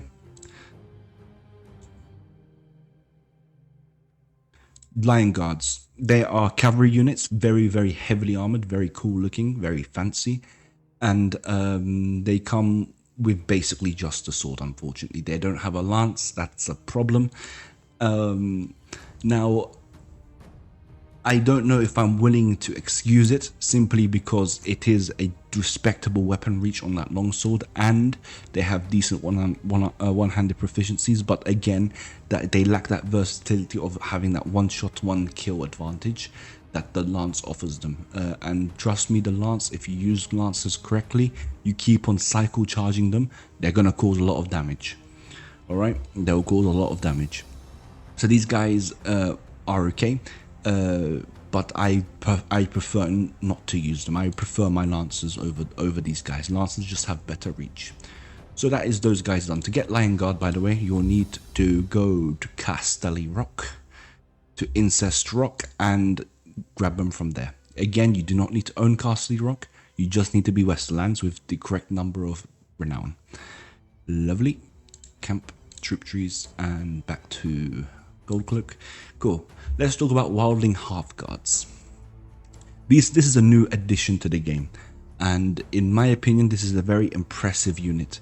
So it comes equipped with 88 hit points. That is I think that is the highest of any infantry, or maybe even any unit except for the Giants. Okay, so except for the Giants, I am pretty sure the Wildling Half Guards have the highest hit points. They are very strong. Very respectable stats here. Very decent gear. To get the Wildling Half Guards, you're going to need to be free folk, but this is the exception to everything here. The Wildling Half Guards you cannot find at a particular fief. The only way to get Wildling Half Guards is to be free folk, and you're going to need to control 2 cities or towns, not castles, cities. So, for example, that could be Frostfang's Camp and Fen. It cannot be Frostfang's Camp and Fist of the First Men. It cannot be this. It has to be 2 towns. Alright? 2 towns. You must be the king or queen of them. You must be the faction ruler. Okay? So once you control those 2 towns, you are going to be able to get your Wildling Half Guards. Okay? You'll be getting it in your capital. So if you conquer Frostfang's Camp first, that will be your capital. It doesn't have to be Wildling territories, of course. So I don't know. Suppose it's Barrowtown and White Harbour. You've conquered Barrowtown and White Harbour. Actually, let me use something closer together. All right. You've conquered, let's say you conquered Saltpans and Lord Harroway's Town. These are both towns. They're both cities. Then this ticks the list. You are able to get Wildling Half Guards. Okay? They are excellent, excellent troops. I hope that made sense. Gold Cloaks. Alright, so that's Wildling Half Guards done. We talk about the Black Goat Champions. They are very, very strong units. Excellent, excellent armor. They come equipped with the military hammer, so they're doing blunt damage. They're going to be repaying for themselves, and they're going to have bonus against heavily armored units. They are going to come equipped with very, very strong proficiency. So you can imagine that these guys are stronger than the Black Goat Champion, than the Black Goat Master Warriors of the Qohor line. They are a bit stronger than these guys, and these guys come equipped with a saber. But the Black Goat champions, the BGCs, they come equipped with that military hammer, so they're going to be doing a lot of damage. Okay, those are the BGCs. All right, we then move on to the Riverlands Ranger Guard, one of the best archer units in the game. Now, actually, if you asked me, I would go Riverlands. I would choose the Riverlands. The reason I would choose the Riverlands, if we just base it on this concept of which is the best of the units that you can get, the Riverlands Ranger Guard is actually pretty freaking good. But not only are they good, you also get 10 of them. Not 5, but 10 of them. That means you get a shit ton of them. Alright, because everyone else is 5, you only get 5 of them. But these guys, you get 10 for 12,000. That is a bargain. You have no idea, that's a steal. Level 43 troops, you get 10 of them for 12,000. Absolutely, absolutely. You skip all that upgrade time. You don't have to worry about them dying on the way. You grab them immediately, every 2 weeks. This is a very excellent unit. They come equipped with a longbow. They have decent gear. They have very strong stats. Perfect. They are a perfect archer unit. To get them, you will need to be Riverlands, and you will need to go and grab them from the Lord's Hall of River Run. Okay. In fact, in my current playthrough, I have 21 of them. Actually, I have 21 because I've done the Bandit King quest, where you capture some as prisoners. So that's why. So I have actually purchased them twice, but I had extra because of the Bandit King quest. Cool. So they are always getting kills, by the way. They are very, very strong, very strong. One of the favorite units of mine. Very, very good. Then we have Vale Knights of the Gates. Unfortunately, the Vale, with their freaking pride of not having a lance, they don't want a lance. Okay. So unfortunately, they do not want a lance, and for this reason, unfortunately, I am not going to be able to give them any bonuses. Okay, because of that freaking pride of theirs. Okay.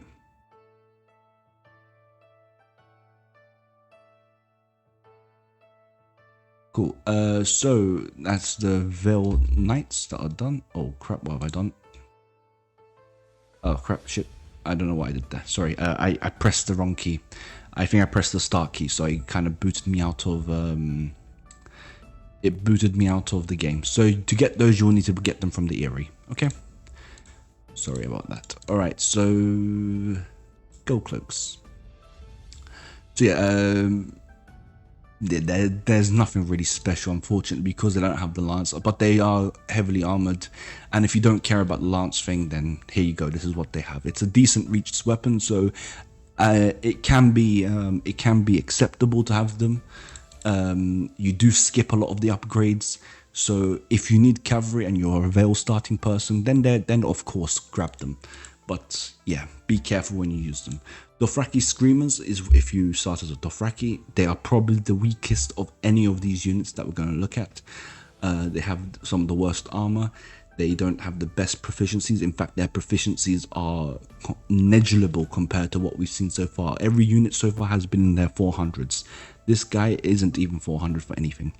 Right, so unfortunately, yeah, it's nothing to be said. I'm not a fan of mounted archers, as you already know. Wildling Chieftain Guards. This is another of the Wildling elite units. They don't come equipped with a lance, but they do come equipped with obsidian daggers, which means that they can be used to kill whites and white walkers, but they're not going to do much because it's a dagger. All right.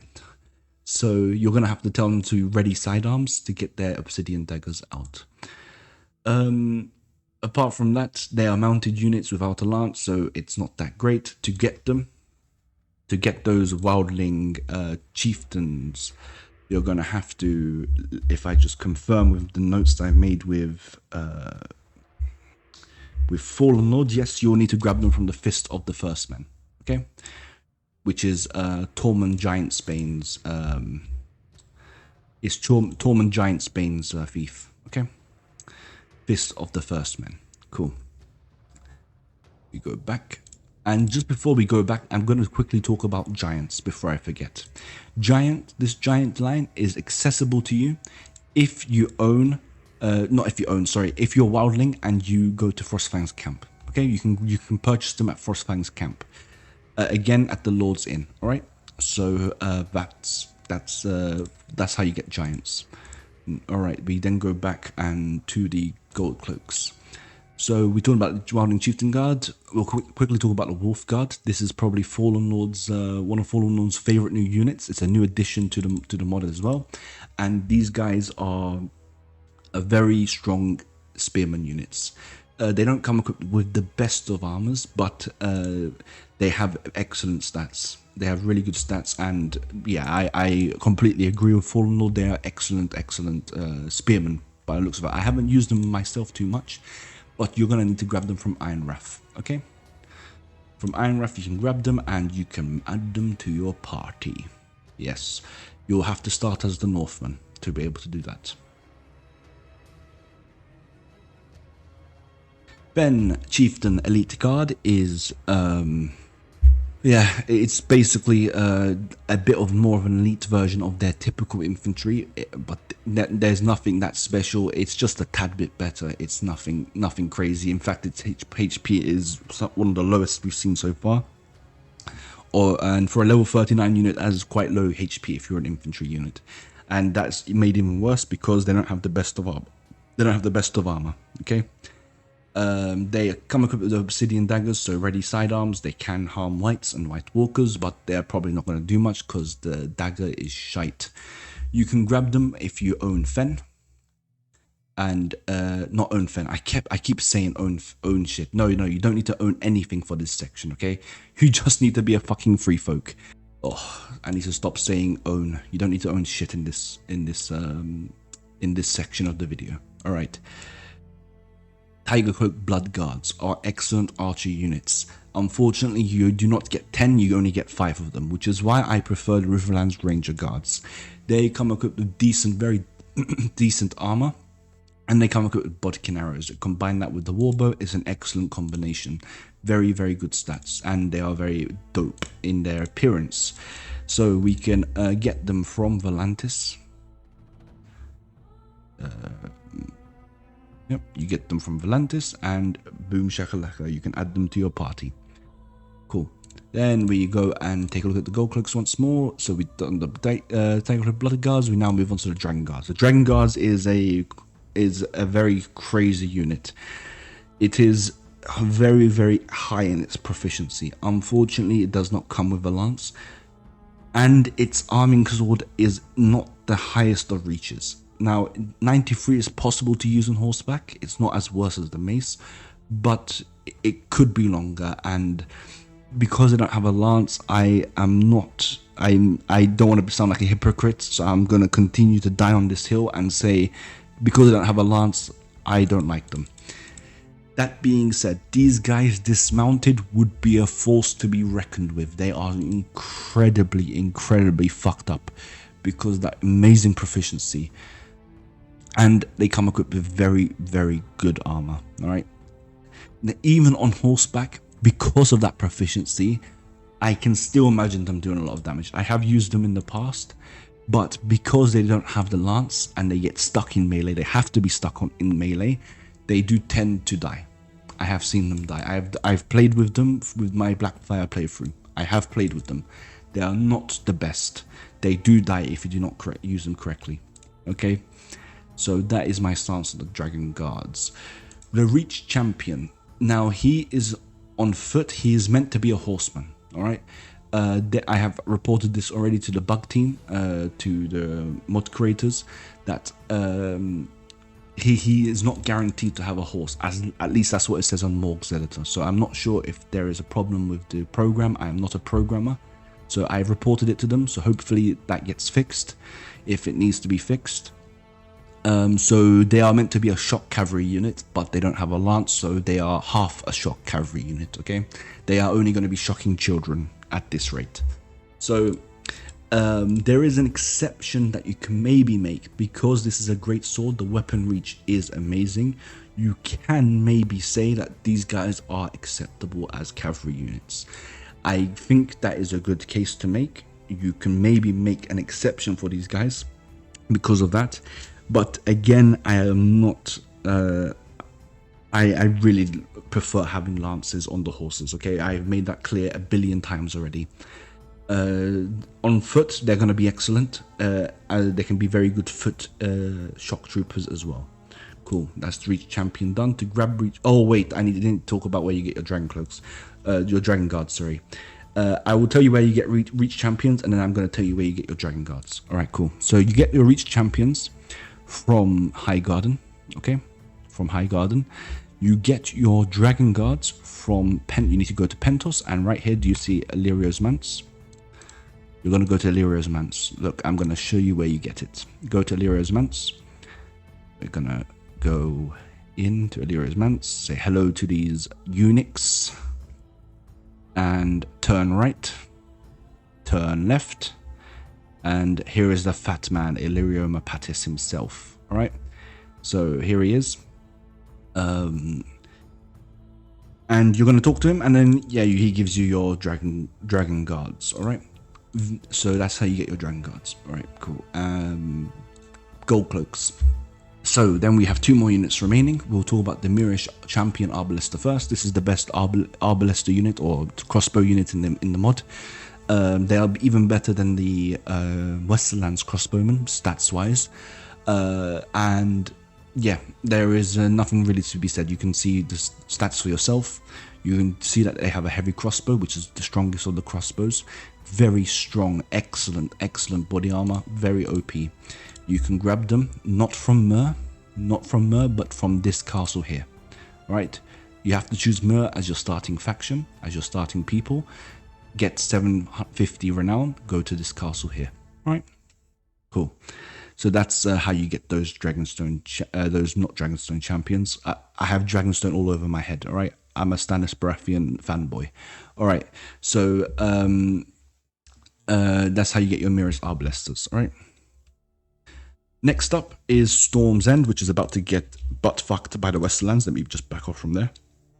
They're about to get butt-fucked from the Westerlands. As you can see, there's like 1,000 of them.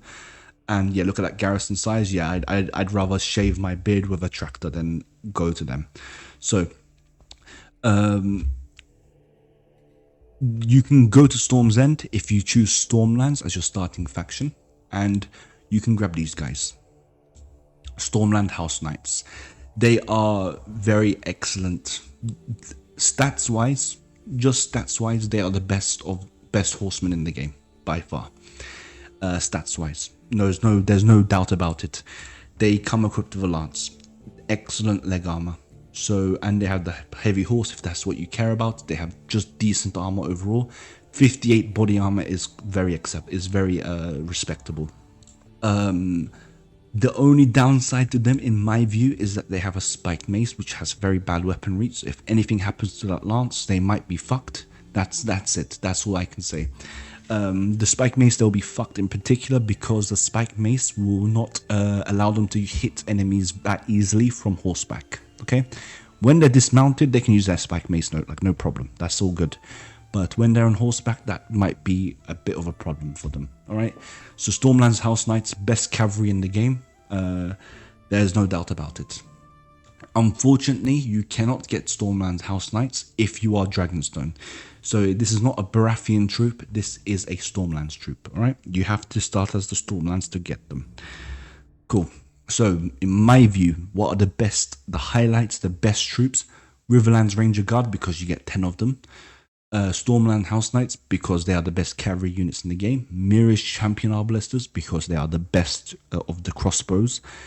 Wolfguard is also amazing, and Ironborn Huskarl is just an incredible shock unit. And also, they do that 48 piercing damage with the two-handed axe. They're gonna kill, right? They're gonna kill. So that is this part done. We're now gonna move on to the mercenary line. Alright, so now we're going to be talking about mercenaries. For the mercenaries event, we're going to start off with talking about the long lancers. These are personally my favorite mercenaries in terms of cavalry units because they are just freaking badass. I had an amazing experience with them. I have nothing else to say. So for the long lancers, you can hire them from two different locations. The first of these locations is from the Broken Anvil Inn. You can go to this guy Rogue Fabai. The long lancers are basically elite lancer troops that are going to be heavily armored. They're on very fast horses, so they can really cause some shit to your enemy. Okay, so if you want to get them, you can get them from Rogue Fabai. Alternatively, you can cross over to Essos, and do you see Nestaris? You're gonna go over here, and you can see the Lancers camp, the Long Lancers camp, and you can hire them from that camp as well. The second mercenary camp that we're going to look at is the Knight of the Roses. The Knight of the Roses are based. Do you see this castle here? It's south of that castle, north of the quarry on the right side of the mountains. So you can see here the Company of the Rose camp. You can hire troops from there as well. Okay, so Company of the Rose are heavy horsemen. They come equipped with two-handed weapons. They have also served me pretty well, even though they don't have a lance. I suppose it's just because of amazing proficiency and also very good armor, and also their sword is still very long ranged, so they can kill enemies without getting too close to them. So I think it's a combination of those three, which is why they're very effective. So you can get them from this camp over here. You can also go to Mer. Where is Mer? Sorry. You can also go to Mer, visit the inn, and at the inn of Mer, you have this guy called Severo here. You can talk to him, and you can hire some more Company of the Rose. We can also take a look at the Crossroads Inn. At the Crossroads Inn, we have Daxo Telemanos. Okay, you can also talk to him, and he will join your party as well. The Company of the Rose. A good thing about the Company of the Rose is that you do not have to upgrade their units, and so you automatically get top tier units, extremely high tier level units. So we're talking about high 30s. I believe they're even 38 or 39 levels. So they are a very powerful mercenary company to get. Okay, you can go to the Inn of the Kneeling Man over here. You can approach the inn. Okay, and he's going to be located here. So you need to actually enter the inn itself. Turn left immediately, and you see this guy, Luke Johnson. He is a ragged standard troop. Okay, so the ragged standards, if you talk to him, he will give you 105 ragged standard men. Okay, so it's a lot of men, and they're pretty darn good, very heavily armored. So I would suggest getting them and giving them a go if you can afford it. Then we are going to talk about the Gallant Men. The Gallant Men can be purchased from the Old Stone Bridge. The Gallant Men are going to be heavy cavalry units. They have lances, and they are going to be very dangerous. They are serving me extremely well. Okay, so you can talk to this guy called Brock Allen, and for 69k you can get 43 units.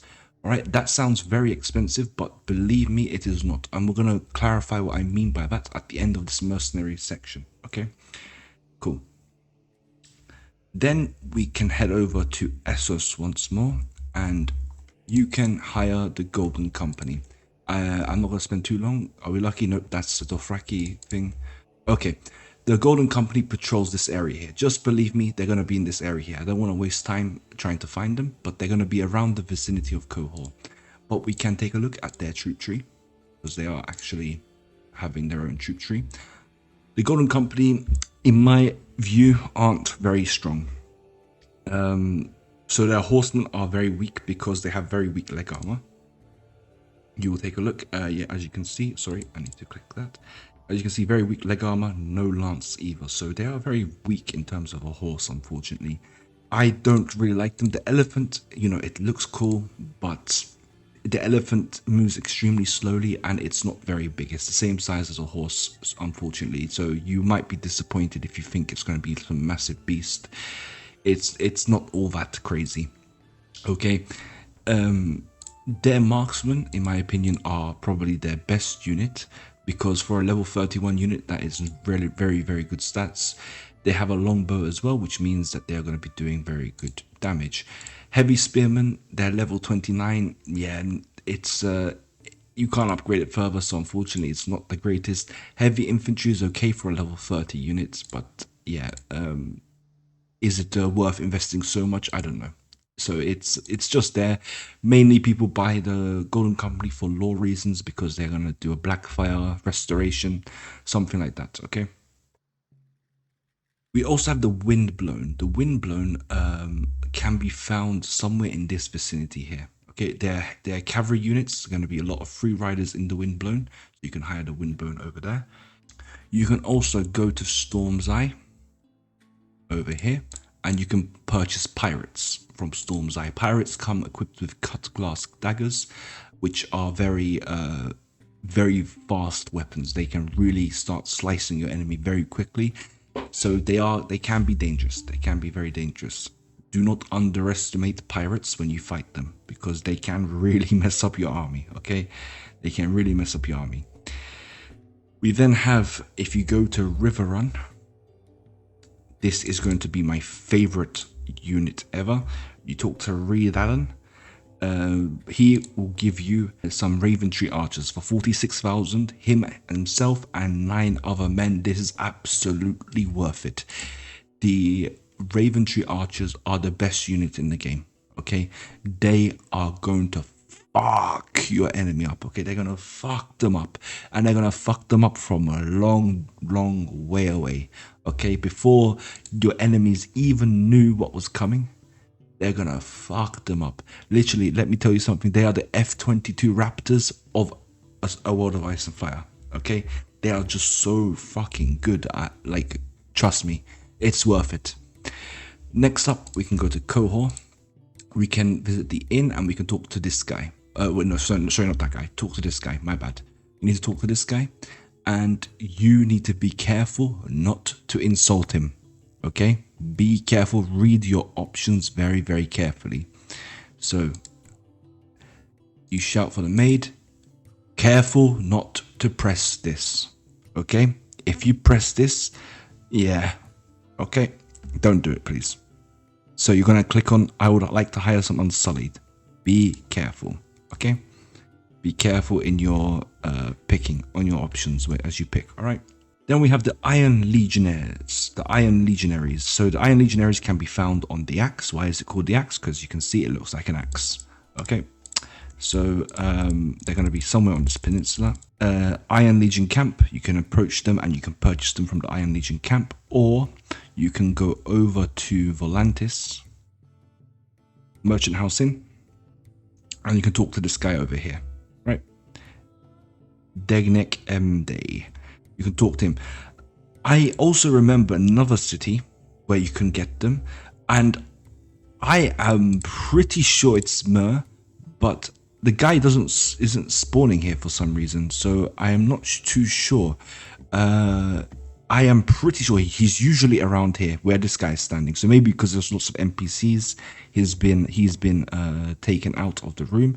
But yeah, I am pretty sure you can also hire one more from Mer, because I do hire the Iron Legionaries all the time, every time I play, because they're not too expensive and they are pretty good. They are spearmen, very heavy spearmen that are very, very good and helpful. So I am pretty sure you can hire them there. Finally, at around this vicinity here, you can hire the Second Sons. All right, the Second Sons are going to be here. They are also going to be free riders, mounted free rider units that are going to be very decent, because free rider units have been buffed in this recent update. They are far, far stronger than what they used to be. We've made some mentions before, but if you have picked, so let me, the Great Sept of Baylor. So do you see this guy? You can talk to him and you can hire some men of the 100, okay? So they're Knight of the 100, the 100 men, they're called. They are very elite cavalry units, extremely strong. They are probably one of the best cavalry units in the game, actually. So they're called the Holy 100. That's what they were called. Sorry, the Holy 100. So you can talk to this guy. To get them, you have to be Faith of the 7, and you must have 70 relations with Faith of the 7. Okay? So you cannot just hire them as you like. So here are the Unsullied. The Unsullied are pretty good units. They are not that great though when you take a look at their armor. Their armor is very weak, but they have excellent proficiencies. They're very high level, good HP. They are pretty all-rounded, and they are good at almost everything they do. So Unsullied are pretty darn good. Another good thing about Unsullied is that they do not cost any wages. So you are not going to be paying them once they're in your army. They will also never suffer from morale losses. So other units, every other unit in the game will abandon you if you keep losing battles or if your morale plummets. The Unsullied will stay with you. So they are very effective units for that reason. You can get them, as I said, from Qohor. Alternatively, you can capture them or free them.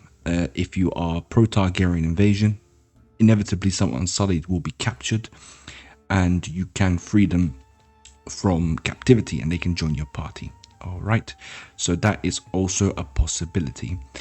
Now, why would one want to get mercenaries? Mercenaries enable... So actually, I'm going to show you, what we're going to do. I'm going to hire a Westerland troop. So we go to case, for example. So hopefully there is a peasant in here. Yes, a Western peasant. Let me go grab him. I'm going to show to you why it is very worth getting them. Alright, so I'm going to cheat and I'm going to press Ctrl X. So Western Levy, 98 stags.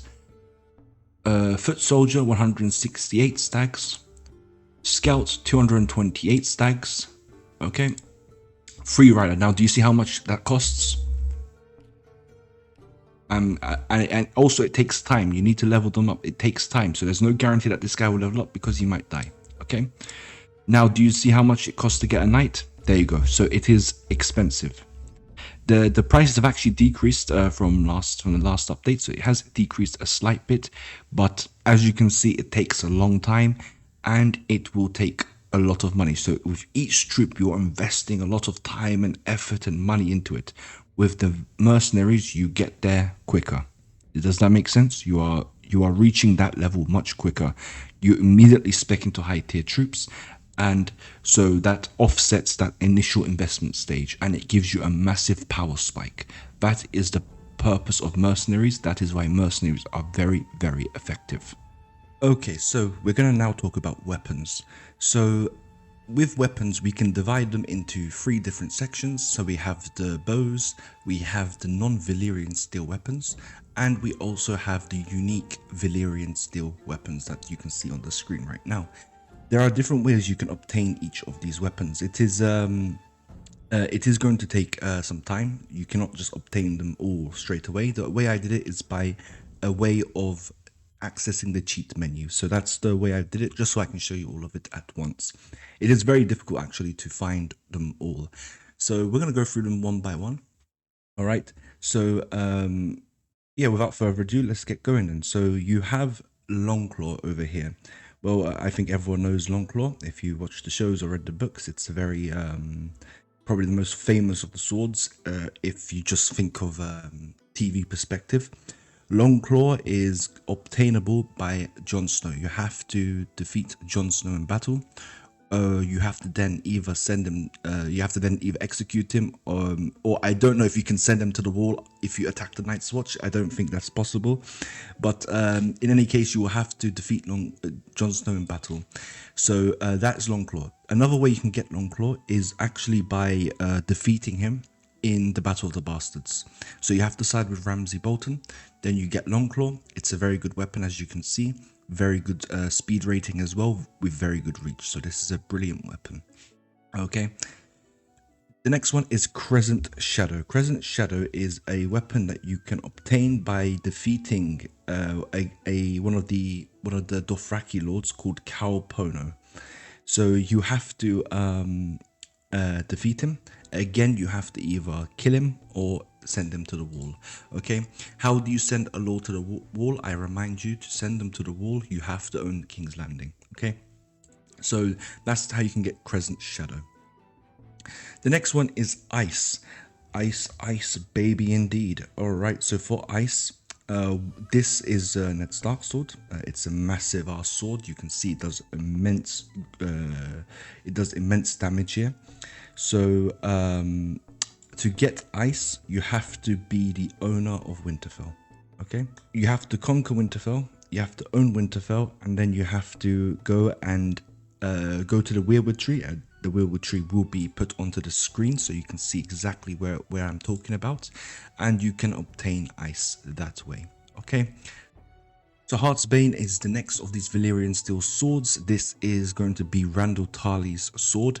To obtain this, you're going to have to defeat Randall Tarley, capture him, send him to the wall, or send him or execute him. Okay, Dark Sister and Blackfire are basically the same weapon in the sense that, sorry, I should not do that, I don't want to confuse you. So Blackfire and Dark Sister, right? These two weapons are going to be obtainable by triggering the Targaryen invasion. You then have to defeat the Targaryens, okay? Dark Sister is obtainable from Daenerys Targaryen, and that is only possible if you choose the show version. Okay, if you choose a show version, it will be Daenerys Targaryen who invades Westeros. If you choose the book version, it will be Aegon Targaryen who invades Westeros, or Aegon Blackfire, whatever the hell your theories are about that. He will then own Blackfire, so you cannot get Blackfire from Daenerys, and you cannot get Dark Sister from Aegon. Okay, so this is the only way it's possible to activate it. So book version, Aegon Targaryen. Show version, Daenerys Targaryen. You must defeat them in battle, send them to the wall, or execute them. All right. Sea Serpent is the next one. Sea Serpent is the weapon of House Velaryon. Okay, so yeah, for you might know them from House of the Dragon, if you watch House of the Dragon, or you've read Fire and Blood, where they are more prominent as characters. No, not Heartsbane, sorry, Sea Serpent, that's where we are. Sea Serpent is, you can get Sea Serpent by defeating Monfred Velaryon in battle, taking his, capturing him, send him to the wall, or, you know, kill him. Lady Fallen, what a freaking name. There is not a sword that is better named. Alright, so usually cunts name their swords, don't they? But not Lady Fallen. Lynn Corbray of House Corbray is no cunt, because that is how you name a sword, ladies and gentlemen. To take it, you must defeat Lynn Corbray. He is a Vale vassal. Okay, so he's a vassal of the Vale. It's a very good weapon, and it just has an epic name, doesn't it? Next up is Truth. Truth is a sword that you are able to take from Lysera Rogar. This sword is only possible to activate once you have activated the Targaryen invasion, because when you activate the Targaryen invasion, there will be a claimant to the throne. This claimant is named Lysera Rogar. She will join your party, and then you can take Truth from her, from her possession, and get Truth for yourself. Okay, cool. Very nice. Brightroar is the next one. To obtain Brightroar, we already talked about this before, but I am going to show you anyway. To obtain Brightroar, we have to head over to the far east. You see Qohor, draw a straight line to the east, drop yourself there, and there's going to be something here that you need to observe. Oh, there you go, Occult Tower. So don't draw a bit of a straight line like that. Okay, so you go to the Occult Tower. In any case, there are two mountain ranges here, right? It's the southern one. That's how you know. Okay, it's the southern one, the one closest to Qohor. The south of that mountain, you find Occult Tower. You need to defeat the guys at Occult Tower, and it's literally called the Battle for Brightroar. That's the quest name. Defeat them, you get Brightroar, no problemo. Lovely. Orphan Maker is the next one. All right, that's a bit of a.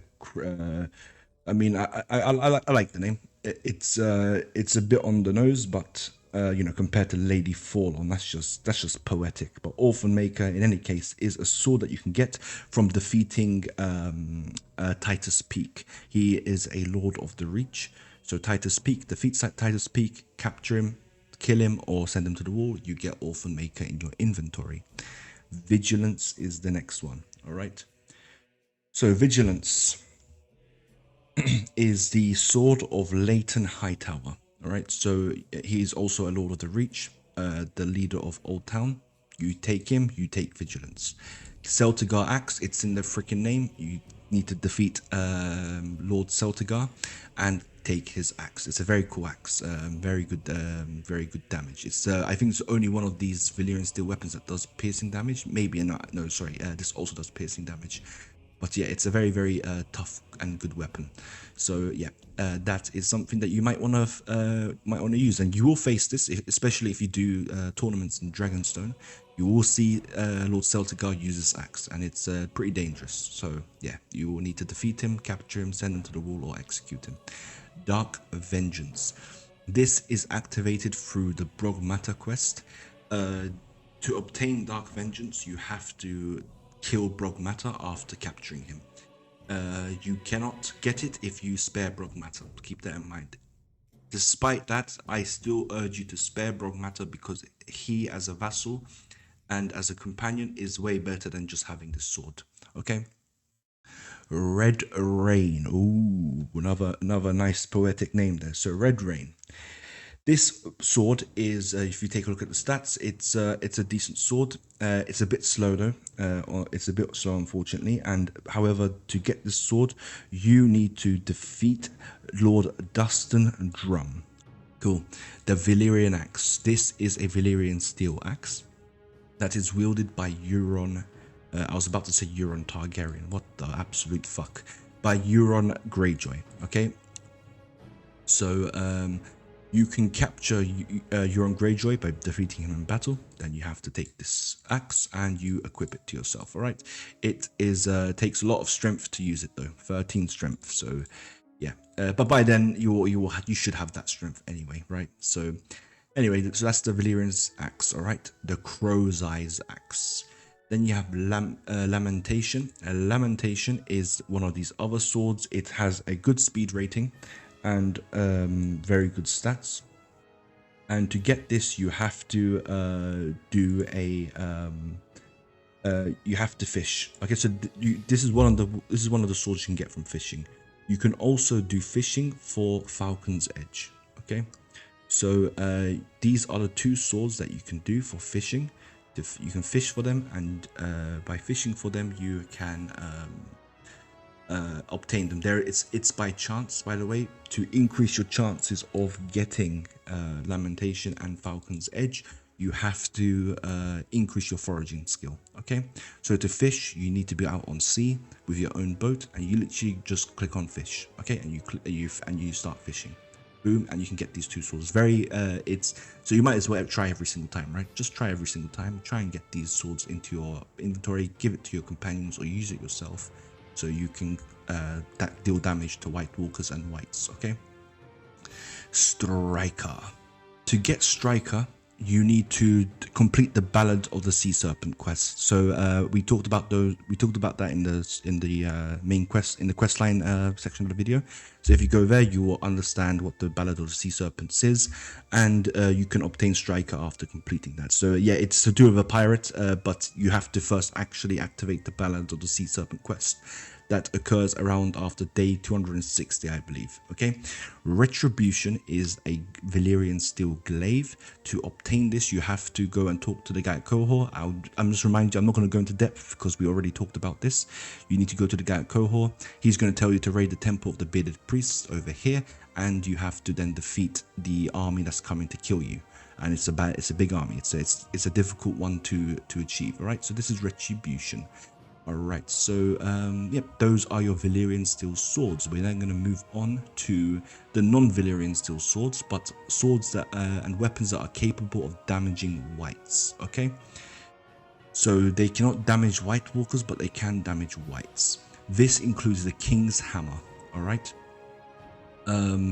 So this is considered Valyrian steel in the game, but in the Wikipedia, it is not considered to be Valyrian steel. So there is that ambiguity there. So I'm actually going to place this in between these because I remember I smashed a lot of people, a lot of whites in the head with this, but I don't remember killing a White Walker with this. So I know that this can damage whites. However, there is a bit of ambiguity. There is a clash between what the wiki says and what the game says. So maybe that is something I will bring up to Fallenlord. But in any case, the King's Hammer is capable of damaging whites. I am pretty sure about that. It's a very slow weapon, but with good 200 proficiency, it becomes faster and faster and faster. Okay. Folly is a fiery scimitar that you can obtain. There is only one way to obtain this, and that is by defeating a pirate named Anarok the Merciless. Okay, Anarok the Merciless. He typically patrols the Narrow Sea. Okay, this sea over here between Essos and Westeros. You will have to defeat him and take Folly from him. All right, fiery scimitar. I already showed you how you can grab your fiery scimitar. We already talked about that by showing you where you can access this. Go to the unique locations section of the video to learn more about that. Bloodbringer, again, we talked about this in the quest line. Go there, you'll know how to grab it. Lightbringer, I suggest you don't do this because if you do this, you are a big traitor. You can only obtain this by defeating Stannis Baratheon and taking it from him. Dawn is accessible after you take Starfall, which is in Dawn. I shall show you. It's somewhere here. Starfall, you have to take Starfall. You have to be the Lord of Starfall, and then you're gonna have to give. There's Dawn in a chest. Once again, that chest is found on the screen.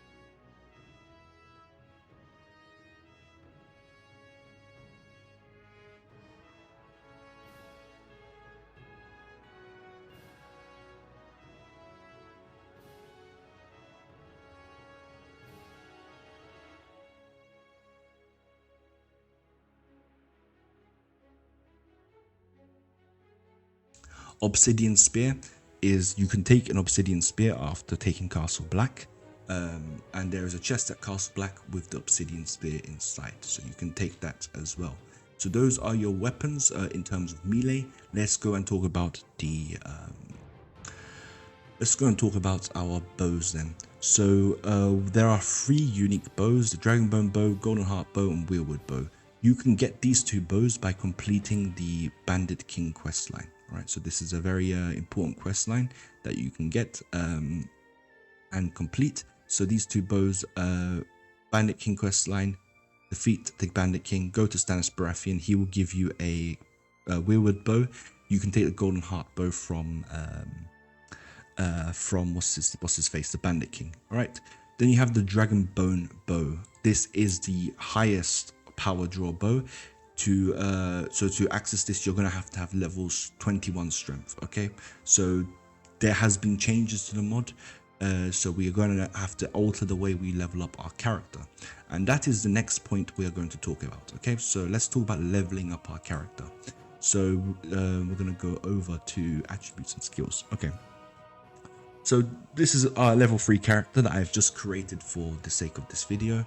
We're going to take a look at what stats we can increase, what these stats mean, etc, etc. Okay, so the way that this works, I'm going to go through a bit of a basic thing and then we're going to go into a bit more depth. Okay, so the basic attributes are over here.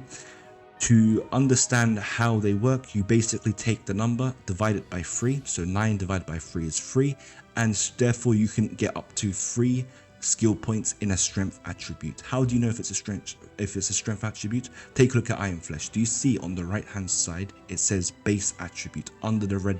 If you look at the red writing, not enough skill points to learn, you go under that there is base attributes STR for strength. That's how you know. So as you can see, I cannot go above 3 because my strength is 9. However, if I level up my character, I can do this by doing Control X by cheating. If I go up to strength 12, you can see now I can get up to level 4, but I cannot go higher than level 4. To do that, I will have to be level 15, and I can then go up to strength 5 because 15 divided by 3 is 5. Hopefully that makes sense. Okay, Now, what we are going to need to talk about is combat stats. All right, so combat stats is can be increased with strength and agility. You are going to probably need about 21 strength. You do not need to prioritize 21 strength. The minimum strength that I think you should prioritize is either 15 or 18. That should be your priority to get to, either 15 or 18.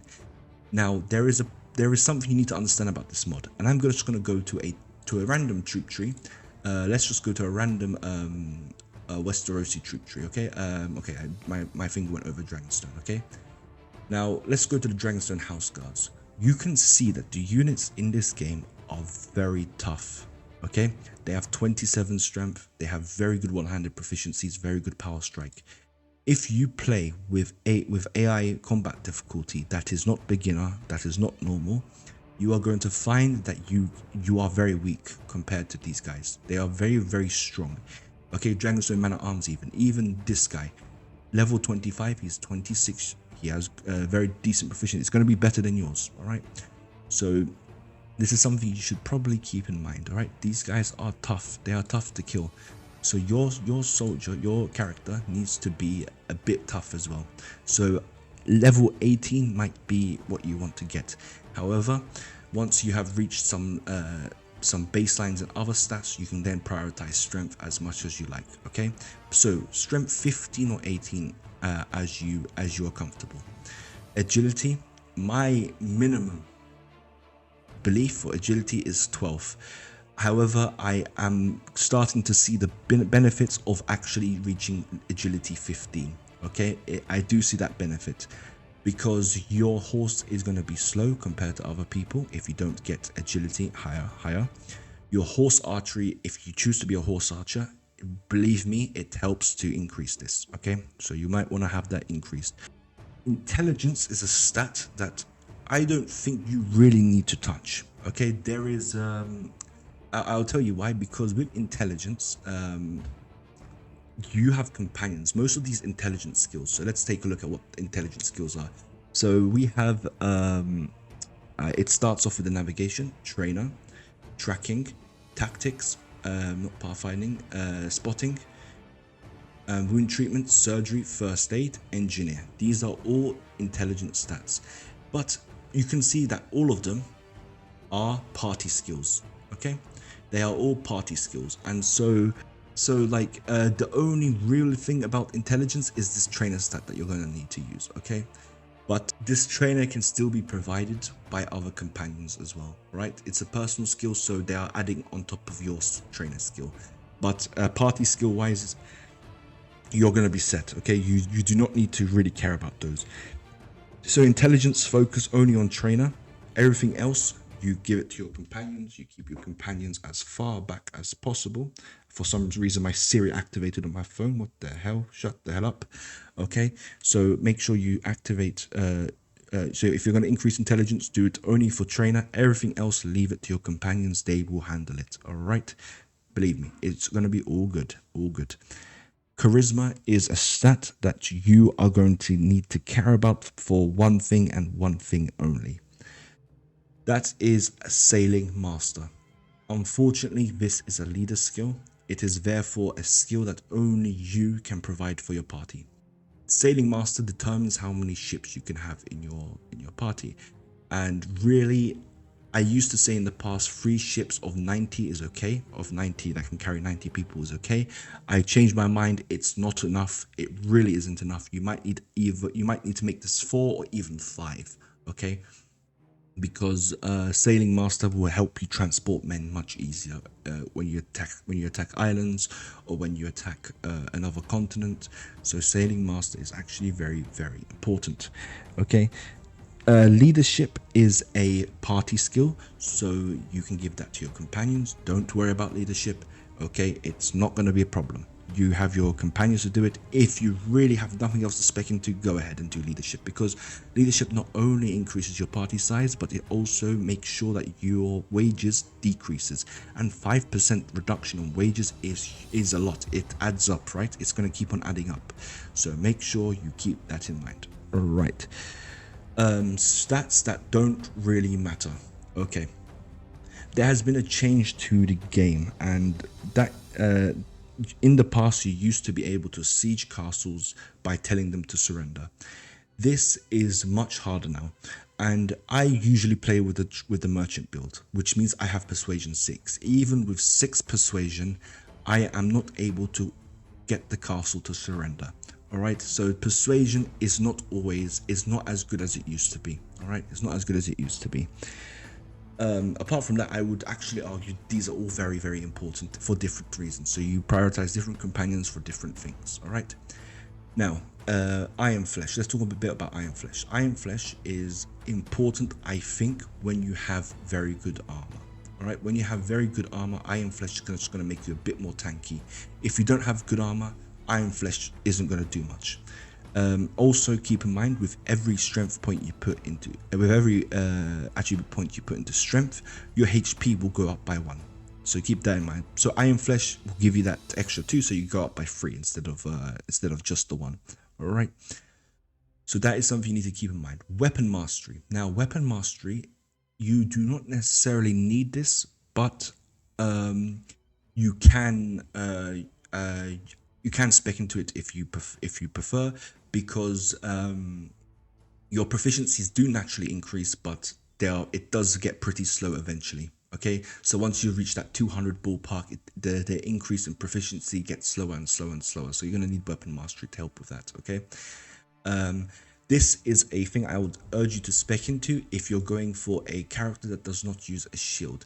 I do actually have this type of character. I don't think it's that bad. All right, it's not that bad to have a character that does not use a shield.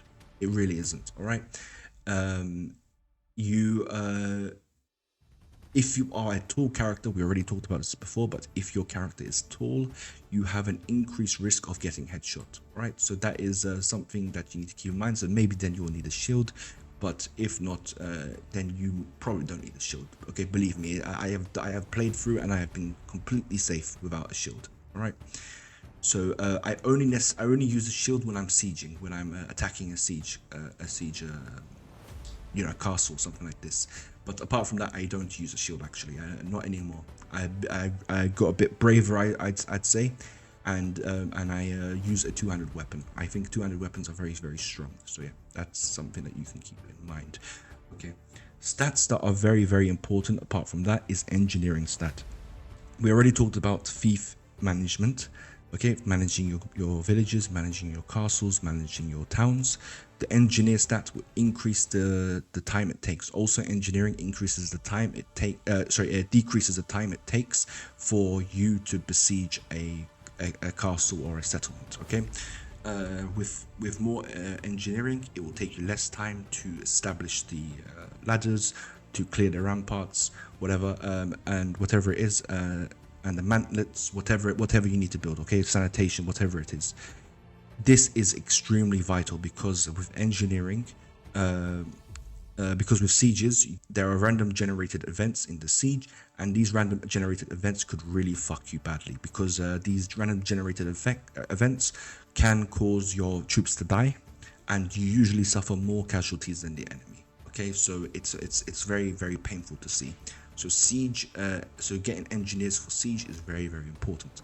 Surgery is also important, not only wind treatment. Surgery is important because surgery is going to enable you to keep your men alive. Okay, upgrading troops in this mod is insane. Okay, we'll just stick to Volantis for example. Imagine you have a Volantine slave and you worked long and hard to get that into a Volantine cataphract. Just an example. Okay, that's a nice looking unit. You don't want it to die. That's understandable. If you don't have surgery, this guy will die. If you have surgery, he will become wounded, and therefore he will still remain in your party. All that money is not gone to waste. So what you can consider here is that remember that engineering, surgery, wound treatment, these intelligence stats are party skills. Okay, they are party skills. You do not need to prioritize it for your own character. Give it to your companions. Your companions can carry you, no problem. All right, that is how you level up your character.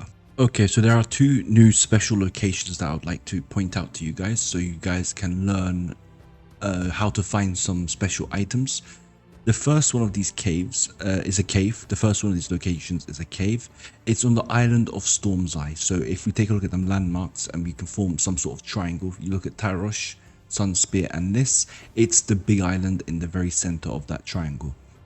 Now, there is a cave, well, it's called a peak, sorry. This is the peak, but there's a cave in that peak that we're going to have to take a look at to find a fiery scimitar. So if we enter that, when we approach the cliff, so basically, do you see that cave over there? That's where I'm going to go, okay? So I will cut the video, and I will see you when I'm at that cave.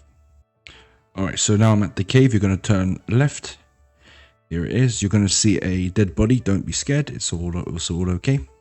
That's not a light. Not yet. Chest. We're going to open the chest, and you can get the fiery scimitar from that chest, okay? And that fiery scimitar is a very good early game weapon, and it can cause damage to whites as well. So you can grab that fiery scimitar from this chest. Okay, so this is the first of those locations. The second of these locations is going to be near Volantis. So it's going to be between Volantis and Mir. There is this peninsula here. Opposite these two tiny islands that are unnamed, you can go to the shipwreck. Alright, so there's a shipwreck here, and you're going to approach. And basically, it's going to be quite a distance, unfortunately. So yeah, you're going to have to bear with me and bear with it yourselves when you actually enter. So you see that ship over there? We're going to go to that ship. All right, so I'll see you when I'm there. Okay, so I've now arrived to the ship. We're going to dismount. We're going to climb up this ladder that has been conveniently left for us. We're going to climb up the stairs. And there will be a chest here, and this chest is going to have a bunch of stuff that we can sell. Okay, so all of this stuff we can sell and make some money in the early game, because these stuff is going to sell for quite some good price. Or alternatively, you can keep it in your party to give your party some morale. Okay, so that's something you can also do. So these are our two locations that we're going to take a look at. All right, and that brings us to our final topic, which is going to be talking about what to do, basically. So we're going to break down the game into early game, mid game, late game, and / White Walker invasion. Okay, so the early game, we already talked about a lot of this. We want to get the main quest line done as soon as possible. We talked about one of the quests being defeating the White Walker party. Okay, this should be done as early as possible. You don't need to rush it, but you should do it as early as possible. Remember that White Walker party is here. If you want to recap how to do it, go to that section of the video. I'm not going to do it again. Okay, this video has already been dragging on for too long. In this area, you can search for that White Walker party, make sure it's destroyed, and don't leave it for the late game. So we want to do that. We want to set up enterprises. This is very important. Enterprises is what's going to fuel your late game economy. You need enterprises in every town that you can. Okay, from the Arbour to the Wall. All right, from Ashai to the Iron Islands. I want you to have enterprises everywhere. Very, very crucial that you understand this. You might want to also start thinking about joining a faction.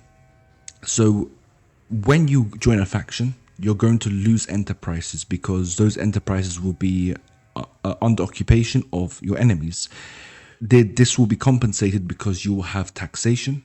You will also have some more other ways of ordinary income, and also you will be fighting often, so you will be getting prisoners, etc. So it's going to be profitable. War is profitable. Chaos is a ladder. Okay, so what I want you to also think about is the way that you grow your army.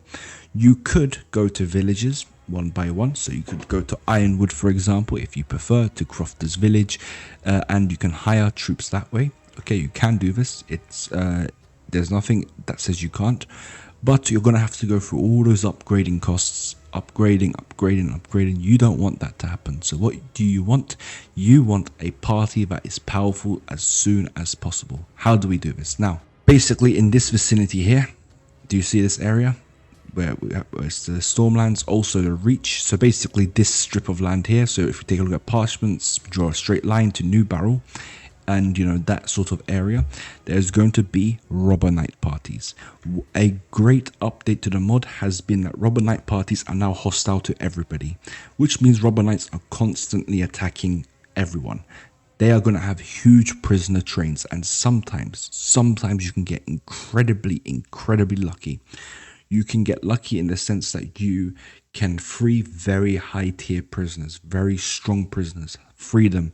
So you can avoid the upgrade costs, okay? We also have the companions that you're going to pick up. I want you to pick up every companion. It doesn't matter which one. Pick them up. Prioritize the cheap ones first and gather rights to rule. Okay, especially if you plan on becoming a ruler. Gather rights to rule.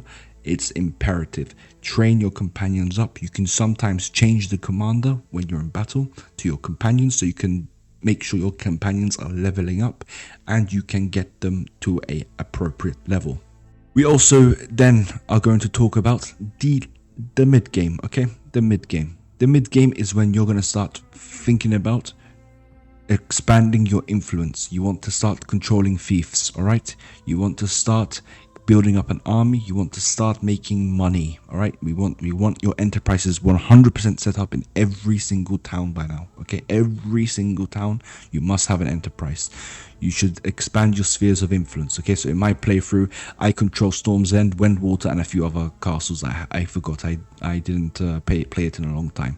So I am building up my sphere of influence, okay? I want to be influential so I can form my own faction when the time arises, okay? If you want to trigger the Targaryen invasion, you should do it now. Trigger the Targaryen invasion. If you want to save Robb Stark from the Red Wedding, do it, okay? But make sure you're now establishing yourself slowly but surely.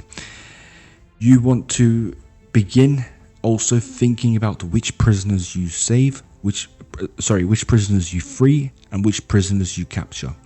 Any prisoner that insults you or they are being cunning, so they say, I surrender to you, you should capture them. Capture them and ransom them. Do not free them. Free only those who congratulate you on your victory, those who say, spare me and do yourself credit. These are honorable lords. They are good-natured lords.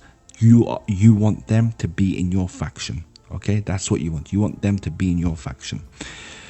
So that's that. All right, cool. So I'm also going to show you something in Dragonstone. Okay, you can go to Einar's Rest and you can talk to the village owner. Outside Einar's Rest over here is an obsidian mine. You want to start drilling that obsidian mine ASAP. So talk to the guy at Einar's Rest, see what he needs, start drilling obsidian. Because, not drilling, this isn't fucking crude oil. You'll start mining some obsidian. You're going to need that obsidian, and you're going to need obsidian troops to prepare for the White Walker invasion, okay? Let's also talk about the North. The North is fucking important. And I mean the real North, not this bullshit North, okay? I mean the fucking real North over here where it's all icy and snowy. The Night's Watch is very important, okay? It's very important. The Night's Watch will be bombarded by the fucking free folk, okay? They are going to come and they are going to really mess things up. Typically, the Shadow Tower falls first. It will then be followed by the Wall, Eastwatch, and Castle Black. Trust me, it will happen if you do not help the Night's Watch. So you need to be the king who cared or the queen who cared. You basically need to be the Stannis Baratheon of this playthrough. You have to go to the north. You have to fuck these wildlings up. You have to do it. You need to really fuck them up. Like, you need to make them bend the knee, even if they have osteoarthritis. Make them kneel before you and defeat them. Save the Night's Watch, please. You can then start a faction this way. Okay, this is one way to start a faction. You can start killing the wildlings and start taking their strongholds. You can do that. That's a way to start the faction. Okay, so while we're at this topic, I would like to talk about starting factions. Wait, before that, why is it important to save the Night's Watch? Because when you control King's Landing, you will be sending people to the Wall. More people at the Wall, more men at the Night's Watch, more bolstering against the White Walker invasion. Okay, that's why. So we talked about one way to start a faction. That is basically fucking up and kicking the balls of the free folk. Another way is a way that I did it in my Blackfire playthrough, is that I saved Robb Stark at the Twins, and that caused the twins and also the Dreadfort to defect. And I attacked the Dreadfort and set up my faction there. The Dreadfort is actually a great place to set up a faction because you can have access to Bolton troops, and the Bolton House Guards are very, very good spearmen. So this is a very good place to start off your faction if you prefer. Okay, that is somewhere I do like starting off, and it's also very accessible to the real north as well. Alternatively, you can do the Old Valyria quest. The Old Valyria quest, you will have to set up your over here you see this rune castle. You set up your faction here. There is a problem though with doing this, and what do you think that problem is? Yep, it's in the middle of fucking nowhere, right? And the only place you can really expand to is Volantis, and Volantis is the strongest faction in Essos. All right, so it's a bit far away. All right, so yeah, I am not a fan of starting a faction in this location. I really am not. All right, it's not something I tend to do. Okay, alternatively, you can start thinking about Tyrosh, Lys, and Mir. They are relatively weak factions because Tyrosh is simply just a city and a village. Mir is just a town and a castle, and same with Lys, just a town and a castle. So you could think about setting up your battle, and your city here, like your faction here. Okay, it is a possibility. Alternatively, you can help a claimant. I'm not going to go into what that means because this is basic warband stuff. You can also defect from your own lord. So let's say I've taken King's Landing, but my overlord didn't give it to me. I can then rebel and keep King's Landing. All right, so that is something that I can also do. All right, cool. So I think that is all the main ways to start a faction. Yeah, I think so. I think that's the main way to start a faction. So yeah. So once you start your faction, you expand slowly but surely. You need to get married as well, because when you're married, you can make your wife the minister, your hand of the king sort of thing. So you can get all the options that you can possibly get, and you can also make a baby with them. Make a baby with your wife, get yourself a child. That child will grow and become a companion. All right, it's a 50-50 chance between being a male and a female. It doesn't fucking matter. Just get the fucking companion. Just get the fucking extra companion. All right, cool. Also, companions, grab your companions, start speccing into them, start training them to become lords, to become members of your party, whatever it is. Okay, get yourself a healer companion. This includes Silver or Kyburn. I prefer Silver because Silver is generally more liked by the majority of companions as well. All right, so that is something you also might want to think about. So Night's Watch, again, this is important because the White Walkers will invade, and when the White Walkers invade, you must call all of your banners to the north. You must make sure that you have Dragonglass troops that have Dragonglass or Obsidian. Also, we already talked about some troops that you can get. This includes the Old Gods of the Forest troops. They have obsidian weapons. There's fire arrow weapons from the Night's Watch, and also we talked about the Fireborn as well from R'hllor's troop trees. These are all people that can do damage to White Walkers and Whites. All right, so you want to have as many of those in your party as humanly possible and start fighting back. It's going to be a bit of a grind, especially if you're not ready and if you don't have enough vassals. Unfortunately, for my Blackfire playthrough, this is what has happened to me because I was kind of being really autistic with the lore, right? So I wanted all my companions to be, Kingsguard and, and therefore they were all in my party instead of being in their own party. Okay. So basically, you can also change your weapons on Morg's editor through, if this is a very cheesy method, but it's, if you want to do it, you can, and it's going to be taking so freaking long, but you can change all your soldier weapons into obsidian weapons through Morg's editor. To do this, you'll have to take a look at another tutorial that is outside the scope of this guide, but you can do that as well. And if you are not ready, your only choice is to either turn off the White Walker invasion or you have to randomize your battles, because otherwise you cannot deal damage to them. All right, you cannot deal damage, but once you've knocked them out, you can continue doing world conquest. All right, so those are ways that you can. That's the method of playing that I usually take. Of course, there is no real way to do this. Everything in this video has been just a guide, me holding your hand. You do not need to follow everything to the word. Just enjoy yourself. That's all that matters, okay? You can fail, it's all okay. Just enjoy yourself, play it how you want it. Just keep in mind what I said, all right? That's all I want you to do. Please don't stress. Once you establish yourself in this mod, it's a very fun mod to play, okay? Extremely fun. I promise you, you're gonna have a lot of good times. There is no better mod in this game, and there won't be a better mod. It's a very good mod, so please take your time learning it. Don't be frustrated. I know it sucks when you get knocked out all the time, but feel free to ask questions in the comments below. I will get to them as quickly as I can, and I'm sure others will also be willing to help you. Remember, you can join the Discord server and you can also ask questions there and participate in the community. Please remember to support our beloved dev, Produno, who has done everything for us. He has given us this wonderful mod. Please consider supporting him with his new game, SpaceSlog, and thank you for watching. I will see you another time.